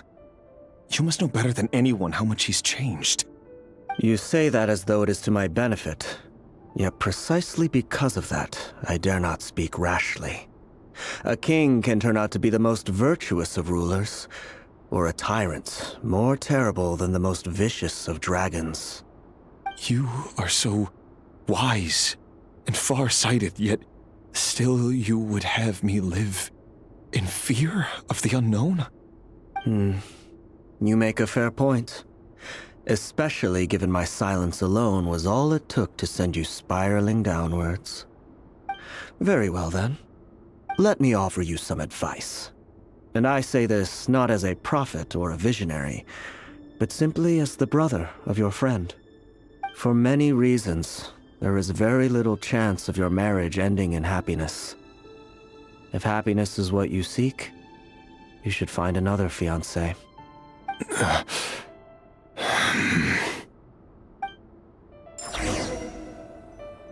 Hold on. There's that same black fog again. Could this memory belong to Thelindis? Guess I'd better tread carefully.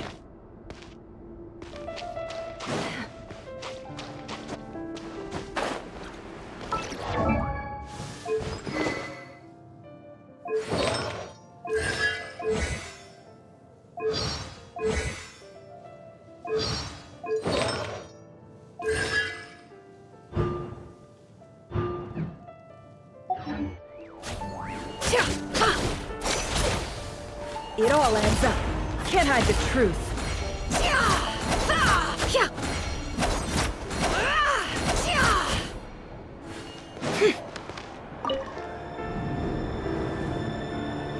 Wait. Hear me out. This time we finally got a clear look at his face and learned his true identity. His name is 𝐼𝐸𝐸𝐸𝐸, and he claims to be one of the king's guards.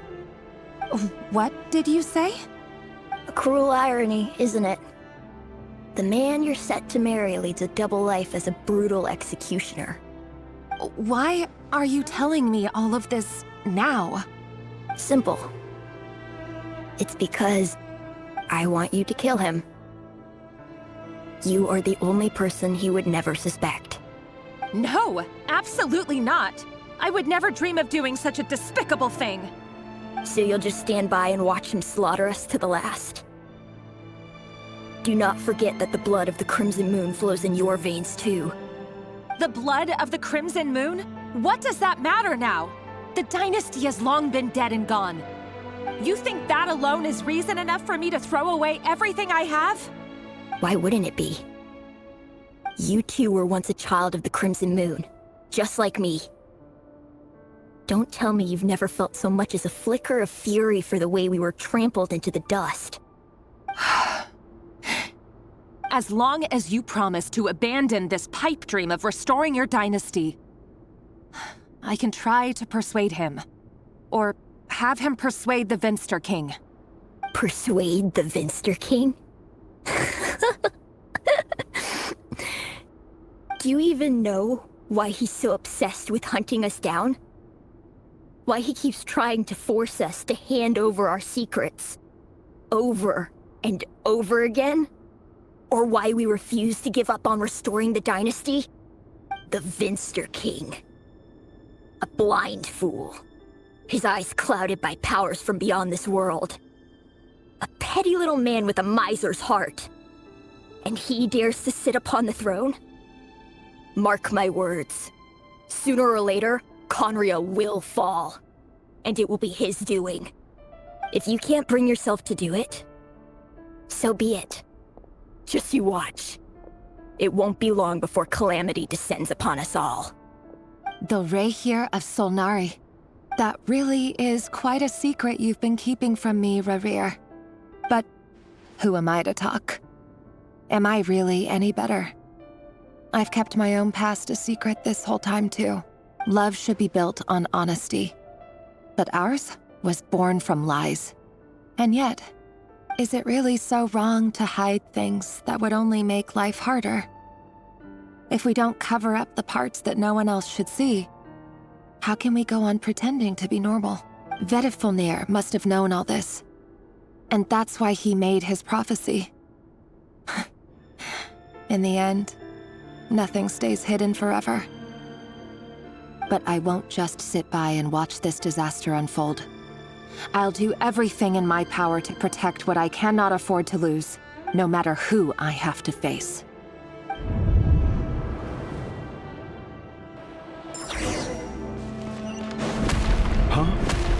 Was that Rerir who just walked past the window? Doesn't it give you the chills that he still takes the same road to work every day? As if nothing ever happened. Those people at the deli. Enough already. They're clearly pretty taken by their own disguises, so just smile and play along. Pull the rug from under beasts like that, and you'll risk having your throat torn out. Deli? Oh. They're talking about those people from the opposition. Right. I'd almost forgotten they used to run a deli. People of no consequence always vanish so easily. But surely you can see he's not the man he pretends to be! So many have died already, and they say that the king's madness grows with each passing day. We're not going to survive this, are we? But why does it have to be this way? Do we really deserve to die just because of the blood that runs through our veins? Felindis, are you even listening? Sorry, Freether. My mind was off wandering. I heard you, though. You're talking about what Rerir said. He's just following the king's orders. He's a secret agent, and it's his job to hunt down rebels and dissidents. By the time you first met him, he'd already taken lives. Maybe he was using you from the very beginning. No. Rerir has no idea I have anything to do with the Crimson Moon. My family are only distant relatives of the main lineage, and besides, my eyes are perfectly ordinary. Truth be told, apart from my teacher, pretty much no one knows I have any connection to any of it. It's been a long time since my family severed ties. But as Orlog said, who could possibly talk sense into that raving lunatic of a king? No one. I'll work something out. Trust me, I'm with you all. But for now, you need to keep yourselves hidden. Don't let anyone find you, anyone at all. Don't forget that Rerir is an Eclipse operative. You need to be extra careful when he's around. And when I am too. For now, don't come looking for me. And if anything happens to me, just act like we've never met. If even you can't escape this, what hope do the rest of us have? But after all this time together, surely he wouldn't lay a hand on you. I won't speak in his defense, nor can I give you a clear answer to that question. But I'll do everything I can to put an end to this. Here, hold on to this. If an opportunity to escape presents itself, take it. You'll be glad you took some spare change. You call that change? But what about you? I've got a job, and there's still money coming in. But you can't go anywhere right now. Please think about yourself for once.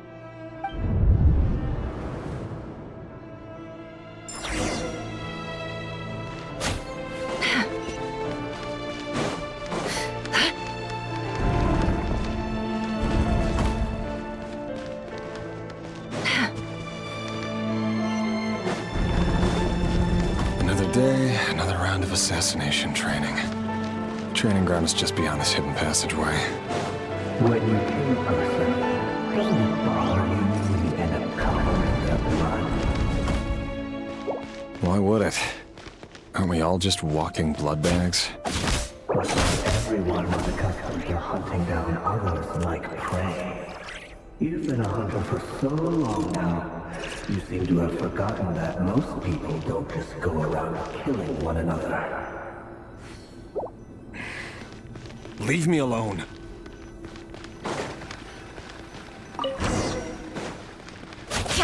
Make sure you have a firm grip on the handle. Then choose your angle well. Keep your movements light and brisk. The prey won't sense a thing. I love that. I'll bet no one's ever died a quiet death. I work clean.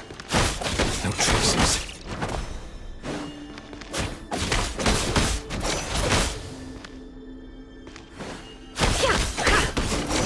That doesn't make it open above board. The king just happens to see you right now. What if someday he doesn't? That won't happen. He's changed ever since he fell that power. Maybe had you take out a handful of the guilty. But now... The ones I've dealt with have always been guilty. And I've carried out my work flawlessly.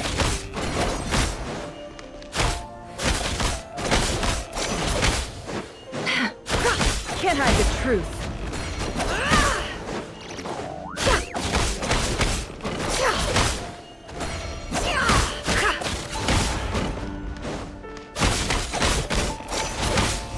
You know why someone can accept your proposal, don't you?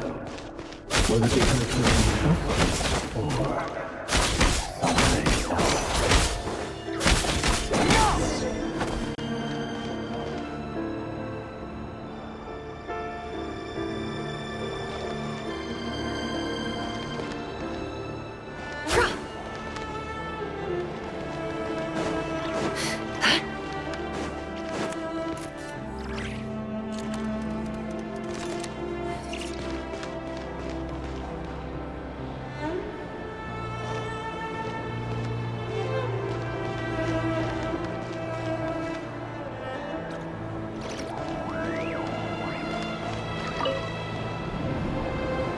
Delindis, do you still remember Orlog? Orlog? The boy who was pretending to sell flowers. You spoke for quite a while, didn't you? Yes, we did. What about him? He was arrested 2 days ago. Chances are he's already dead.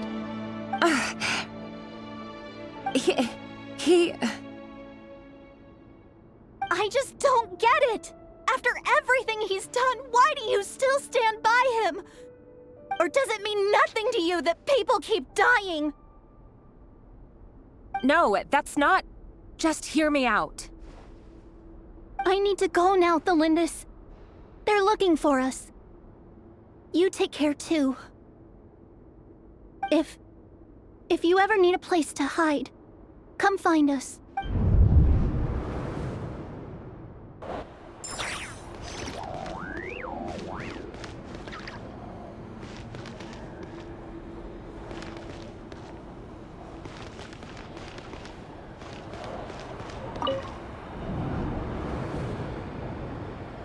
Author, Delindis.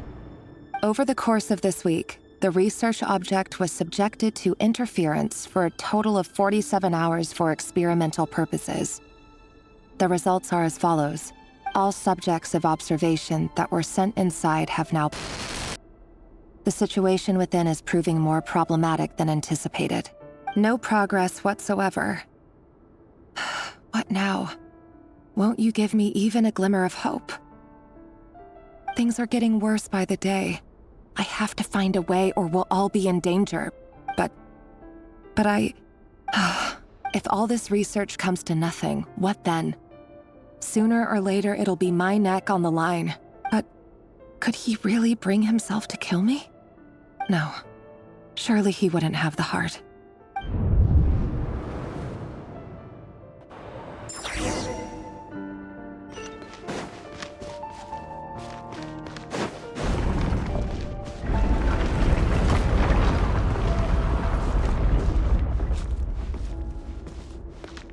Why won't you just let us go? We don't even know each other. All we want is to live ordinary, peaceful lives. You want to live?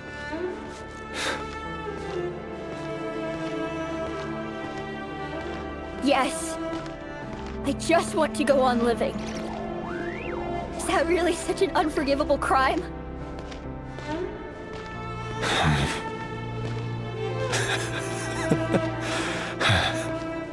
You want to go on living. I want to keep living too. To keep living forever. That's why I have no choice but to continue on the path I'm on. If only some savior would suddenly swoop down and change the way the world is. Too bad that's not going to happen. Imagine that. If there really were such a person, you and I wouldn't be standing here like this, would we?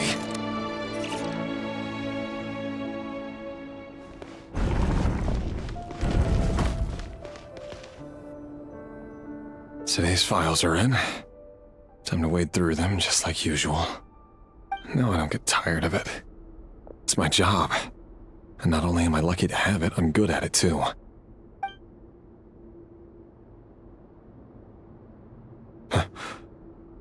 Wait. That's... Thelindis? No. No! No! Why? But you bear no mark of the Crimson Moon. How could you possibly have anything to do with them? It cannot be! A diluted bloodline. Carefully concealed. I see it now. You've been living in the shadows just like me. What a fool I've been. Numbing myself with talk of justice. Even imagining my friends would back me up. But in the end, Irminsul. Finster King! How far are you going to take this? From the direct bloodline to secondary offshoots? And then what? Today it's the descendants of the Crimson Moon. Who will it be tomorrow? Will you not rest until everyone down here is dead? No. This cannot go on. This is where it ends.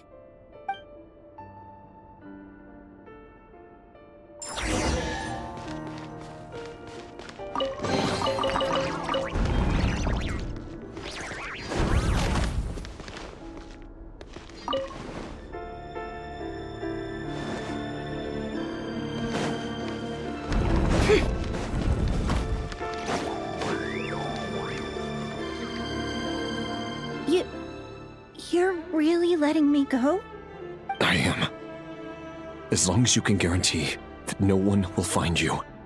Don't worry, I'll be extra careful. No one will know I was here. But... what about you? Me?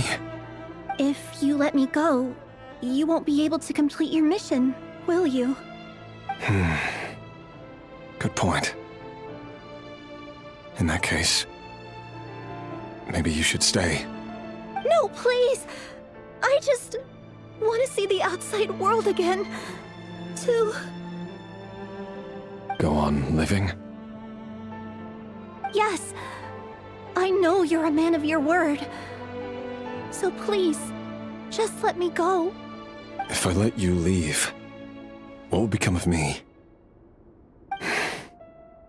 Just kidding. Go, now. But remember, don't let anyone know you were caught. We'll be seeing each other again very soon if you do. Even shadows in the dark must live by a code. But you can't save everyone. You've been whispering in my ear for days now, Vedifilnir. What are you trying to do? Break me down? I only say this because you long for an answer to your problems. Let her go, 𝐼𝐸𝐸𝐸, or you risk losing everything. I will not abandon Thelindis. Then you'll need a little more vigilance and a lot more power. The world is changing, 𝐼𝐸𝐸. Keep your eyes peeled for your moment of opportunity. That voice used to be so unclear. But now I know exactly whose it is.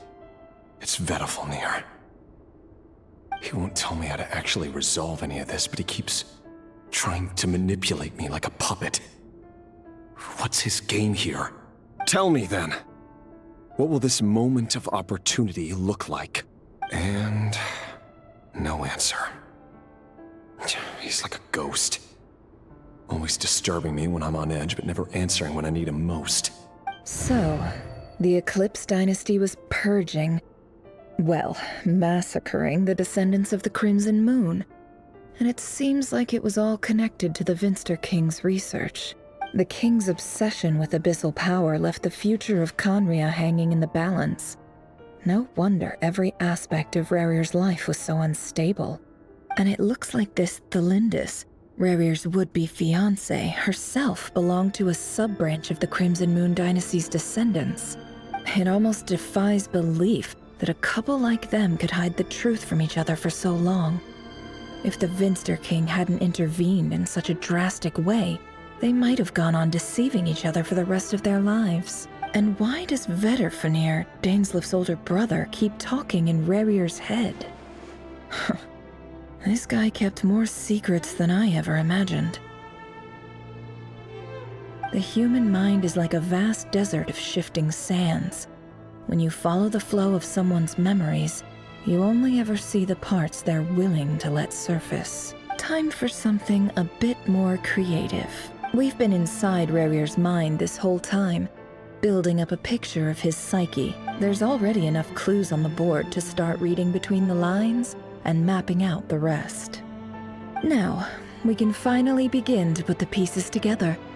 Sure, it'll only be a reconstruction, part simulation, part reasoning, but it's usually pretty accurate. Once we've built up a cognitive profile, we just need to cross-check the logic behind his actions. And then we'll be able to take a sneak peek at whatever it is that Rerir has really been hiding.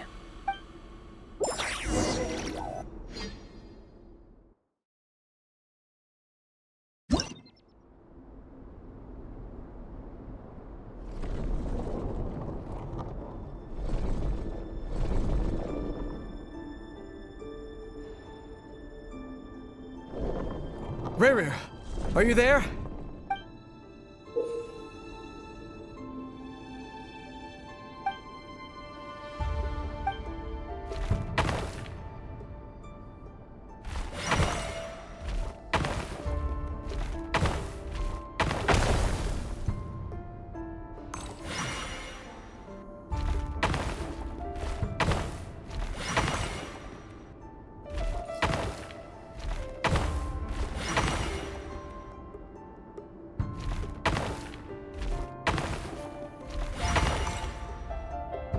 Hey, Rerir! Come out, it's urgent! Dane? What's wrong? Quick, come with me. I'll explain everything once we've met up with the others. Okay. I'll come. But the Lindis is still over at the Universitas. I'll need to leave her a note. All right then, but make it quick. I've never seen Dane so worked up before. Whatever this is, it must be big trouble.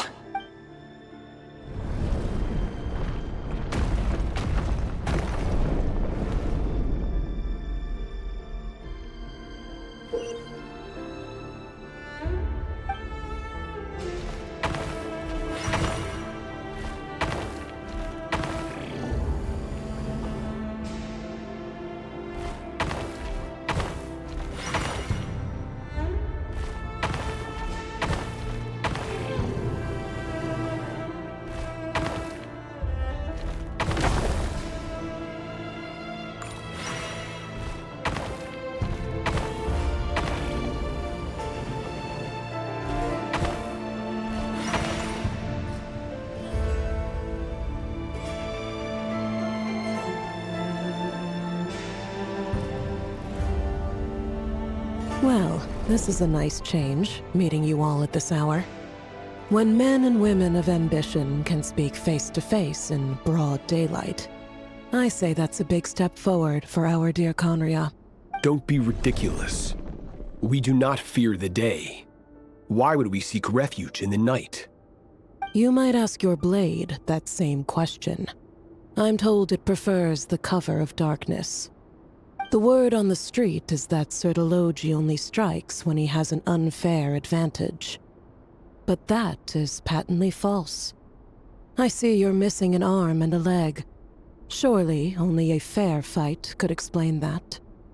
If this is your way of offering me replacement limbs, believe me, I'll take them. Oh, we can certainly discuss that. With bioalchemy, anything is possible. Assuming I have your full support in my research.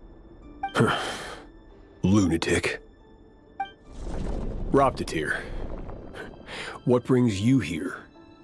Why, Daneslif, of course. He invited me. Please, cast aside your apprehensions, Miss Rhine-daughter. Whatever the rumors may say, I am but a humble servant of the king, and I can assure you he affords me no greater convenience than he does you. Well, the Universitas Magistrorum won't stop fawning over you. So at least some of the rumors must be true. You're clearly doing well for yourself, so drop the humble servant act. It endears you to no one.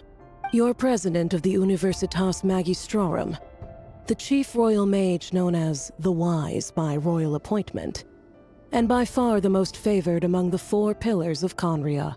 Vice President Veidt doesn't even try to hide his envy when he sees you. My success is the product of hard work and good luck. It's as simple as that.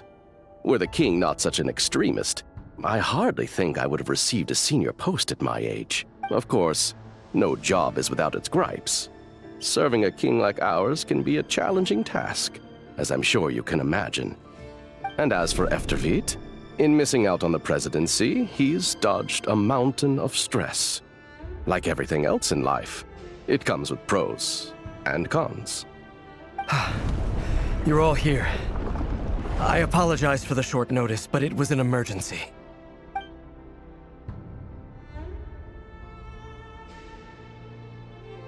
You must be 𝐼𝐸.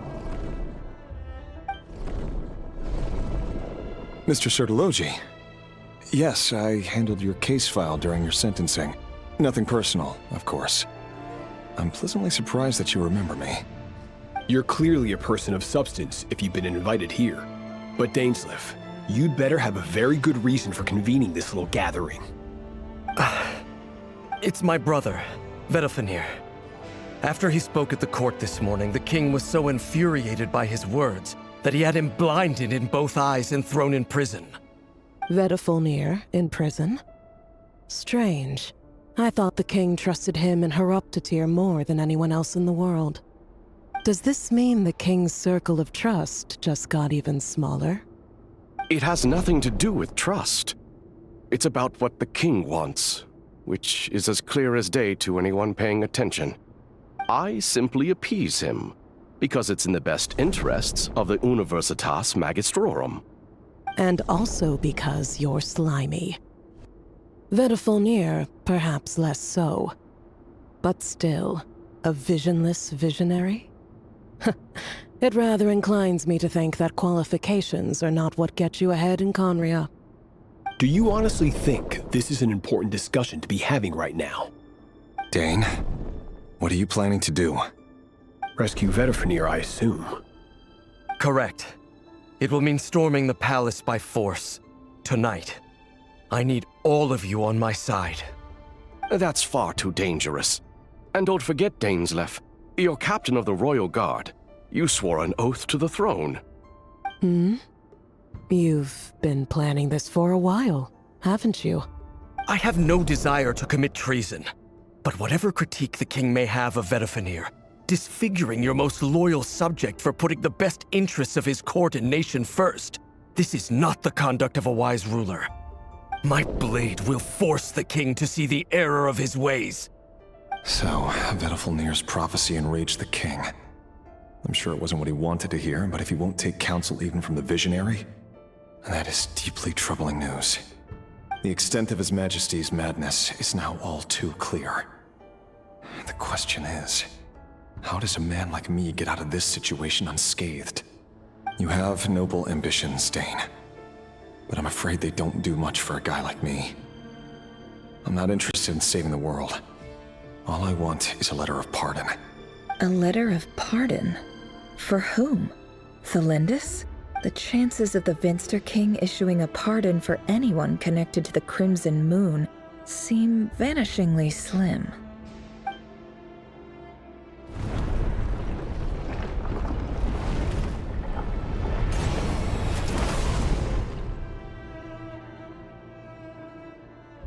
This black fog over the board must have some connection to Thelindis.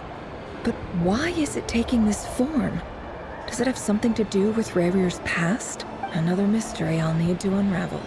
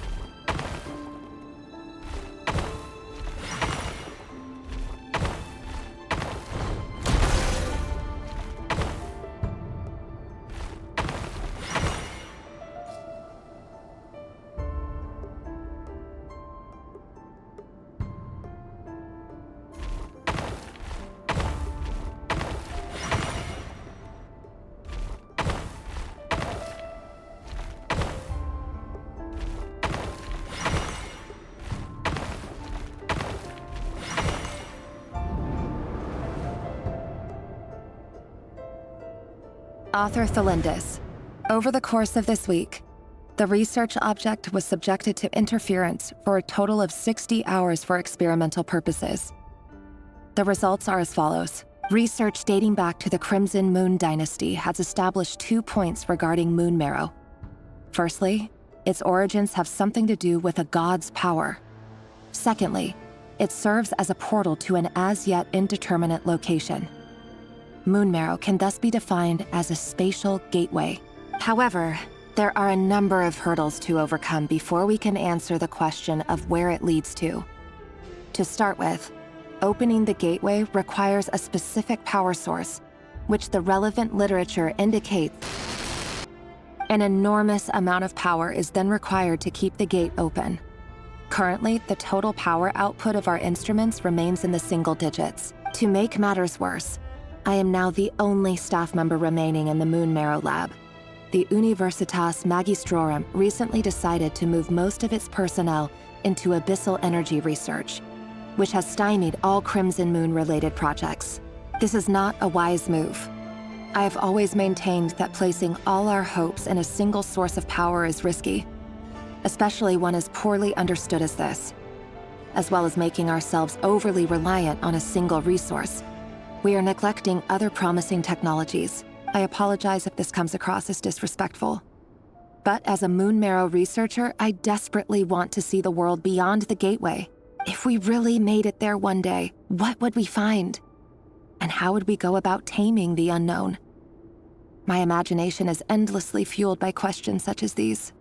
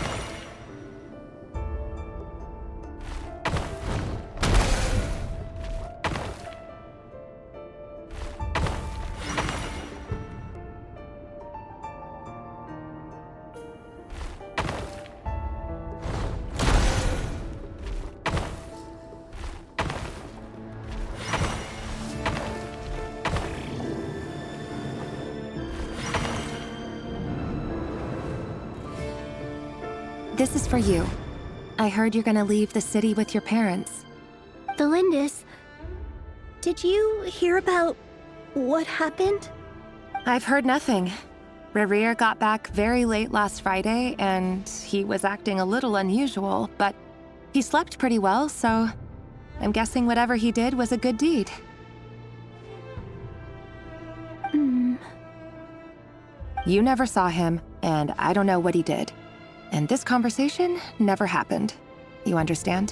What if he finds out that you pried into his secrets? Don't be silly. I don't know what secrets he does or doesn't have. All I know is he's just a normal guy who happens to run some errands for the king. Are you scared of him? I don't know. The Rerir I know doesn't match the person you all describe. Logically, I should be scared of him.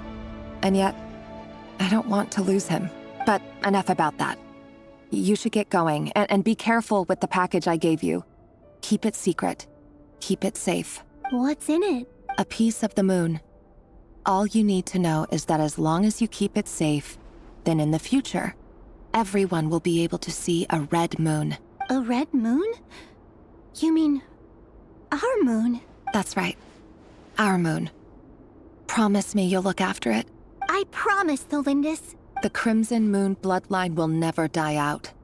Its light, the color of blood, will become like a fire that flows in our veins, no matter how long it takes.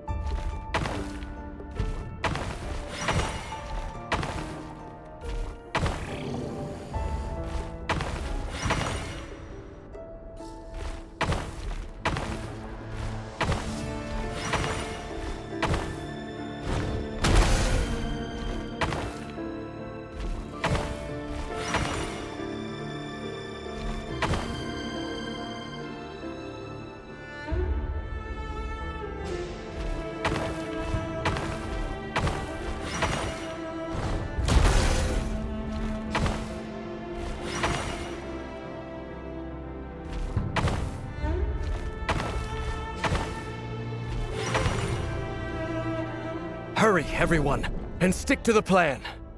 Sir Dainsleif, what are you? Is this treason?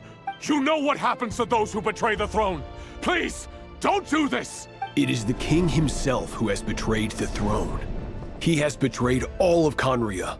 If you have any love left for justice in your heart, you should join me. It's showtime. Dane and his group will handle the troops in the palace. Then Hraptatyr and Rheindater will disarm the security measures.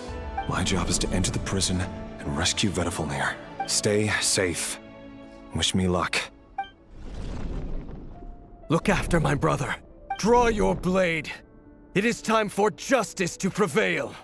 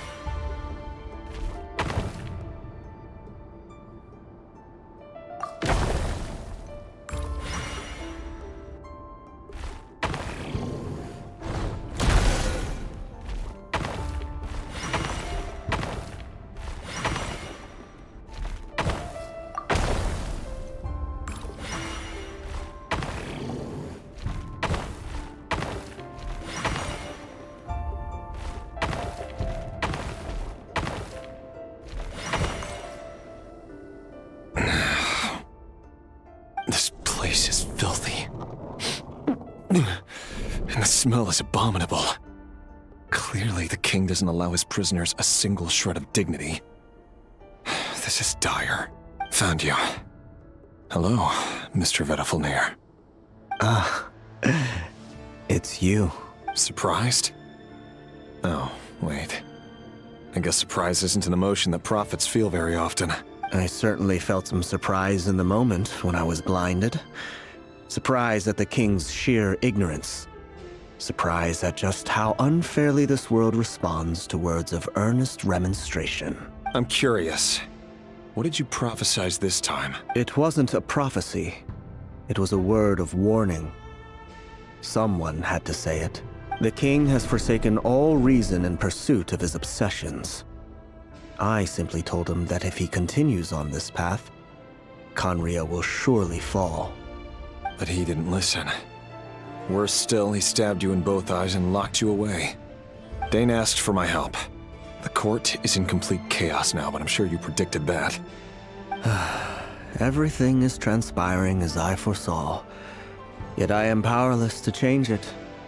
Fate is an immutable force. I can but lament as the inevitable unfolds. I do wonder whether giving a man the power to see the future does nothing more for him than slowly crush his spirit. Forgive my curtness, 𝐻𝐻𝐻𝐿, but the king did not suddenly turn on you today. His suspicions have been brewing for a long time. You can't have wisdom beyond the reach of your fellow man without attracting his fear and suspicion. There are things the king does not want to see. So, he doesn't want you having visions of them either. He blinded you because he thought this would make the visions stop. He wasn't entirely wrong. I did indeed lose my power to see the future. Right up until... Until what? Just now. I believe I saw something new. Well, tonight could go a lot of different ways. 5 of us banded together to storm the palace, also we could rescue you. This will go down as the most tumultuous day in 𝐒𝐚𝐤 history. I sense hatred in you, but also hope. A desperate hope that with the tyrant deposed, that will be the end of the story. But this is not the end. It is the beginning of a new chapter, and a whole new story. There are many men of honor and courage in this world, 𝐼𝐸𝐸. But you are not one of them. You're not here for justice, are you? You're here for yourself. Is that a dagger? Interesting. Why not the polearm? It was always your weapon of choice. With your abilities, I don't doubt that you were able to recover some of your sight. But I also doubt that you want to make an enemy of me right now. Of course not. We're on the same side, aren't we? We could be. But I need you to be honest with me, 𝐻𝐻𝐻𝐿. At this point, you're my only hope for the future. You mean your future? With your beloved, Felindus? Yes. And I know there are bigger things at stake here. A dynasty, a nation, maybe the entire world. But forgive me, I care first and foremost about myself. I can't abandon the one I love to save myself. I just can't do it. But you see a broader picture of the future than I. You see the solutions to the biggest problems of our age. So tell me, what is my solution? What's the answer? In matters of fate, answers are either right or wrong. What will be and what will not. Maybe you are willing to pay a certain price in the pursuit of happiness, but unfortunately, fate does not negotiate. That is the cruelest thing about fate. It is unmoved by your sacrifices. That can't be true. I know it's your voice that I keep hearing in my head, urging me to see how the world is changing, to seek more power, so I can protect the things I love. You show me disaster, but you won't show me how to avoid it? Why? Why are you doing all this? My voice. In your head.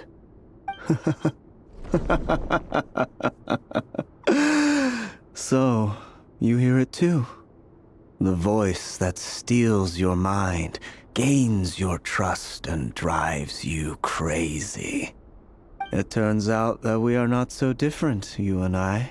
Vedifilnir just broke into the strangest smile I've ever seen in my life, as if he'd discovered some monumental secret. But then he suddenly switched to looking extremely weary. Very well then. My advice to you is as follows. You must persevere. Whatever trials and tribulations you may face, be steadfast in the belief that they are your path to the future. For as long as you live, your story with Thelindis shall not come to an end. That is the only chance you have of fighting back against fate. It is up to you whether you believe my words. Regardless, that is all I will say on the matter. I have no right to intervene any further. I will hold you to your word. Thank you for setting me free. In return, I will tell you one more thing that you cannot afford to ignore. Just then, a strange wave of energy rippled through the city. We had no idea what it could mean. If I were you, I would head to the Universitas Magistrorum. The Universitas? Oh no! I'm sure we'll be seeing each other again very soon, Rerir. Whatever Vedifilnir said, I didn't catch it. I didn't even help him out of the prison. There was no time to lose.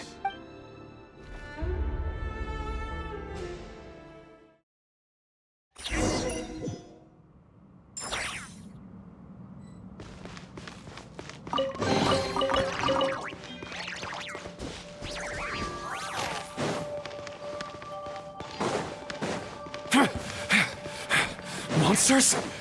Is this Rheindarter's doing? By the Universitas Magistrorum. Out of my way!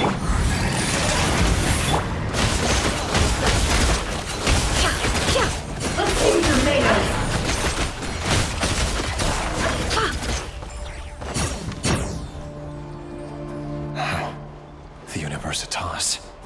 That reminds me of a rumor I once heard. Allegedly, the king installed secret mechanisms in the palace and around the city.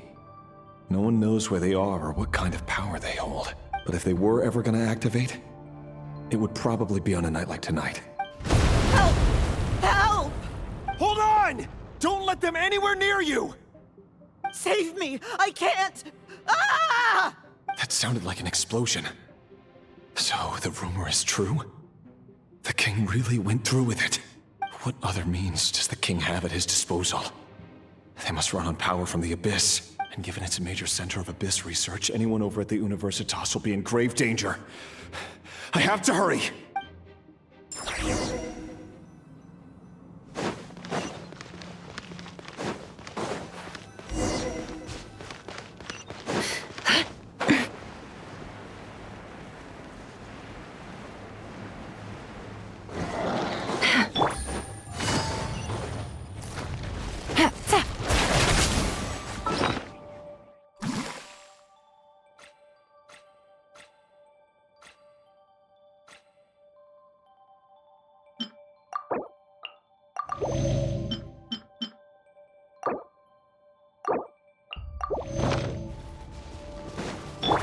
Can't hide the truth. It all adds up. The mystery unravels. Wind strike. Busted.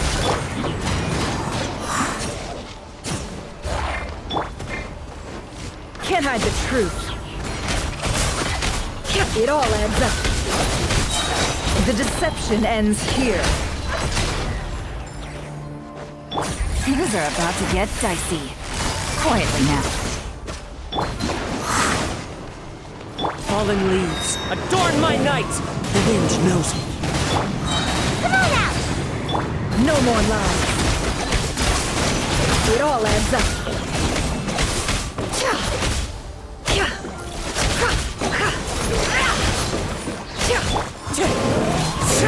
Unsightly insects! No more lies. Into the wind. The mystery unravels. Gotcha! Make my escape. Here comes the catch.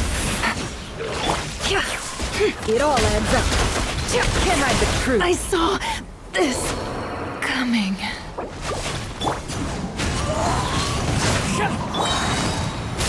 As one with wind and cloud.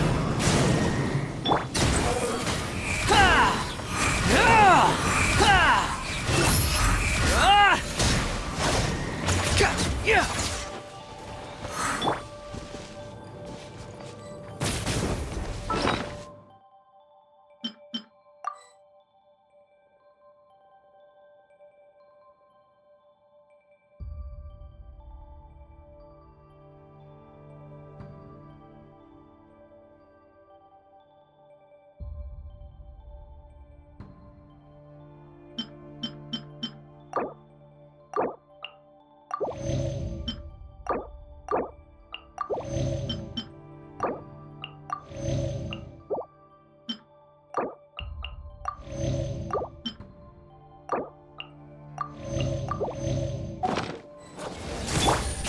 Busted! Into the wind!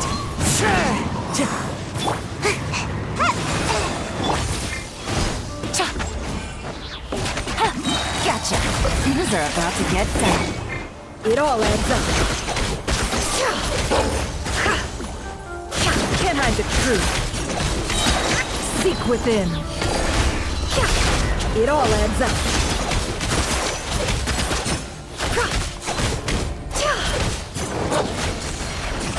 Can't hide the truth. Wretched vermin! Busted! No more lies!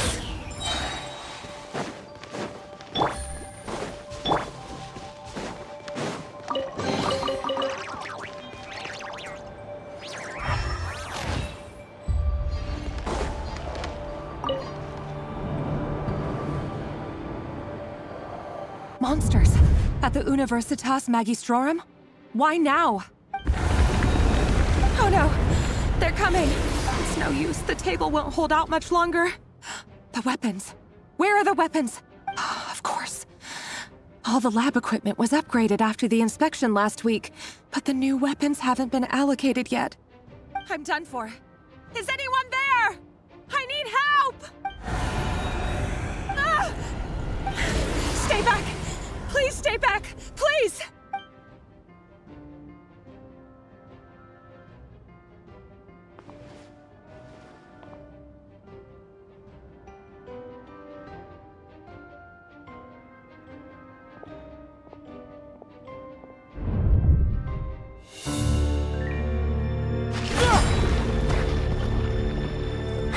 What's that? Reverie! So the rumors about your work are true. What? No! Listen, something happened at the palace tonight. We have to leave! You don't need to lie to me anymore. What do you mean? I know why you're worried, and I will respect the decision you've made. But it's okay, because I found a solution. I know how to end all this. You can have it back. The normal life you so desire. But until then, I'm afraid our wedding will have to wait. Cylindus? No, don't do it! Cylindus! Cylindus!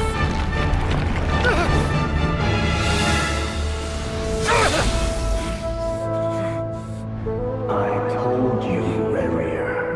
Let her go. You will find someone better.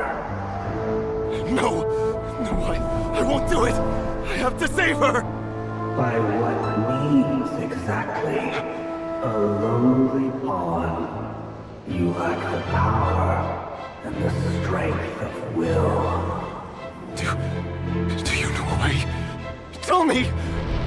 Come to the palace. Join us.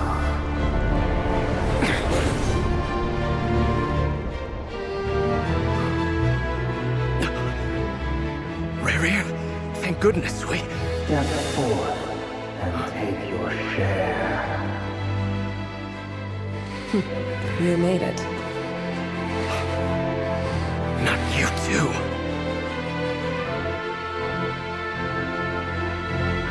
Hatred or grief, despair, desire. We all have our own.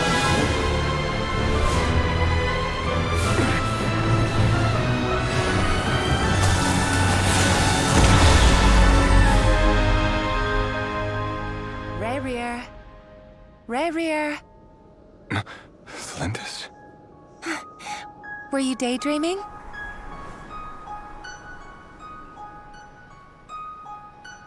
You still remember, Rarier? That question you asked me a couple of weeks ago? Oh. You mean the proposal? Yeah. I'm wondering, where do you think would be a good place to discuss it? Maybe in the garden? Or were you thinking a fancy restaurant? It's your choice.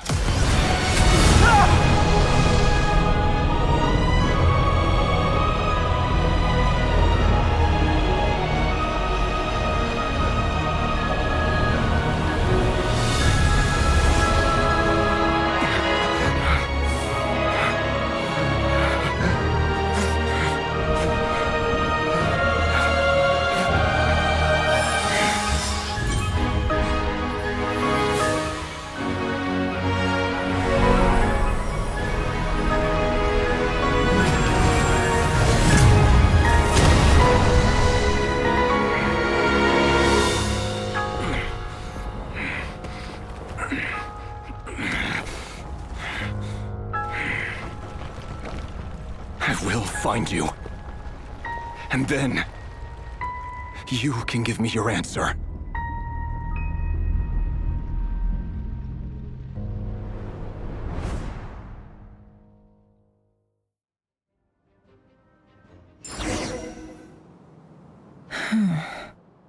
So that's how the Raker of Solnari was born. A monster created by circumstance is a monster all the same. Viewing other people's thoughts for too long can get uncomfortable. Right now, I'm feeling a strong sense of loathing. In a nutshell, the story of 𝐒𝐚𝐤 is what happens when the truth falls by the wayside. Everyone tells little white lies, and before long, you have a huge pack of lies that destroys everything. Whew. Time to get back. His past is filled with sorrow, but the tale of any fallen civilization is one of endless tragedy. Cruel as it may be, that was 𝐒𝐚𝐤's fate.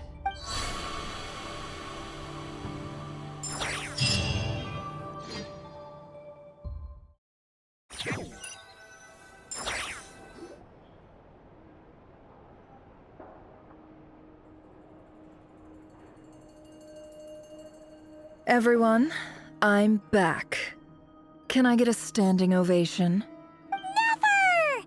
How are you holding up? Feeling okay? She's fine. Boss is a pro. Yes, I'm fine. You will have seen the events of Rarier's life through my thoughts. It's now clear that he is just a regular nobody, driven by personal tragedy, as he said himself. I mostly agree.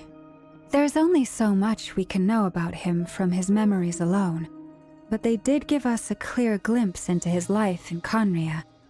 However, I would not consider Rarier to be a nobody. He was deeply involved in the events of that era. Yet, when the catastrophe of a generation strikes, nobody is safe. Sounds to me like you're speaking in riddles again. Is this you urging me not to abandon the people of 𝐼𝐸 in their hour of need? That's not what I meant. Although I do hope you choose to remain a part of the plan. Without you, the mission ahead will be all but impossible.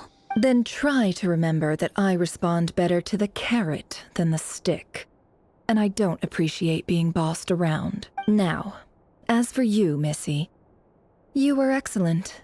You stuck to the rules of the ceremony and kept your mouth shut the entire time. Bravo. Cool.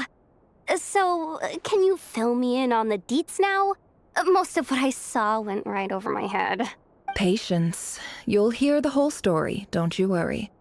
But let's meet up with the others first. It will save me narrating it twice. Yehoda? Yes, boss! Let me get that door for ya. That's more like it. For a moment there, I was worried you'd forgotten about the first clause of your employment contract. Forgive my curiosity, but what does the first clause say? It says I gotta do the annoying stuff that boss is too lazy to do for herself. Like opening the door, pouring the tea, yada yada. Is that right? If something is in the contract, it's because she willingly agreed to it. Rest assured that the curatorium abides by the very strictest of labor policies. You don't seriously think I'm cruel enough to treat her like my slave? In any case, I've hardly shied away from my share of the work today. Hope I don't catch Flintz and Varka lounging about in their chairs, enjoying a leisurely cup of tea. There's nothing I dislike more than other people enjoying themselves while I'm hard at work.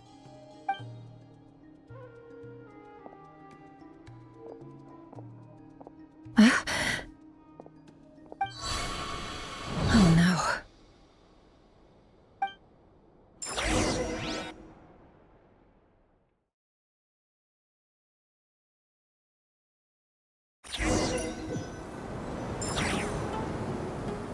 Sorry to disturb you, but we seem to have run into some trouble.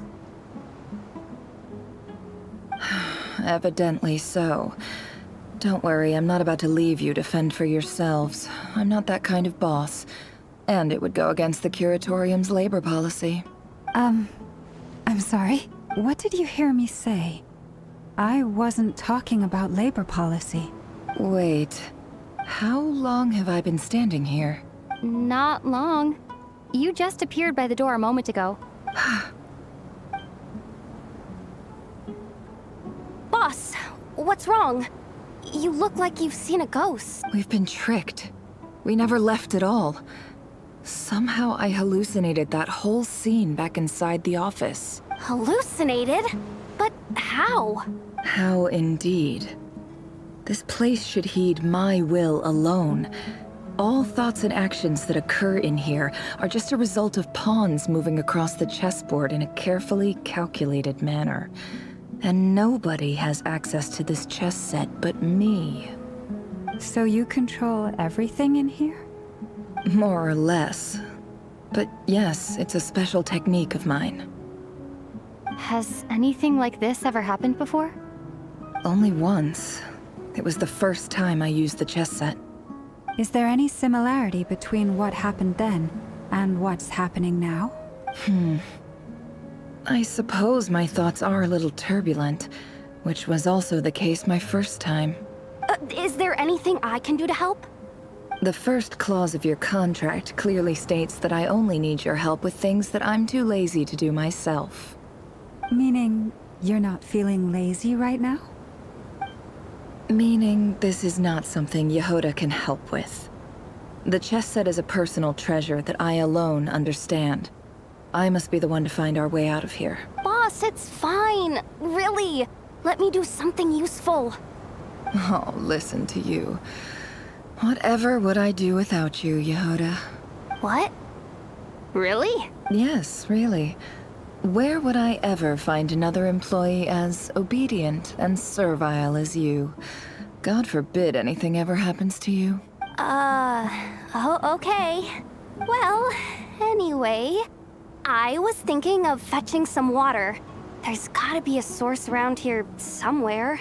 I suggest everyone finds someplace comfortable to take a rest. We gotta conserve our energy. Even though all this chess malarkey doesn't exist in a physical sense, mentally speaking, it's all real. And so is our tiredness and fatigue. You don't want to dismiss mental fatigue. Just because it isn't physical doesn't mean it's any less serious. But anyway, I got your backs, so don't worry about a thing. Don't I have the best employees? Jealous much? If we can find a suitable time, I'd love to borrow Yehoda for a day to help out at the Frost Moon Scions. Would you be amenable to that, Boss Nefer? Oh, Llama. Have I ever told you just how pretty you are? Beauty runs from the tips of your antlers to the depths of your imagination. Time to rally, everyone. Follow me. As we continue our journey, the same rules will apply. That means stay focused and no talking no matter what we encounter. And don't disturb the chess pieces. You have my word that I will get us all out of here.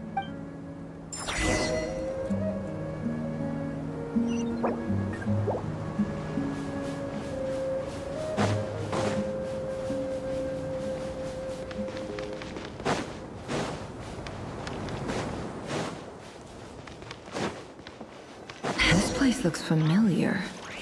That's not a good sign. There's someone up ahead. I wasn't expecting visitors at the— Oh. It's him. There you are! 𝐒𝐈𝐴's been looking for you all day. I think he has some news for you. Oh yeah? What were you doing just now, Uncle Retinue? Hiding away some more loose change? I know I saw some Mora. What do you mean, loose change? Oh, come on, I'm too old for this. Just pretend you saw nothing.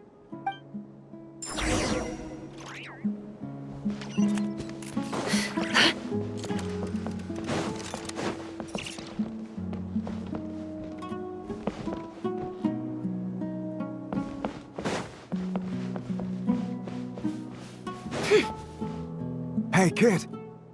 Mind telling me what 𝐒𝐈𝐴's been up to recently? I'm trying to get in his good books and I need a way in. Get in his good books? Why? What do you want with my dad, Uncle Apepi? I've written a new song. I was hoping to showcase it at the next festival, but I'll need his approval. A new song, huh? I'd love to stay and listen, but unfortunately, Uncle Retinue says my dad's looking for me. Well, there's plenty of time and I'm not going anywhere. See that pile of stones? I'll be sitting there warming up my vocal cords. Come find me when you're done. Pile of stones. Got it.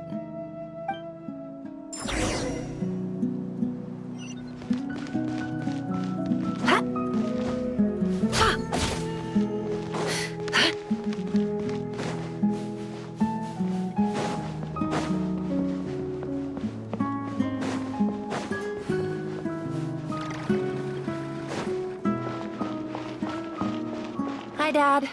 Uncle Retinue said you were looking for me. Ah, there's my little princess.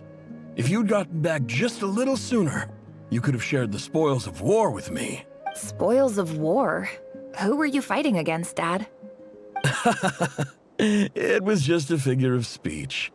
The aftermath of a sandstorm is no time to be waging war. I was talking about our war against thirst. I went out to fix our water supply problem, and now I'm back. Which means... We have a well again! That's right. I found a new one and brought back as much water as I could carry. It should last us for a good while. If it wasn't for these blasted sandstorms, our wells wouldn't be caving in. You wouldn't be spending all your time out searching for new water sources. As the chief of our tribe, I'm supposed to be leading us out of hardship and poverty. Onto better things. You know how prosperous our ancestors were. I've told you all the stories. And look at us now. Squeezed into these hovels.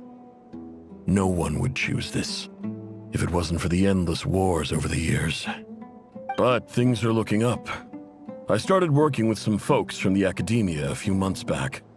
They gave me some contacts in return for my assistance in the desert.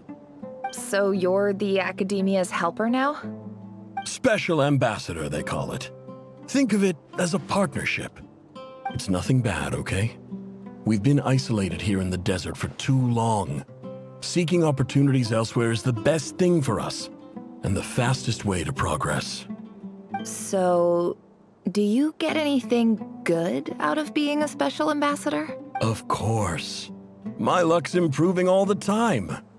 One day, I swear I'm gonna lead us out of this place. We'll find somewhere new. Somewhere better.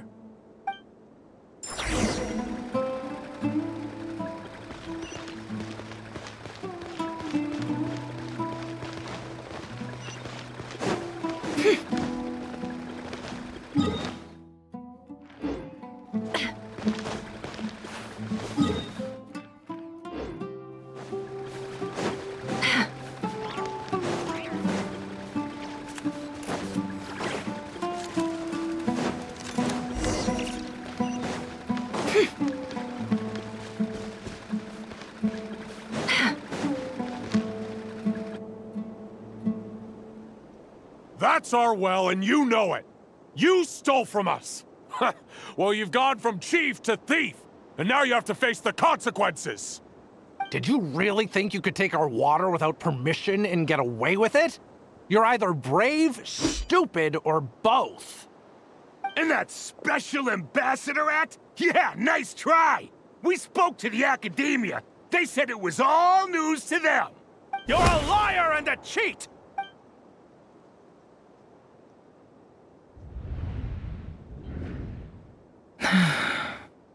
I heard Yehuda gasp, but I don't blame her. Most people are terrified by the sight of blood. Corpses strewn across the ground.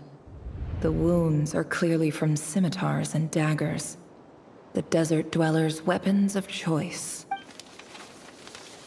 There's a handwritten note on the ground.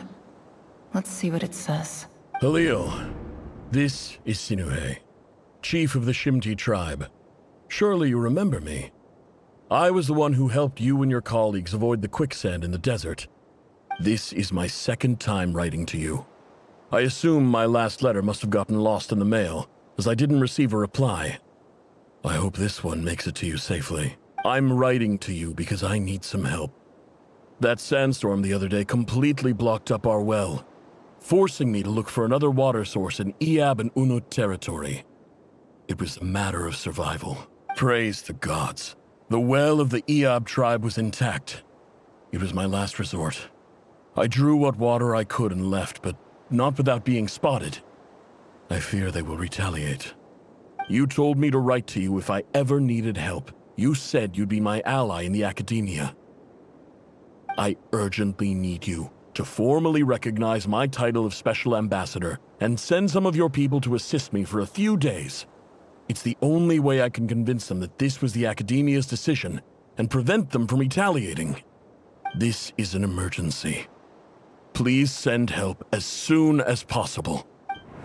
Looks like this letter never got sent. The writer died a grisly death, and the letter was trampled into the ground. It's badly defaced. Some parts are barely legible. What a ridiculous lie the surviving Shimti tell. Their whole village was butchered over a sip of water.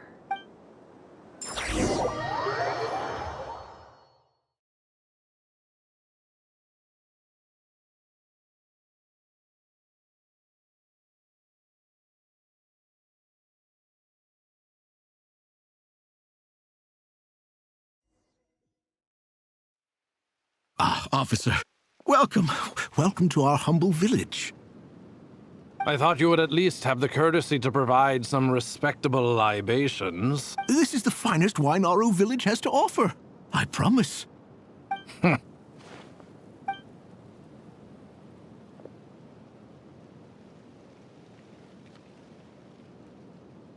The Academia has agreed to reserve a single space for a candidate from your village. But I remain skeptical of this entire endeavor. I highly doubt anyone in this desert possesses serious academic potential. Please, have faith. If not in us, then in our God. The child we found shows great promise. I beg you, take her away from this place. Give her a chance. Don't let her talent go to waste. I don't recognize her. New arrival? She showed up here a few days ago and we took her in. She's a really bright kid. Please help. I'm begging you. So, where are you from? Nowhere special. Just a sand dune. What about the rest of your family? How many of you are there? Just the one. It's only you? Correct. So, no brothers, no sisters, no mother or father? Any who have slept on a bed of sand, I call my brothers and my sisters. Apart from that, I have no family. All right. Get over here. Sign your name on the form.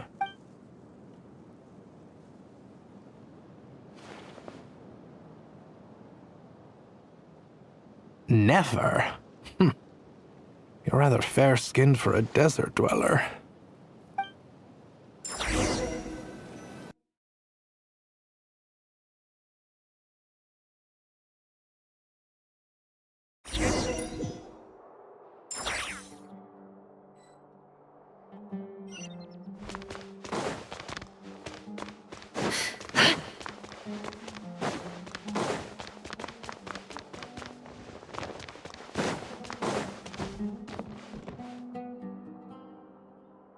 Nefer, this term's assignments have been issued already. Please read through the materials thoroughly, conduct your own additional research, and then write an essay on the topic. Yes, Professor, I'm aware. I just had a couple more questions I wanted to get your perspective on. Oh?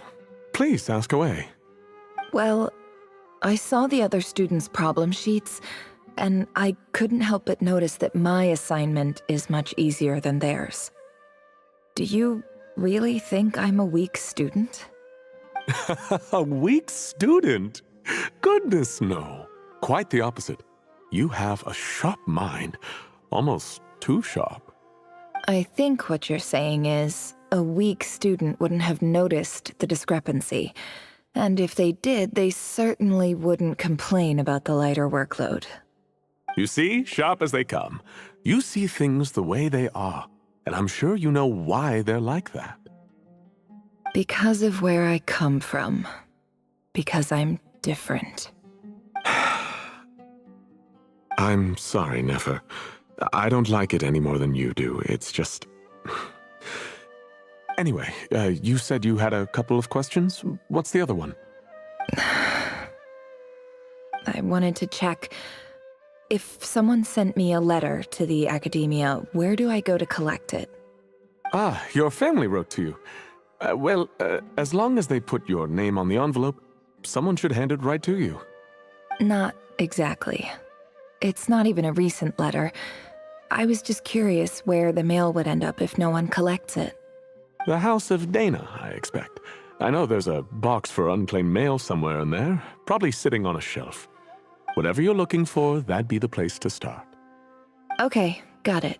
Thank you, Professor. Oh, don't mention it. Honestly, I feel like I failed you. I'm supposed to be your teacher, but I haven't taught you anything. Hey, don't say that. You're a great teacher, and you do your best for all your students. But the rules are the rules. You're not allowed to teach students like me. It's not just the academia either. The whole world bends over backwards for the successful and leaves the losers to suffer and die. Oh, my dear child.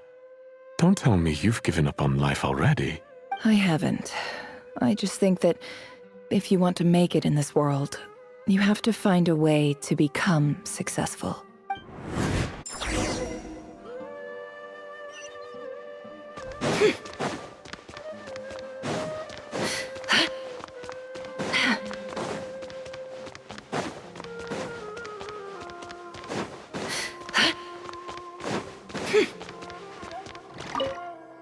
This must be it. A big cardboard box full of unclaimed mail. And probably some letters that ended up here by mistake, too. Let's take a look.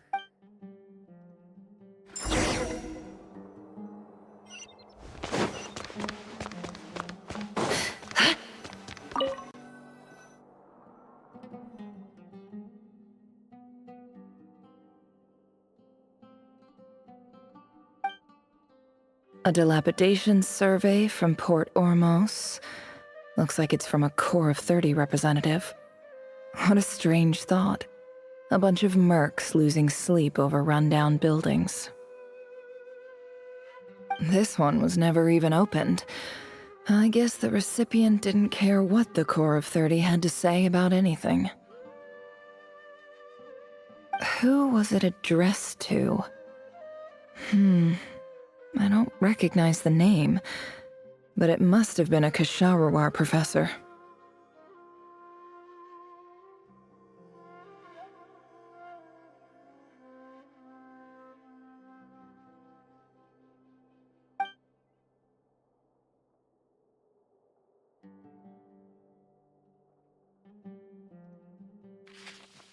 This one is addressed to the 𝐒𝐿𝐼𝐴𝐺. The title is Changes Observed in Satyavada Life Symptoms. Why do all these letters read like full-blown dissertations? Guided by the incense, we became lost somewhere in the forest. All the barriers between levels of consciousness disappeared as our minds soared around in circles, looking for a branch to seek refuge on. In clinical terms, these symptoms fit the description of incense poisoning. The Immorta Darshan strictly prohibits the use of hallucinogenic substances, but I believe there are still people getting away with it. For example, my neighbor who always breaks out into song and dance after using incense. This seems like something the academia would want to know about. Why wasn't it collected? Wait, what's this written on the back? It's so small. The note says, "The sender authored this letter while under the influence of mushrooms. I would send it back, but no return address was provided. Stamped by the Grand Conservator of the House of Dana."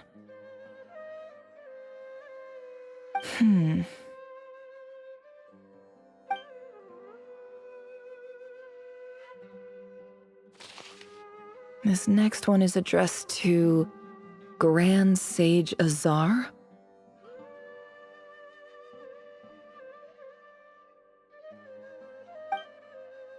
A few words of protest regarding recent changes in Sumeru's educational policy.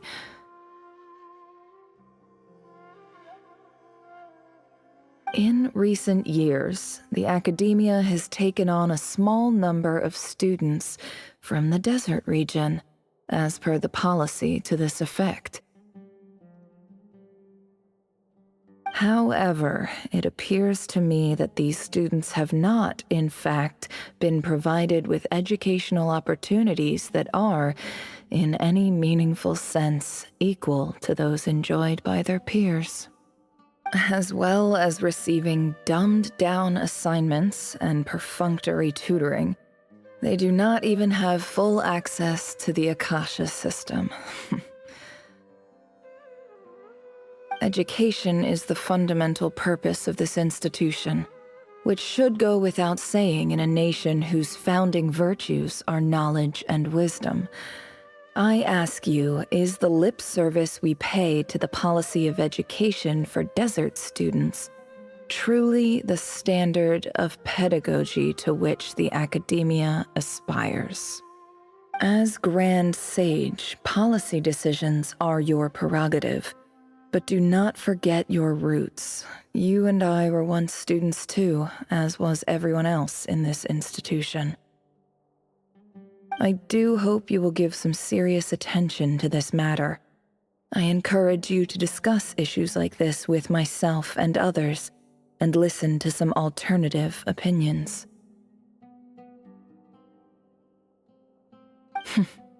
Great letter. Shame it didn't get to where it needed to go. And the sender is... Huh? Sage Cyrus of Spontamod.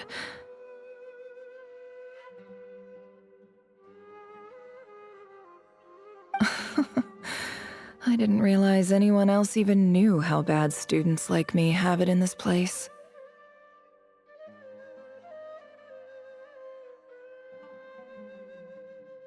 So this is where letters from the Sage of Spontamod end up?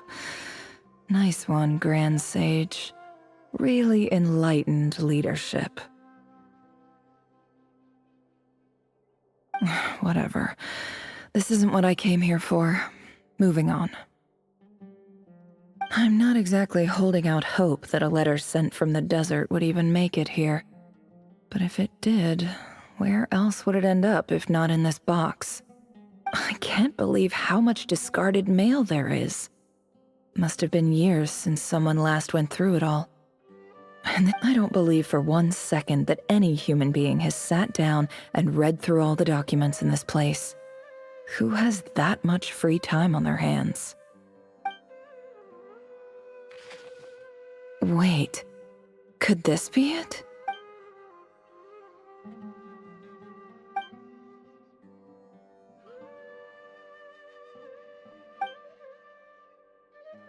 Greetings, 𝐒𝐲𝐢𝐚𝐥. My name is Sinuhe, chief of the Shimti tribe. I was the one who came to you and your colleague 𝐒𝐸 when you ran into trouble. in the Great Red Sand. I don't know how well you remember it now, but I brought you to safety and gave you some water and other supplies. You seemed very pleased and told me your name.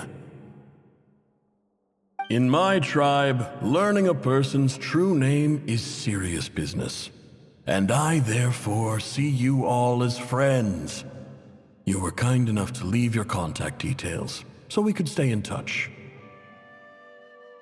The Shimti tribe lives a harsh, nomadic existence in the desert.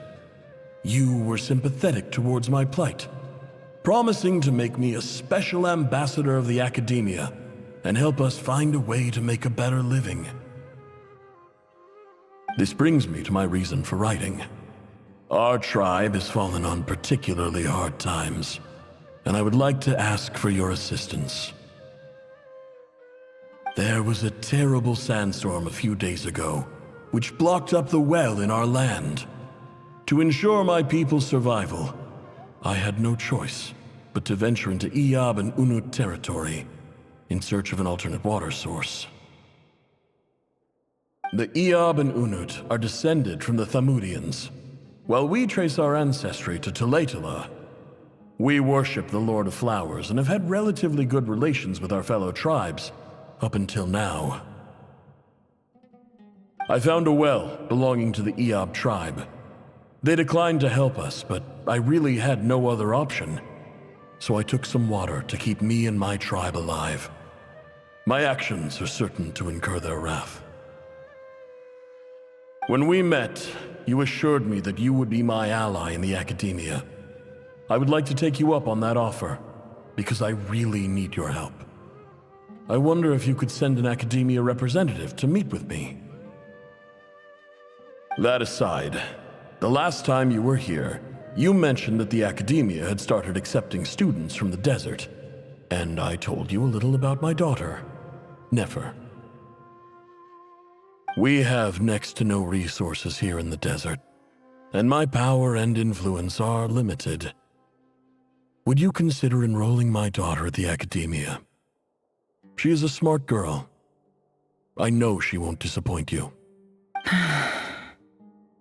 From the outset, the Academia never took you seriously. Those things they promised were just empty words. I doubt they even remember the name 𝐒𝐤𝐢𝐴. And you were so emphatic that your luck had finally changed for the better.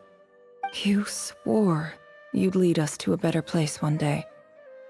You spoke with such conviction, like you were the most powerful chief in the whole desert. You liar.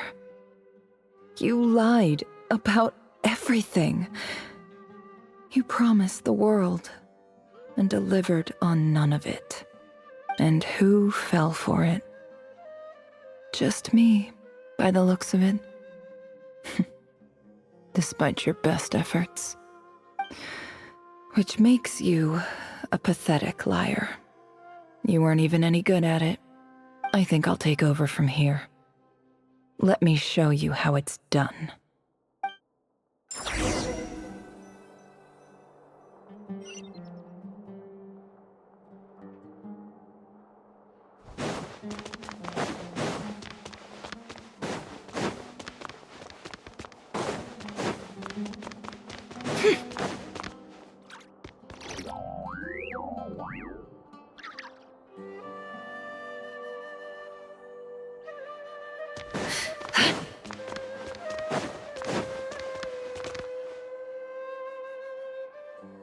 I just came to say goodbye.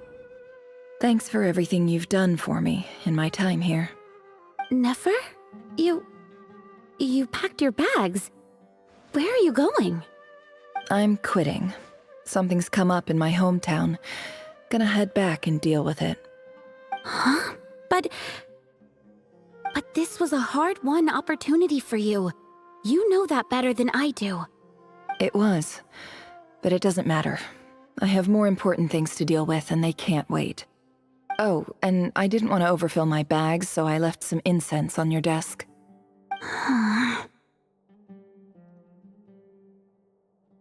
What's wrong?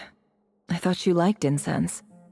Although, I did read somewhere in the House of Dana that it has hallucinogenic effects.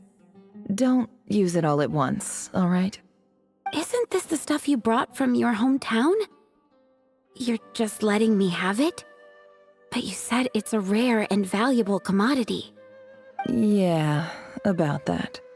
I lied. It's not rare at all. There's this bunch of ruins near my hometown that are practically overgrown with this plant. It's not worth much. Keep it, it's fine. But never... All right, that's all from me. You take care.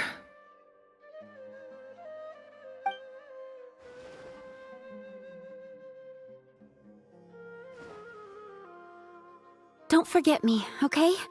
I mean, we're more than just classmates, right? We're friends. Yeah, I'll remember you. I lied again. That incense is worth a fortune, and it's a rare find even in those ruins. And as for remembering her, I have far too much to do when I get back. No time to reminisce. I'll be lucky if I even make it through this alive. But either way, I expect I'll forget you pretty quickly.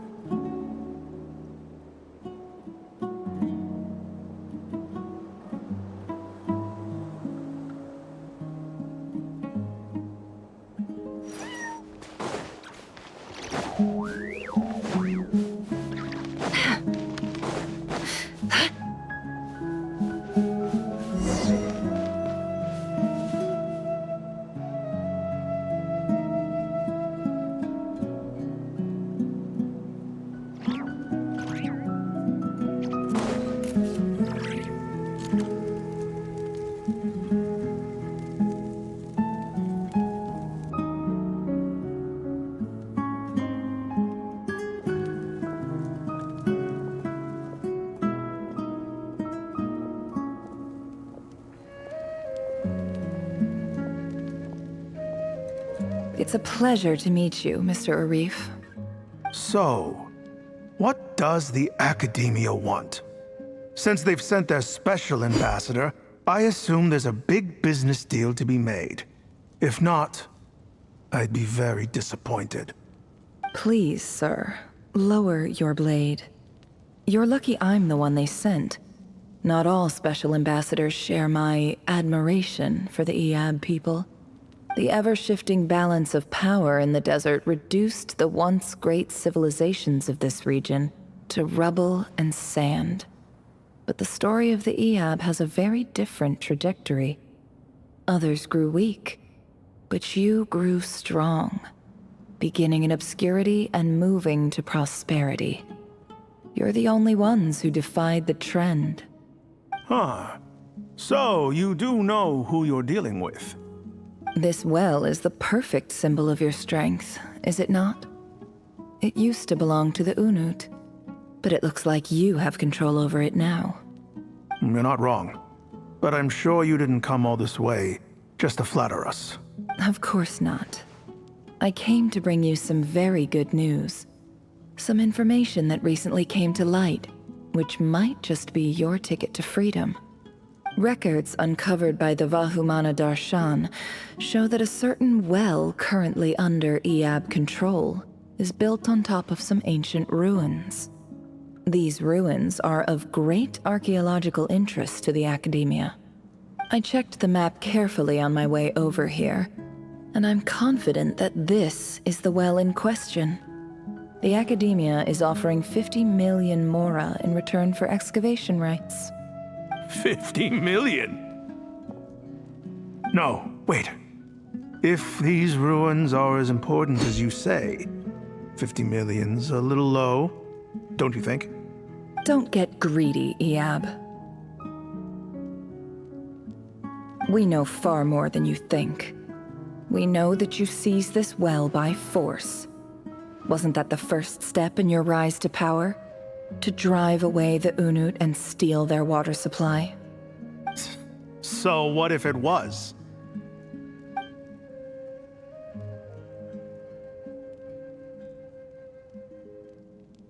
Don't worry. As unscrupulous as it was, it's something we're willing to overlook. The Academia is only interested in dealing with the de facto power holders in the region. I hope I am making myself clear. And I hope your words are the truth. If I find out the Academia is trying to play me, I'll hunt down every one of your people and make you watch as I cut their heads off one by one. I assure you, Chief, that would not be in your long-term interests. You don't want to make an enemy of the Academia. You see how I'm dressed, don't you? I appreciate that you've never been to the rainforest, but surely even you recognize an ambassador's attire when you see it. And what does a barbarian like you have to lose anyway? You really think the Sumeru Academia would bother to come all this way just to lie to you? We have more important things to worry about. All right, I take your point. The Academia is the highest authority in the land. I'm sure you're trustworthy people. In that case, we have a deal. We will sell you the excavation rights. I'd like to thank you, Ambassador. This is good news indeed. Excellent news. In fact, it calls for a celebration. Would you do us the honor of staying a while and enjoying some 𝐒𝐤𝐤𝐤 hospitality? Gladly. I am partial to wine myself, and I trust you are as well. So let's indulge in a few drinks together, in celebration of this momentous occasion.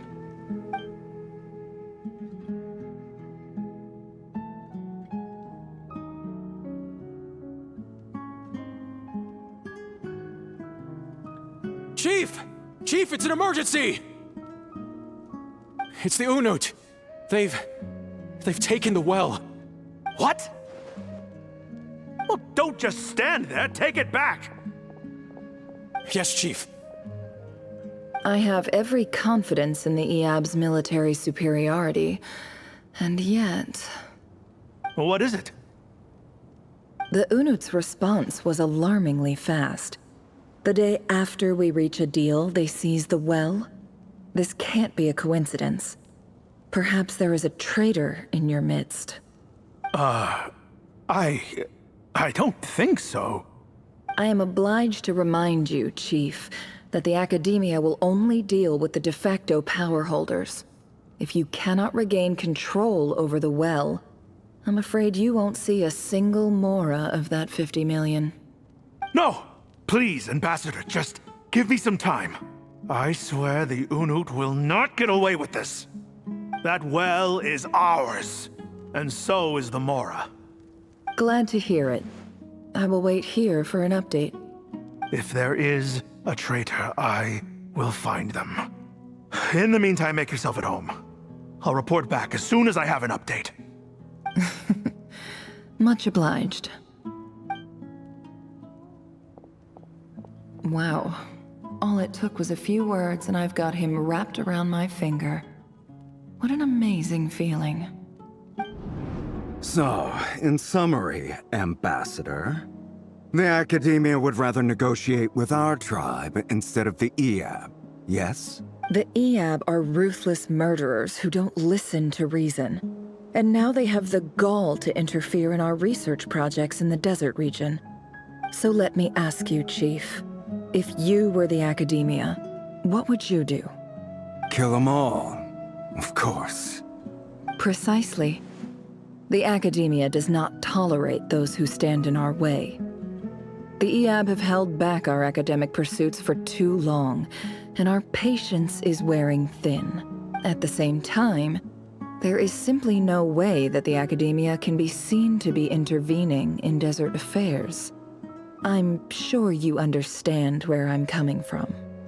We have our own rules out here. If the rainforest dwellers raised arms against a desert tribe, you'd start a bloody war. Right. We can't confront them ourselves, but we can support their enemies. The Unut have always had strained relations with the 𝐒𝐤𝐢𝐴𝐵, which makes you our natural allies. Natural allies. Weren't the 𝐒𝐤𝐴𝐵 your allies once? You were quick to send them after us to protect your interests back when we stole that water. And now look at you. You're at each other's throats. Let me be clear. The Academia wishes to collaborate with the legally recognized rulers of the desert in this matter. We are asking for excavation rights to that well, and our offer is 50 million mora. Say no more. I believe we have an understanding. Good. Then I suggest you get to work. Get us access to that well, and the mora's yours. You see, Dad? Lying is easy when you know how. People will believe anything.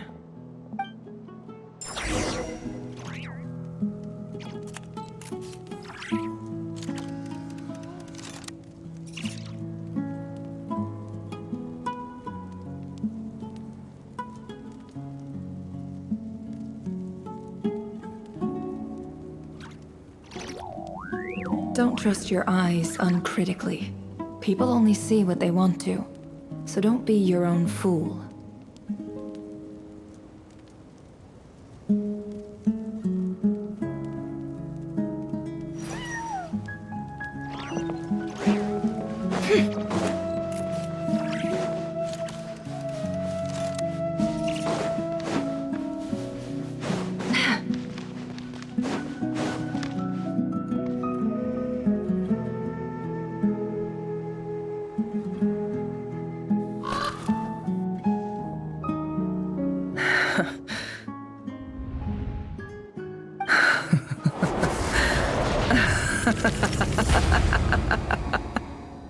Look at yourselves.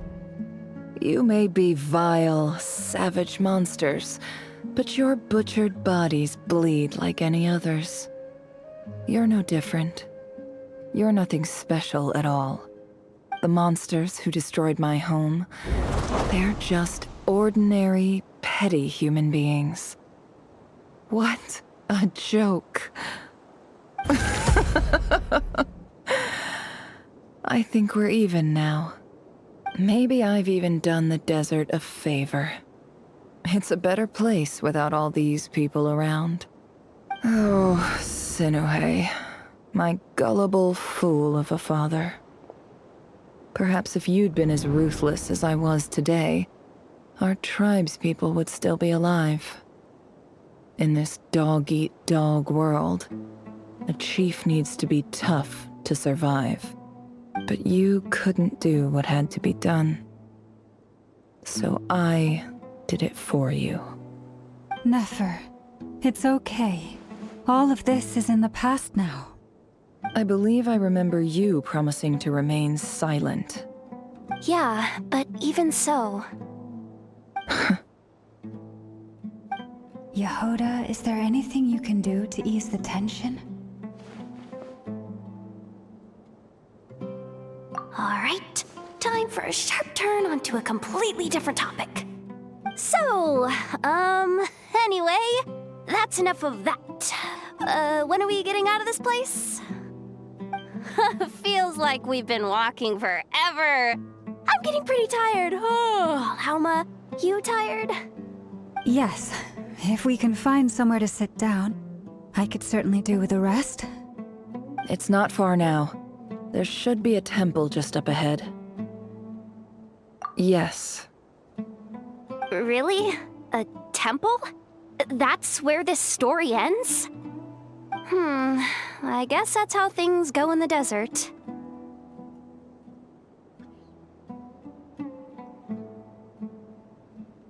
Desert dwellers can never escape their destiny.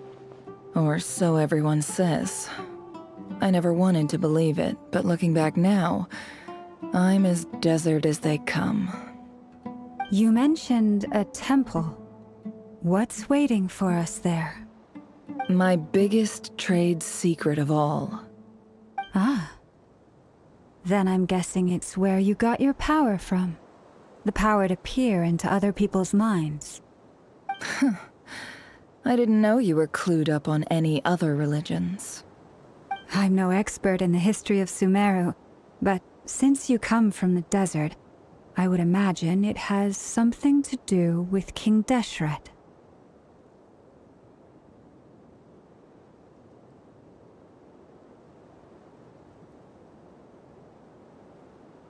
Sounds impressive.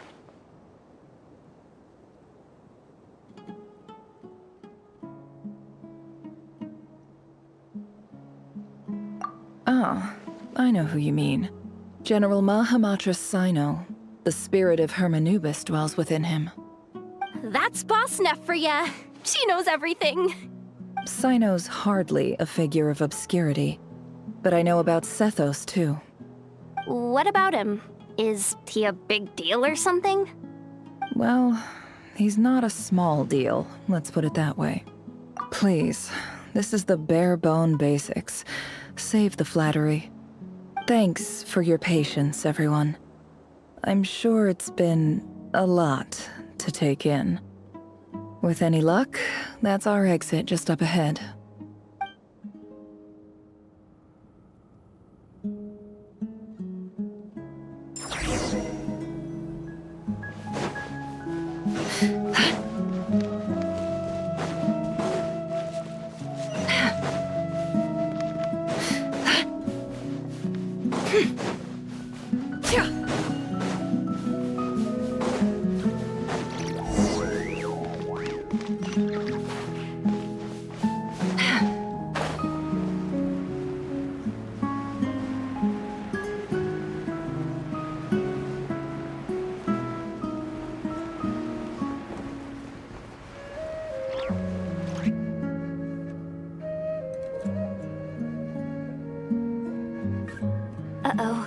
Uh-oh, I'm totally out of my depth here. I don't have anything to add about any of this stuff. Like, look at that statue, for instance. I want to do the whole name-dropping, this girl knows her stuff thing too, but I've never seen anything like it before. A statue with the head of a bird. That's Thoth, the Ibis King. One of the 7 pillars of King Deshret. The legends say that he, the Crocodile King, and the Goat King were the 3 retainers of King Deshret. Let's take a look.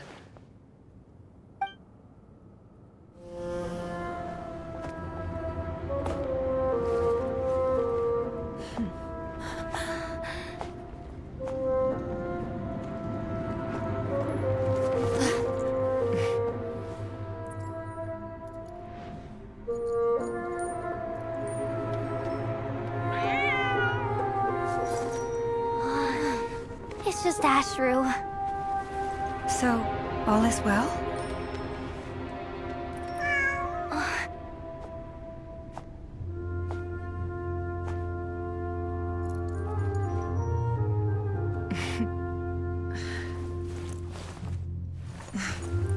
Typically speaking, at this point, the world disintegrates. Then we find ourselves back in the outside world. Besides, these are my memories. There's nothing to fear. You're sure? Of course. It's almost over.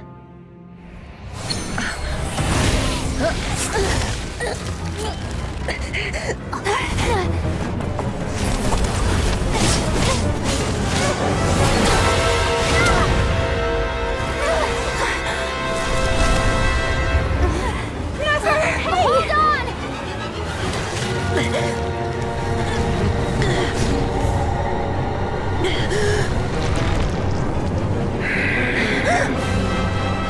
Knowing too much is always a death sentence.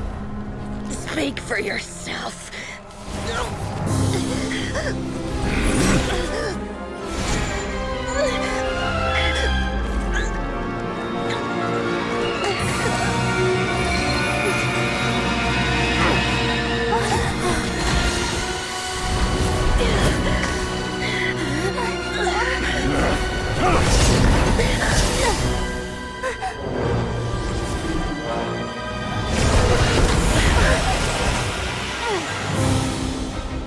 How repulsive.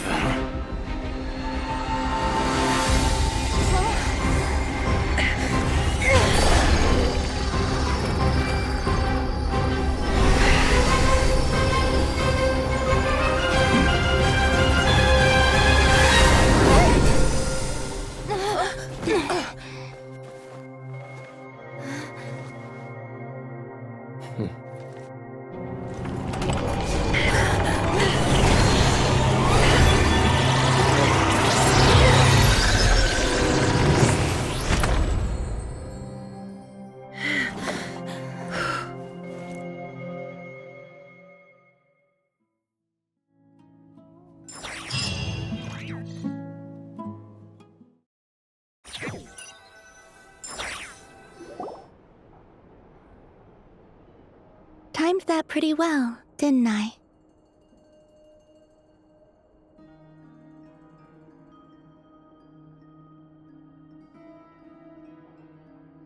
It's okay. I'm just glad no one was hurt. Paimon noticed you doing something too, Dainsleif. Were you helping get them out? Of course. When I asked Nefer to conduct this investigation, I was not naive to the dangers involved. I had a duty to ensure your safety. Good to know your sense of justice is still intact after all these years. I take that to mean that you saw the truth. That comes as a great relief. I certainly did. And thanks to your help, I also managed to trap Rerir inside the chess set. Whoa, really? How'd you manage that? Well, to be honest, I sensed that something was wrong long before we made it to the temple. By using this fragment to probe into Rerir's past, well, the monster formerly known as Rerir, it seems I alerted him. I was tracking him, then he caught on and started tracking me too. Can't say I'm surprised. But how did he track you through your thoughts alone? That shouldn't be possible. Rerir was a secret agent who reported directly to the Vinster King. He is an expert at finding a trail and hunting down his pursuers. No wonder. He infiltrated the chess set, read my thoughts, and built a new virtual chess set inside of it. That's why we weren't able to leave at first. Speaking of your chess set, it's quite a remarkable item. Would I be right in thinking you have some connection to King Deshret? You overestimate me. I only have a connection with one of his underlings, the Ibis King. You all saw how this came to be. A long time ago, the 𝐒𝐴𝐴 massacred my tribe, the Shimti, in our home village. A few years later, I enrolled in the academia, where some new information came to light. The Unut and the 𝐒𝐴𝐴 fought a bitter battle over the rights to a well, all for the sake of a non-existent 50 million mora. The 𝐒𝐴𝐴 ultimately won that confrontation, but their victory came at the cost of almost every warrior in the tribe. The final blow to the 𝐒𝐴𝐴 came at the victory feast, when an Unut assassin beheaded their chief right before my eyes. The remaining 𝐒𝐴𝐴 fled and have been scattered to the winds ever since. Having gotten my revenge, I returned to my hometown, where to my surprise, the nearby temple was still standing. There it was, seemingly immune to the relentless hostility of the desert, while my tribal home lay in ruins. As I stood there gazing at the temple, I noticed a cat just outside. This cat, as it turned out, was home to the spirit of the Ibis King. He led me to a gate deep inside the temple, and there he made a deal with me. This chess set is my gift from the Ibis King. The chessboard within is made to the same specifications as the one in the mausoleum of King Deshret, and represents his power of piercing analysis. With this chessboard in its container, I gained a certain ability to perceive hidden secrets. Now, you could conclude that the Ibis King simply wanted to give the people of this world the power to seek the truth, but I don't believe that's the full story. Every god plays favorites.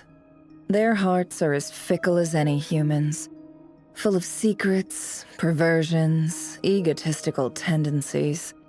But precious few gods are willing to admit this.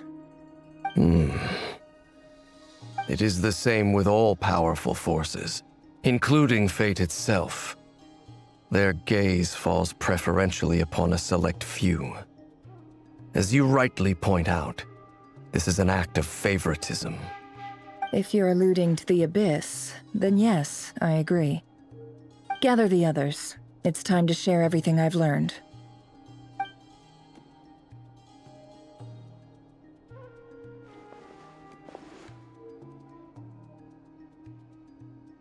Thank you all for being here.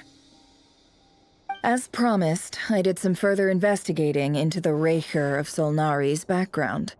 I am pleased to report that the investigation has been most fruitful indeed. The 𝐒𝐸℔ of 𝐒∨𝐈, real name Rerir, was once a Khaenri'ahn subject who served the Vinster King. I will now share the important details of his story. Please save any questions or comments for the end.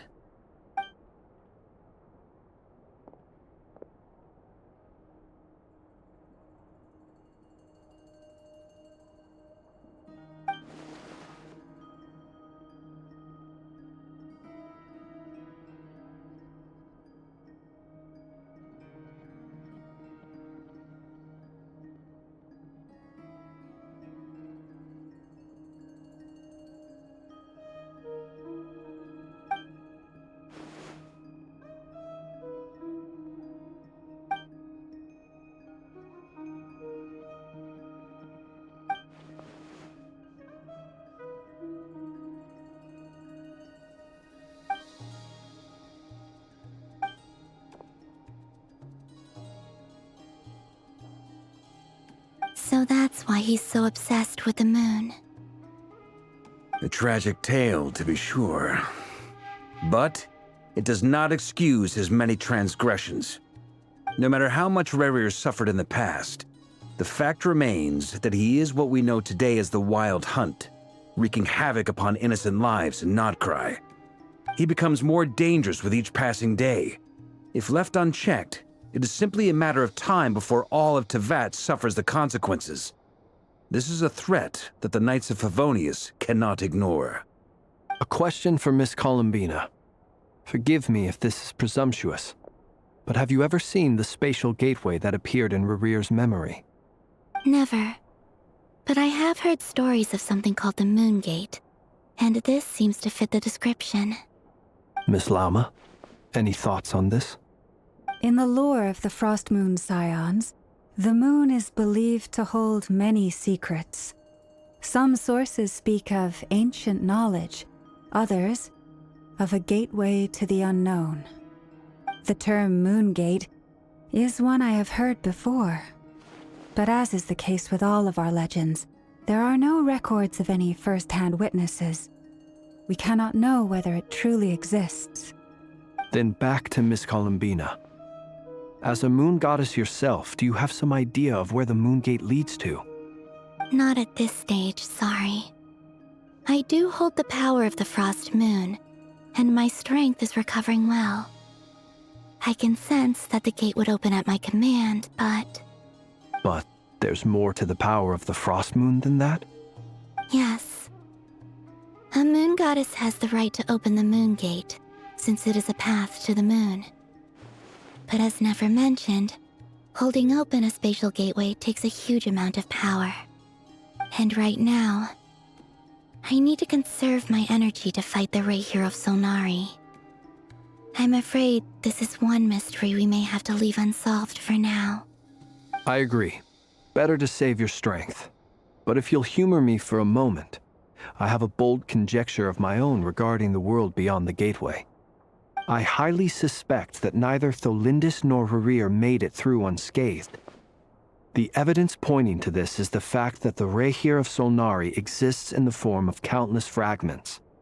With the abyssal power he wields, no ordinary foe can touch him, let alone tear him to shreds. And yet, the Wild Hunt proliferates wherever his scattered fragments lie, drawing hordes of monsters to many different locations across the land. So your theory is that 𝐿𝐼𝐼 was physically torn to shreds by some powerful force? Hence, why the Wild Hunt is a distributed phenomenon, rather than a unified one? Makes sense to me. Explains why the Wild Hunt is so pervasive, and why he's been trying to piece himself back together. He was whole to begin with, and he wants to be whole again. Without the power of the Abyss on his side, he almost certainly would have perished the moment he was torn apart. But the Abyss, much like a curse, has kept him alive. I could not agree more. The power of the Abyss is most surely a curse. It is a compelling explanation, and one that accords with my present understanding of Abyss creatures. Whether the life form in question is primitive or advanced, if a curse has extended its lifespan unnaturally, it will continue to survive in spite of everything. This raises some interesting questions. I will run some experiments and see if there is any validity to my suspicions. That being said, regardless of whether my research bears fruit, I would like to thank Miss Nefer for conducting such a thorough investigation. Already, it has greatly enriched my understanding of the entity we face. My pleasure, Mr. Albedo. I too hope that the information I have shared today proves useful as we look to formulate the next stage of our plan. Hey! What is it, Dainsleif? You look really upset! It's just... when I think of the man I once knew as 𝐿𝐼𝐼, I struggle to understand why things had to turn out like this. The two of you used to be friends, didn't you? I don't know if these words will bring any comfort, but my heart goes out to you.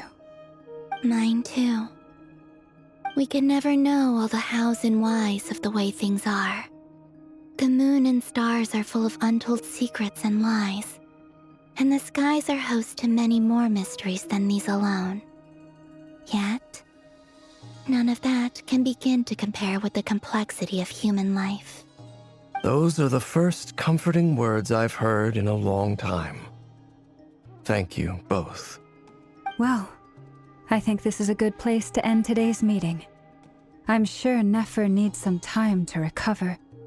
She's been through an awful lot today. That's very thoughtful of you, Llama. Of course. Sounds good to me. Take some time to rest and digest before we reconvene to nail down a plan.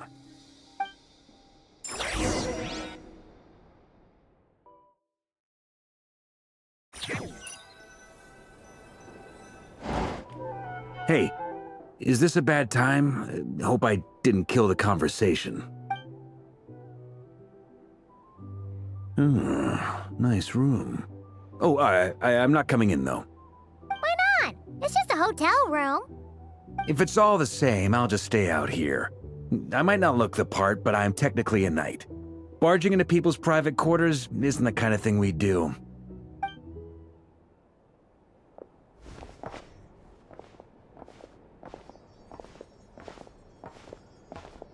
Anyway, Nefer went back to the curatorium to get some rest. But before she left, she shared some things with me that I thought you should be aware of. Firstly, although she managed to trap the Raker of Solnari inside her chess set, there's no guarantee that the power of the Ibis King is any match for one of the 5 sinners. Their powers are beyond our comprehension.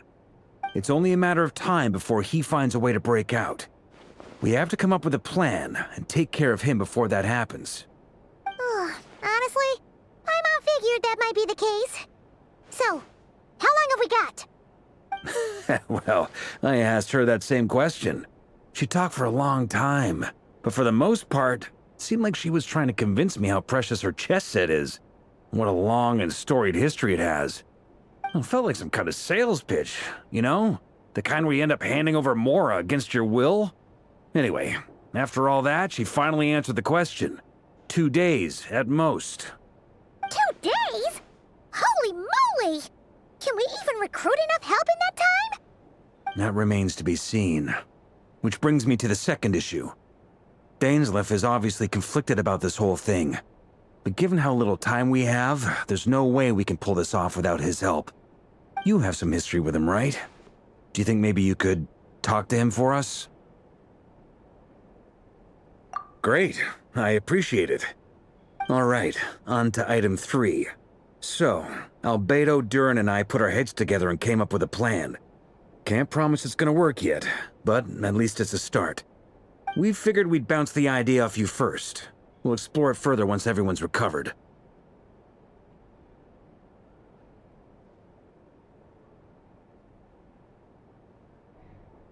Oh, Paimon's dying to hear this. All right, so here's what we're thinking.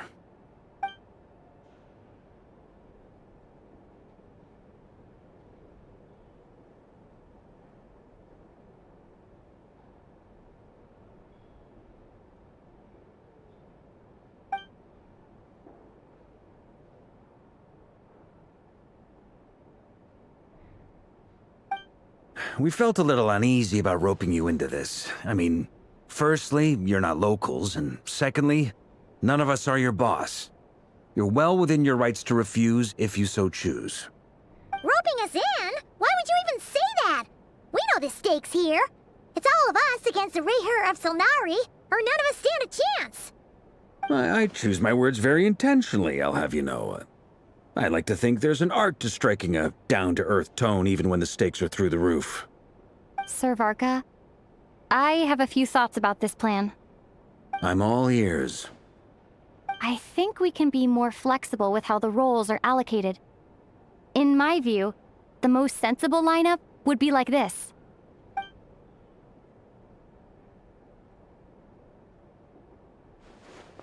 I see your point, yeah.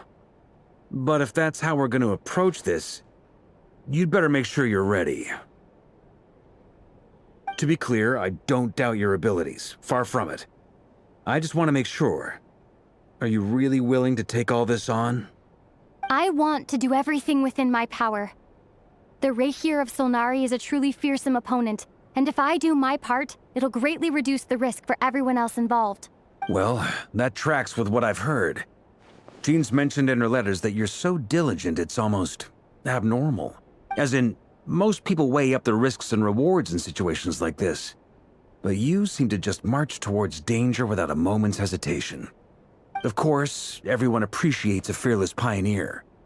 But all that aside, I'm the Grand Master of the Knights of Favonius, and you're our honorary knight. I want to make sure your courage doesn't come at the expense of your safety. Thank you, Sir Varka. I should be the one thanking you. It means a lot to have you on board. I'll give some serious thought to your suggestions.